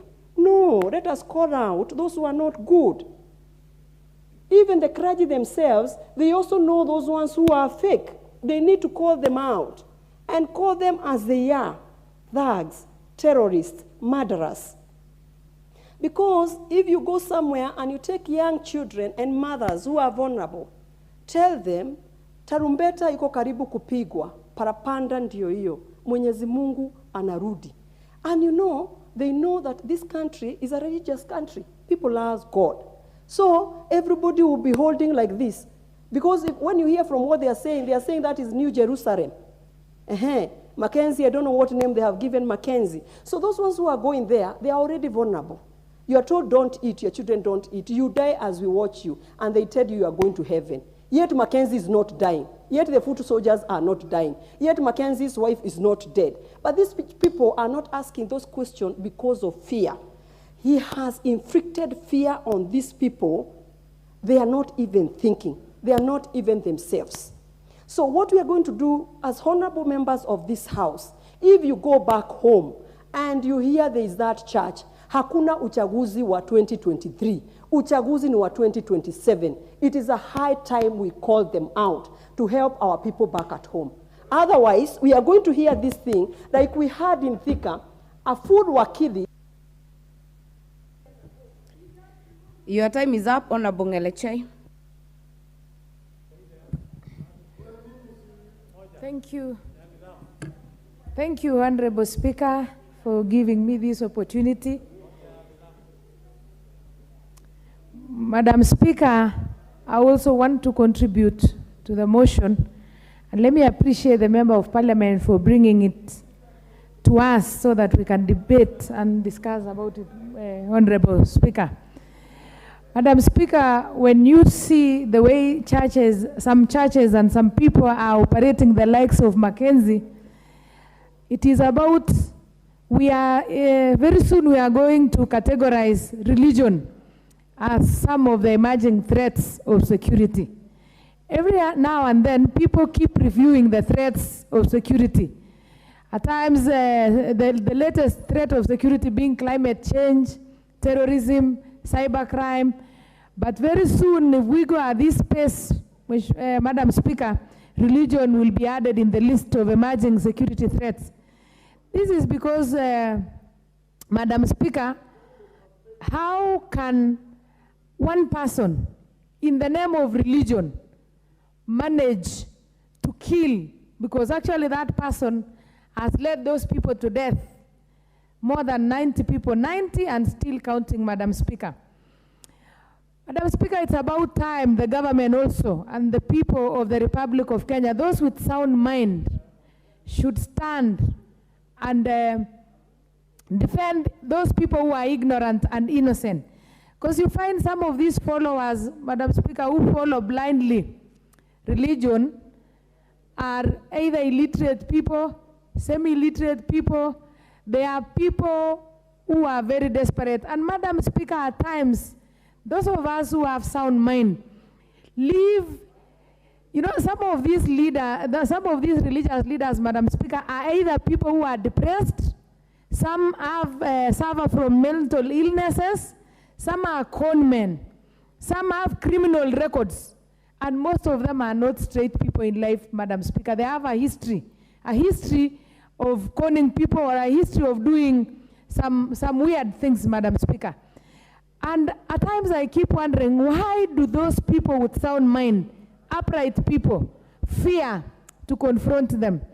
We have so many examples of religious leaders who do similar things with the Pastor Mackenzie. But you find that people fear to call them out. Probably because they fear, there is fear of the unknown. At times we may be fearing that they are so much surrounded with supernatural powers, imaginary powers, that we fail to call them out. But when it comes to a point whereby somebody leads innocent children, and some of the followers who go following, you find that they are illiterate people, maybe they are very, very poor, they are desperate people, miserable people. Some add to those churches in search of solutions to problems, Madam Speaker. What I'm trying to say is we should actually find a way of protecting those people who find help but end up in wrong hands, thinking that they are going to be helped, Madam Speaker. Madam Speaker, we have so many other leaders, spiritual leaders, but you find in this house today, because we are debating about Mackenzie, we also fear to call them. But they have led to misery, and they have led people to be from bad to worse. There are some leaders, Madam Speaker, who start by brainwashing people that for you to go to heaven, you must leave all the earthly things. But don't leave them where you are. Take it to them. Why do they need it if at all they want to go to heaven, Madam Speaker? You find others tell people to leave things they treasure, to leave their children, to leave their families, to leave their work and go and follow them. Some people, Madam Speaker, have found a way of swindling people. And one of the issues that Mr. Mackenzie should be charged with is swindling and misleading people. Because you find he has misled some people, and some children are now feared dead, and some people have even lost children, they have lost their property, and he should be held responsible. Madam Speaker, I just want to urge this House that let us be in forefront in calling out what is wrong. Let us not fear. I don't believe that there is a supernatural. Thank you. Your time is up. Member for Kilgoris. Madam Speaker, in this matter of Pastor Mackenzie, I think we should lay burden on two people. The first is the Christian himself. Madam Speaker, it is very sad that this is happening to the Church of Christ. Because when Christ left, he left a very solid church. Unfortunately, there was a split between what became the Catholic Church and the Eastern Church. And later on, we developed the split from Luther and developed the huge category of Christianity called Protestantism. And it is particularly this branch of Protestantism that has been splintering a lot. And Madam Speaker, in the early days, there used to be a category of Christians called the defenders of the faith. And I think that that is the category that we need today. Because even in those early days, there was the rise of heretism. There were people who were spreading heresies, false teachings about the religion of Christ. And the church itself had to deal with this situation. It is also true to say that today, you do not hear a lot from the church themselves actually denouncing the faiths that these people are trying to teach.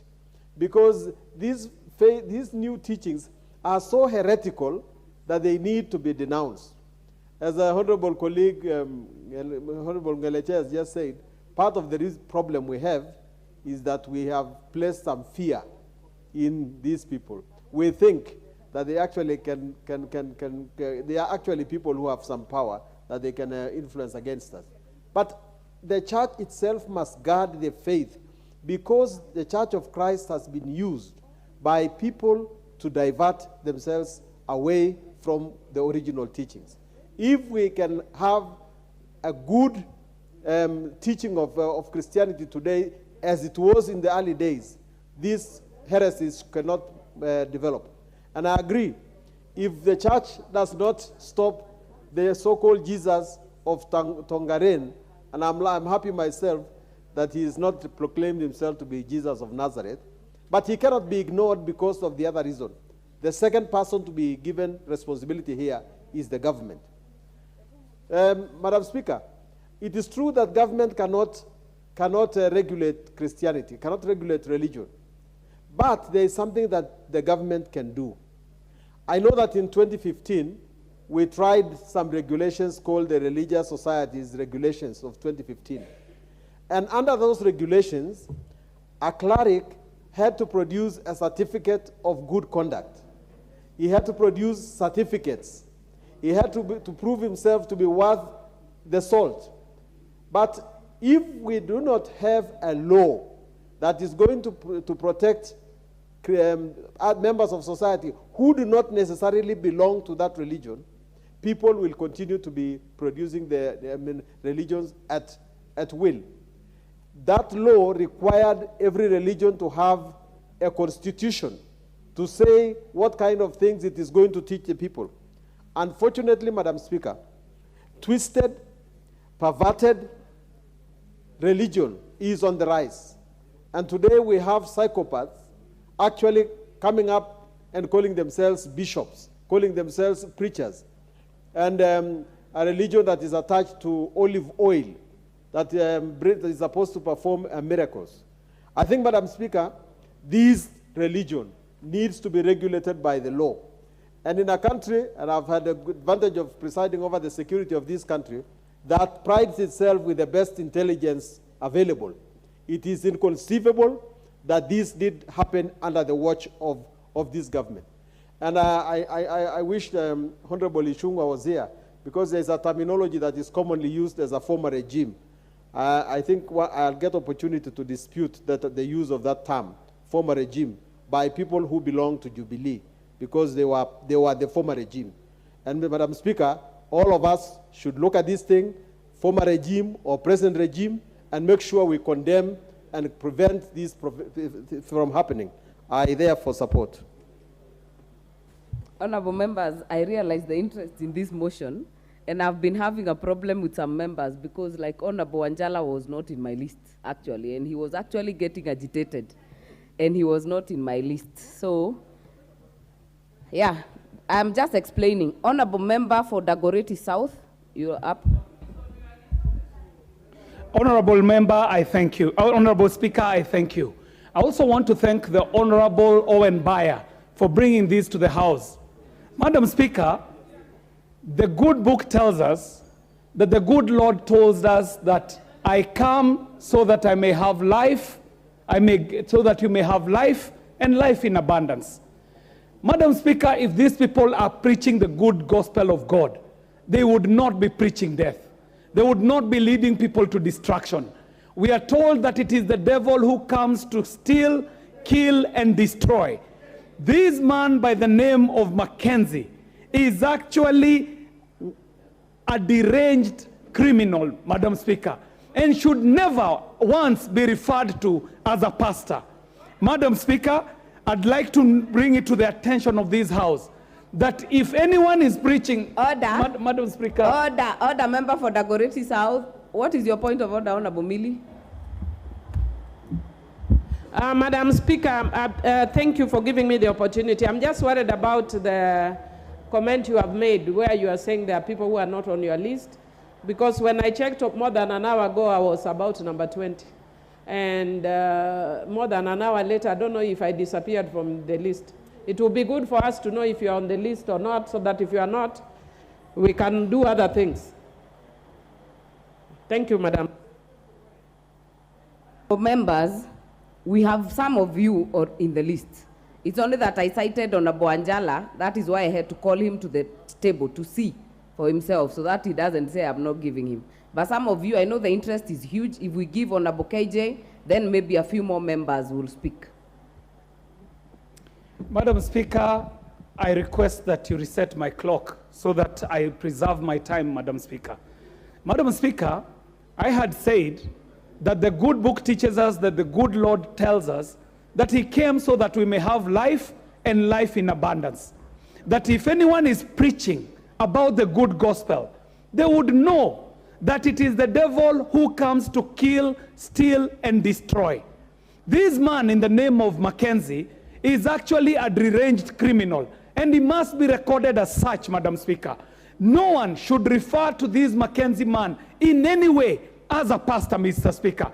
That would be sacrilegious, it would be evil, even to the men of the cloth, like Bishop Kamala, who are practicing the good ministry of the good Lord. It would be an insult for them to be clustered together with a criminal like Mackenzie, Madam Speaker.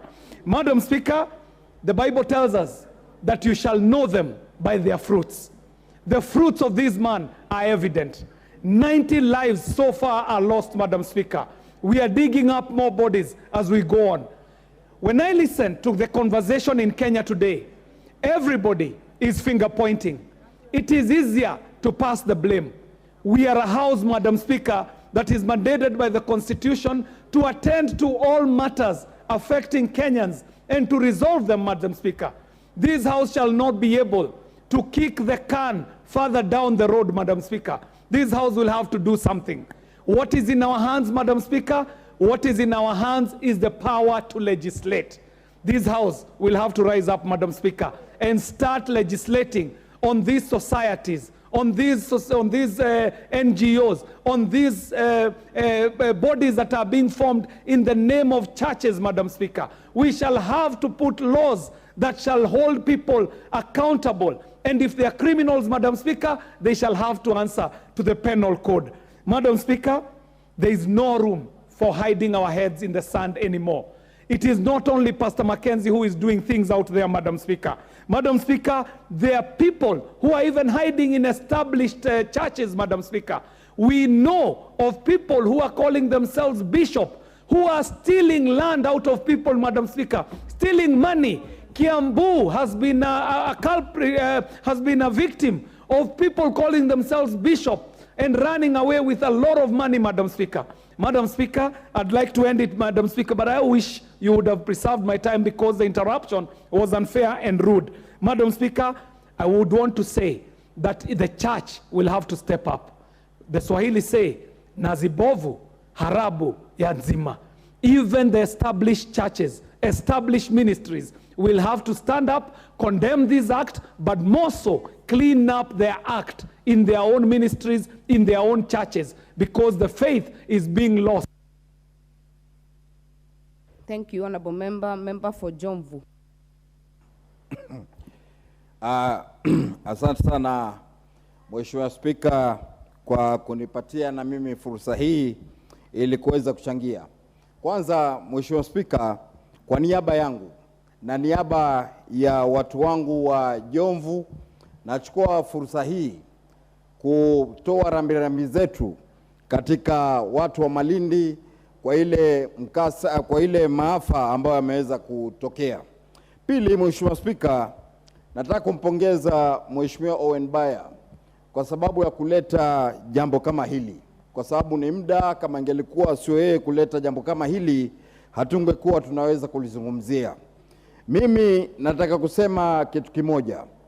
Katika huyu Pastor Mackenzie, hata sijui tuongea story nyingi za nini. Kwa sababu huyu ameleta maafa sio ya watu 100. Nilivyofanya uchunguzi wangu, nasikia alikuja kule Malindi kutoka mwaka 2003. Hatujui watu kutoka siku hiyo mpaka leo ni watu wangapi ambao ameweza kuua. Kwa hivyo yawezekana kuwa ni zaidi 500, 600, hata 700. Kwa hivyo huyu mtu hafai hata kuzunguka katika dunia hii. Alafu la pili, Mheshimiwa Spika, nataka kuzungumzia kuhusu watu kufuata dini sawa sawa. Kwa sababu katika Biblia Mathayo 7:7 yasema, ombeni na mtapewa, tafuteni na mtapata, na mubishe na mtafunguliwa. Na vile vile nataka kuzungumza maneno haya nikikoti katika Bible. Ni kumaana kuwa hawa watu wangelikuwa wanafuata Biblia vizuri kisawasawa, hawangeweza kudanganywa na kuekwa akili zao kuambiwa kwa wafunge mpaka waweze kujua wao wenyewe. Mheshimiwa Spika, jambo jingine la muhimu ambalo mimi nataka niseme, katika mambo ya ujasusi, National Intelligence Service, kuna kitengo ambacho kinashughulikia mambo ya trade union. Kuna kitengo ambacho kinashughulikia mambo ya wanasiasa. Kuna kitengo ambacho kinashughulikia mambo ya dini, ambayo ndio wakati wa nyuma walikuwa wakipeleka salamu katika idara ya upelelezi kule Mombasa, watu wakaweza kufuatwa mpaka msikiti Musa. Mimi mpaka saa hizi nataka kusema vitengo vyote hivi vimelala. Kile kitengo ambacho chafanya kazi zaidi ni hiki cha kufuata tu wanasiasa. Lakini vitengo vya ujasusi vyatakana vijue wafanyi biashara wafanya nini, waumini wanaoomba wanafanya mambo gani, na mambo yote yanayotokea katika nchi. Mheshimiwa Spika, mimi sikubaliani ya kusema ati ekari ilikuwa ni 800, kwa hivyo ilikuwa ni msitu mkubwa, hawakujua watu wafanya nini. Serikali hata msitu uwe na ekari 8,000 wala ngapi, ni muhimu kila doti ya mahali ya nchi kujua kwa kunaendelea kitu gani. Mheshimiwa Spika, ukenda kule Lamu, kuna mahali kunaitwa Majlis, hoteli moja mzuri sana. Kuna mzungu mmoja Mwamerika ambaye alikuwa ni mlemavu, alishikwa tu kupelekwa Somali. Mmoja peke yake alisababisha vita ya kuona kwa jeshi la Amerika liweze kuingia Somali kufuata mtu wake. Kwa hivyo leo watu hao waliokufa wote karibu 100, huyu Pastor Mackenzie hastahili kabisa kuwa anazunguka na kupawa bondi za shilingi 100,000. Hili ni jambo ambalo latamausha, kwa sababu ni makosa ambayo yamefanya, na mimi nachukua fursa hii kusema serikali iende na nguvu kubwa sana kuona jambo kama hili siweze kutokea. Na pia mimi naungana na wenzangu juu ya huu Yesu wa Tongereni. Huu Yesu wa Tongereni, mimi ninavyofahamu Yesu wa kuoa, huyu jamaa nasikia wake 4 mpaka hivi sasa. Kwa hivyo huyu Yesu wa Tongereni tumzuie kabla hajatuletea maafa na yeye. Kwa hivyo mimi, Mheshimiwa Spika, nataka kusema naungana na wenzangu, kwa sababu ni juzi tu Yesu huyu anataka kusulubiwa wa Tongereni akakimbia polisi. Sasa hivi sasa mimi, Mheshimiwa Spika, naangalia nikisema kuwa asija katuletea maafa kama Kilifi. Yesu wa Tongereni akaya atulie na bibi zake, watu waende makanisani, waende wafanye maombi. Asante, na nawapa pole watu wa Malindi. Shukrani sana. Member for Likoni. Asante sana Bispika. Bispika, mimi naanza kusema ya kwamba inna lillahi wa inna ilaihi rajiun, na niseme pole sana kwa watu wa Kilifi na Kenya kwa jumla kwa msiba mkubwa kama uno. Waswahili wanasema usipoziba ufa utajenga ukuta. Wakati Mheshimiwa Waziri alipoliangazia swala hili, lau kama serikali ingetilia maanani na kuangalia njia ya kuzuia jambo hili, leo tusingekuwa tuwazungumzia maafa ya zaidi ya watu 90 katika nchi yetu ya Kenya. Na hivi sasa lazima tuangalie zile nyumba ambazo tunaambiwa ni nyumba za ibada, ambazo zimekuja sasa nyingi sana kwa majina tofauti tofauti. Mheshimiwa Alice amezungumzia wakili ambaye alikuwa akiitwa wakili Magwi, ambaye yeye aliweza kuua mke wake na kumchoma, kuua watoto wake, na yeye mwenyewe pia kujiua baada ya kuingizwa katika kanisa na mhubiri mmoja aliyekuwa anajiita Anne Wanjiru. Kwa hivyo sisi wakati tunazungumzia swala hili, tujue hivi sasa kuna madhehebu mengi sana ambayo yamekuja, na tukubali kama Wakenya jambo ambalo linazungumziwa, jambo la Illuminatism, ni jambo ambalo limeingia sana katika taifa letu, na watu wanaingizwa katika mambo ya kishetani wakitumia jina la dini ambapo si kweli. Juzi tu tumeona mwanamke ameweza kumkatakata mtoto na kumdunga visu na kuweza kula vitu vyake vya ndani.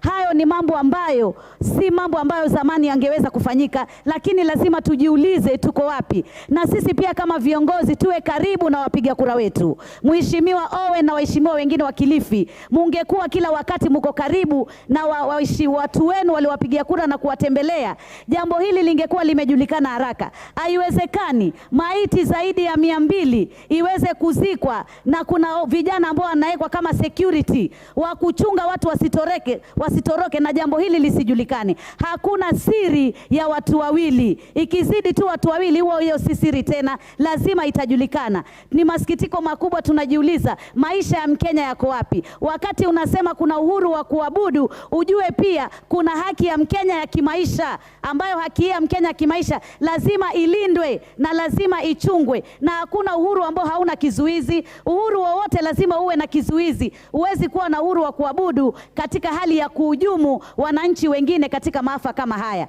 Ni masikitiko makubwa sana.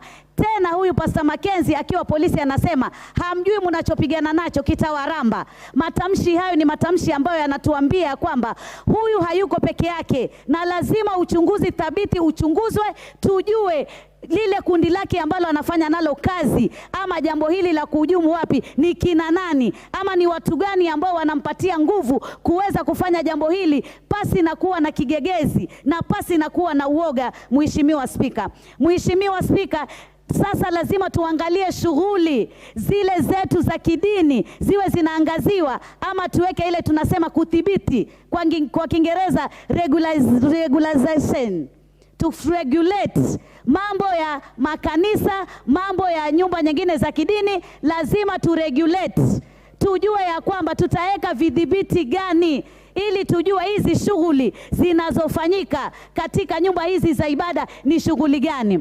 Tusiangalie tu itikadi kali katika mambo ya Al-Shabaab, lakini tujue itikadi kali ziko katika nyanja nyingi sana. Hata sisi kule kwetu kuna wakati kulikuwa na shekhe fulani anaambia watu wasiende shule, wasisome, na wakisoma watakuwa wanaenda na kinyume cha dini. Kwa hivyo jambo hili liko katika sehemu nyingi sana. Tufungue sana macho yetu na tuangalie sehemu nyingi sana katika mambo ya itikadi kali zinapatikana vipi na zinafanyika vipi. Hata katika taasisi zetu za masomo, taasisi zetu za vyuo vikuu, mambo haya yanafanyika na ndio yanaletea tunaweza kuwa na mambo mabaya kama haya. Mheshimiwa Spika, nasema pole sana kwa jambo hili, kwa tukio hili, kwa wale ambao wamepoteza familia hizi, lakini sasa vikosi maalum vipelekwe pale, kuwekwe fence na kuangaliwe kinaga ubwaga, ijulikane wale wote ambao wamepotea na wote ambao wamezikwa, maiti zao zipatikane, na wale ambao bado wako katika hali mbaya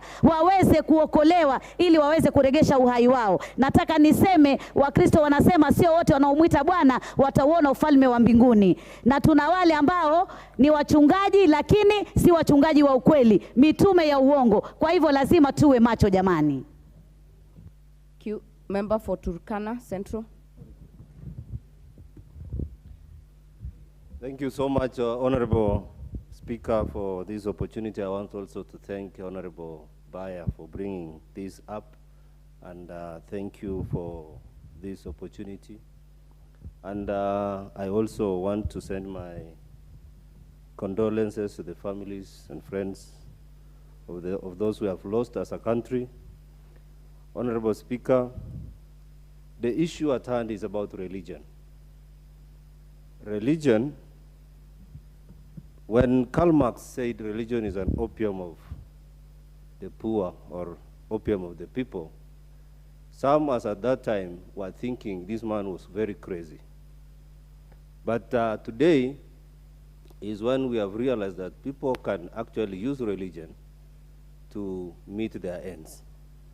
And religion, even during the time when we were struggling for independence, like the example of Tanzania, the man called Kinjekitile Ngwale, he used holy water and told his followers that the German bullets will be protected by this holy water.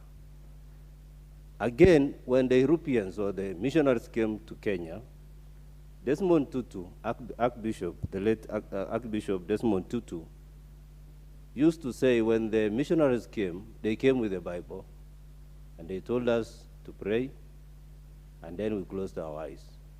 When we opened our eyes, they had the land, and we remained with the Bible.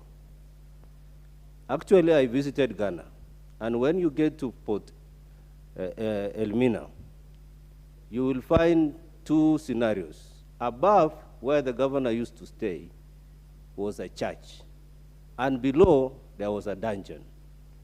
And you see, these are the same people who are preaching religion, but again enslaving Africans. These are the dichotomies that we need to understand, that there is the application of religion. There is the application of religion actually to enslave or to snatch. Again, there is a lot of escapism that our people are trapped into.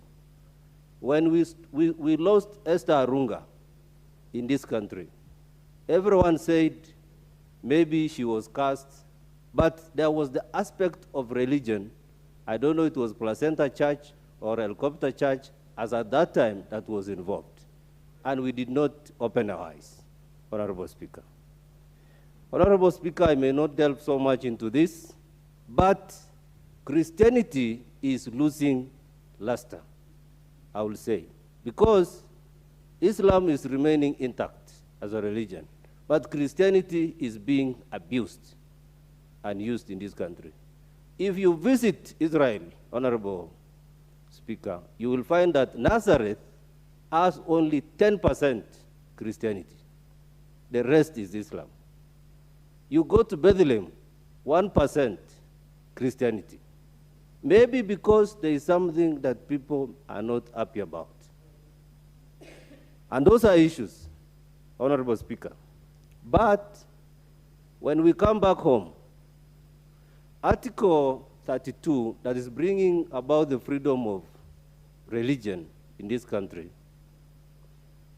should be, I will recommend, Honorable Speaker, that we also, as we talk about Article 37, that talks about demonstration picketing, but feasibly and when you are not armed, I will say that we also get into this article number 8 that says there shall be no state, there shall be no state religion. If we can speak from that platform and say, yes, we have no religion as a country, all religions that are in this country are all ours, then we apply the Rwandan way. Honorable Speaker, in Rwanda, Paul Kagame did the right thing. And the persons called pastors or preachers in Rwanda have degrees. But here in Kenya, anyone can just wake up in the morning and start a church. In the case of Mackenzie, will not be the end. There will be others that will mushroom. And Honorable Speaker, it is upon us as this House to help this government to have restrictions. Mbunge wa Kinango.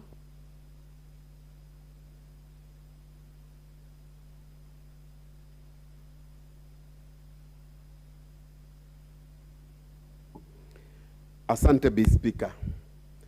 Naomba niungane na wenzangu na hasa kumshukuru Bwana Owen Baya kwa sababu ya kuleta hoja hii. Lakini mahali fulani ningetaka kutofautiana na wenzangu kutokana na michango ambayo wameifanya hapa, kwa sababu nchi yaomboleza na bado nchi itaendelea kuomboleza kwa sababu msiba huu ulituanza mwaka 2003. Na Bi Speaker, historia vile inavyotuambia ni kwamba Mackenzie alipoanza shughuli hizi, baada ya muda fulani ulipofika mwaka 2016, yuko ndugu Machiro ambaye aliuza mali yake na akamkabidhi karibu milioni 20, na akanunua hata kituo cha TV, na akaanza kujitangaza ama kutangaza masala yake yanayohusiana na itikadi ya dini yake, na serikali ilikuweko. Leo nashangaa haya yote yameshatokea, Mackenzie yuko ndani, lakini Mackenzie hastahili kuwa ndani peke yake. Ni lazima tujue wakati Mackenzie alipokuwa akifanya mambo haya mpaka mwaka 2018, Dr. Ezekiel Mutua alipotoa taarifa kwa serikali kwamba kituo hiki cha redio ni muhimu kifungwe kwa sababu ya ujumbe unaotolewa na Pastor Mackenzie, serikali ikaweka mapamba kwenye mashikio, na hata kama alichukuliwa hatua za kuweza kushikwa, inaonekana Mackenzie alikuwa na mkono mrefu kushinda serikali. Sasa inaonekana Mackenzie aliununua uhuru wake, na ndio maana akawa ana uhuru kwa sababu ana redio na ana serikali yake. Ndio maana akawa na uhuru ule wake wa kuweza kufanya yale anayotaka katika nchi hii. Leo jamii zaomboleza kwa sababu wamepoteza wapendwa wao mikononi na machoni mwa serikali. Hakika kuna kitu fulani kinachokoseka. Mackenzie amewahi kushikwa na kupelekwa kotini na kuachiliwa kwa bondi, na mambo haya alikuwa tayari yashaanza kuonekana yakifanyika. Bi Speaker, mpaka sasa bado hati tumefunga macho, tunasema kwamba Mackenzie ni mtu wa kupelekwa mahakamani. Watu kama hawa angekuwa saa hizi ashapatiwa ndege na amepelekwa Uholanzi na mahakama zishafunguliwa ili tuangalie Mackenzie atafikishwa wapi. Si ajabu hivi sasa, kwa sababu katika uzungumzi wa Mackenzie anasema DCIO, fanya uchunguzi wa kutosha na muache kuninyanyasa. Sasa kiasi cha kwamba yeye ati anatafuta uhuru wake wakati ambapo taifa linaomboleza karibu watu 90 ama 100, lakini bado Mackenzie anazungumza na nguvu akisema kwamba DCIO, fanya uchunguzi wako, na kama sitapatikana na hatia, kana kwamba ana imani kwamba vyovyote vile itakavyokuwa itakuwa ni pale unapofika kotini unaambiwa kwamba ushahidi umekosekana. Watu wamekufa na ushahidi umekosekana, kwa sababu hakuwapiga bunduki. Lakini tulijua kwamba kuna mjumbe fulani anayehubiri kwa kutumia redio, kwa kutumia congregation zake, na watu kuwaumiza kwa kiasi hiki. Lakini sheria ikakosa mwelekeo mpaka ikafika mahali leo hata yale mahakama yaliyomwachilia kuna kesi bado iko pending. Tena tunataka kufungua kesi nyingine tena. Hiyo pia nayo ibaki kwa pending. Wale waendelee kuomboleza, Mackenzie aendelee kukaa, kwa sababu kwa nini aliposhikwa mpaka sasa singeambiwa kwamba sasa tunataka tuone demonstration. Hatutakupa chakula ukiwa hapa ili tukuone utafika wapi na kutokula. Si wataka kumwona Mungu? Tunakupeleka kwa Mungu haraka. Tumpeleka kotini kufanya kazi gani? Wenzake wamewapeleka biguni, yeye anataka kubaki hapa ardhini kufanya nini?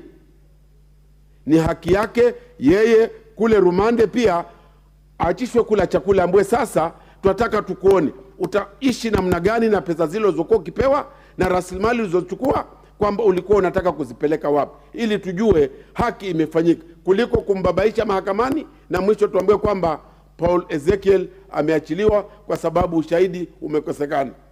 Amezuka mwingine huko Tongaren, naye pia twampapasa. Alisema watu wasulubiwe, alipambua sulubiwe yeye akasema kunaumiza. Jamani, tunataka thibitisho la. Thank you, Honorable Member and Honorable Deputy Majority Leader. Unfortunately, this motion has a lot of interest, but unfortunately our time is up. Order, members.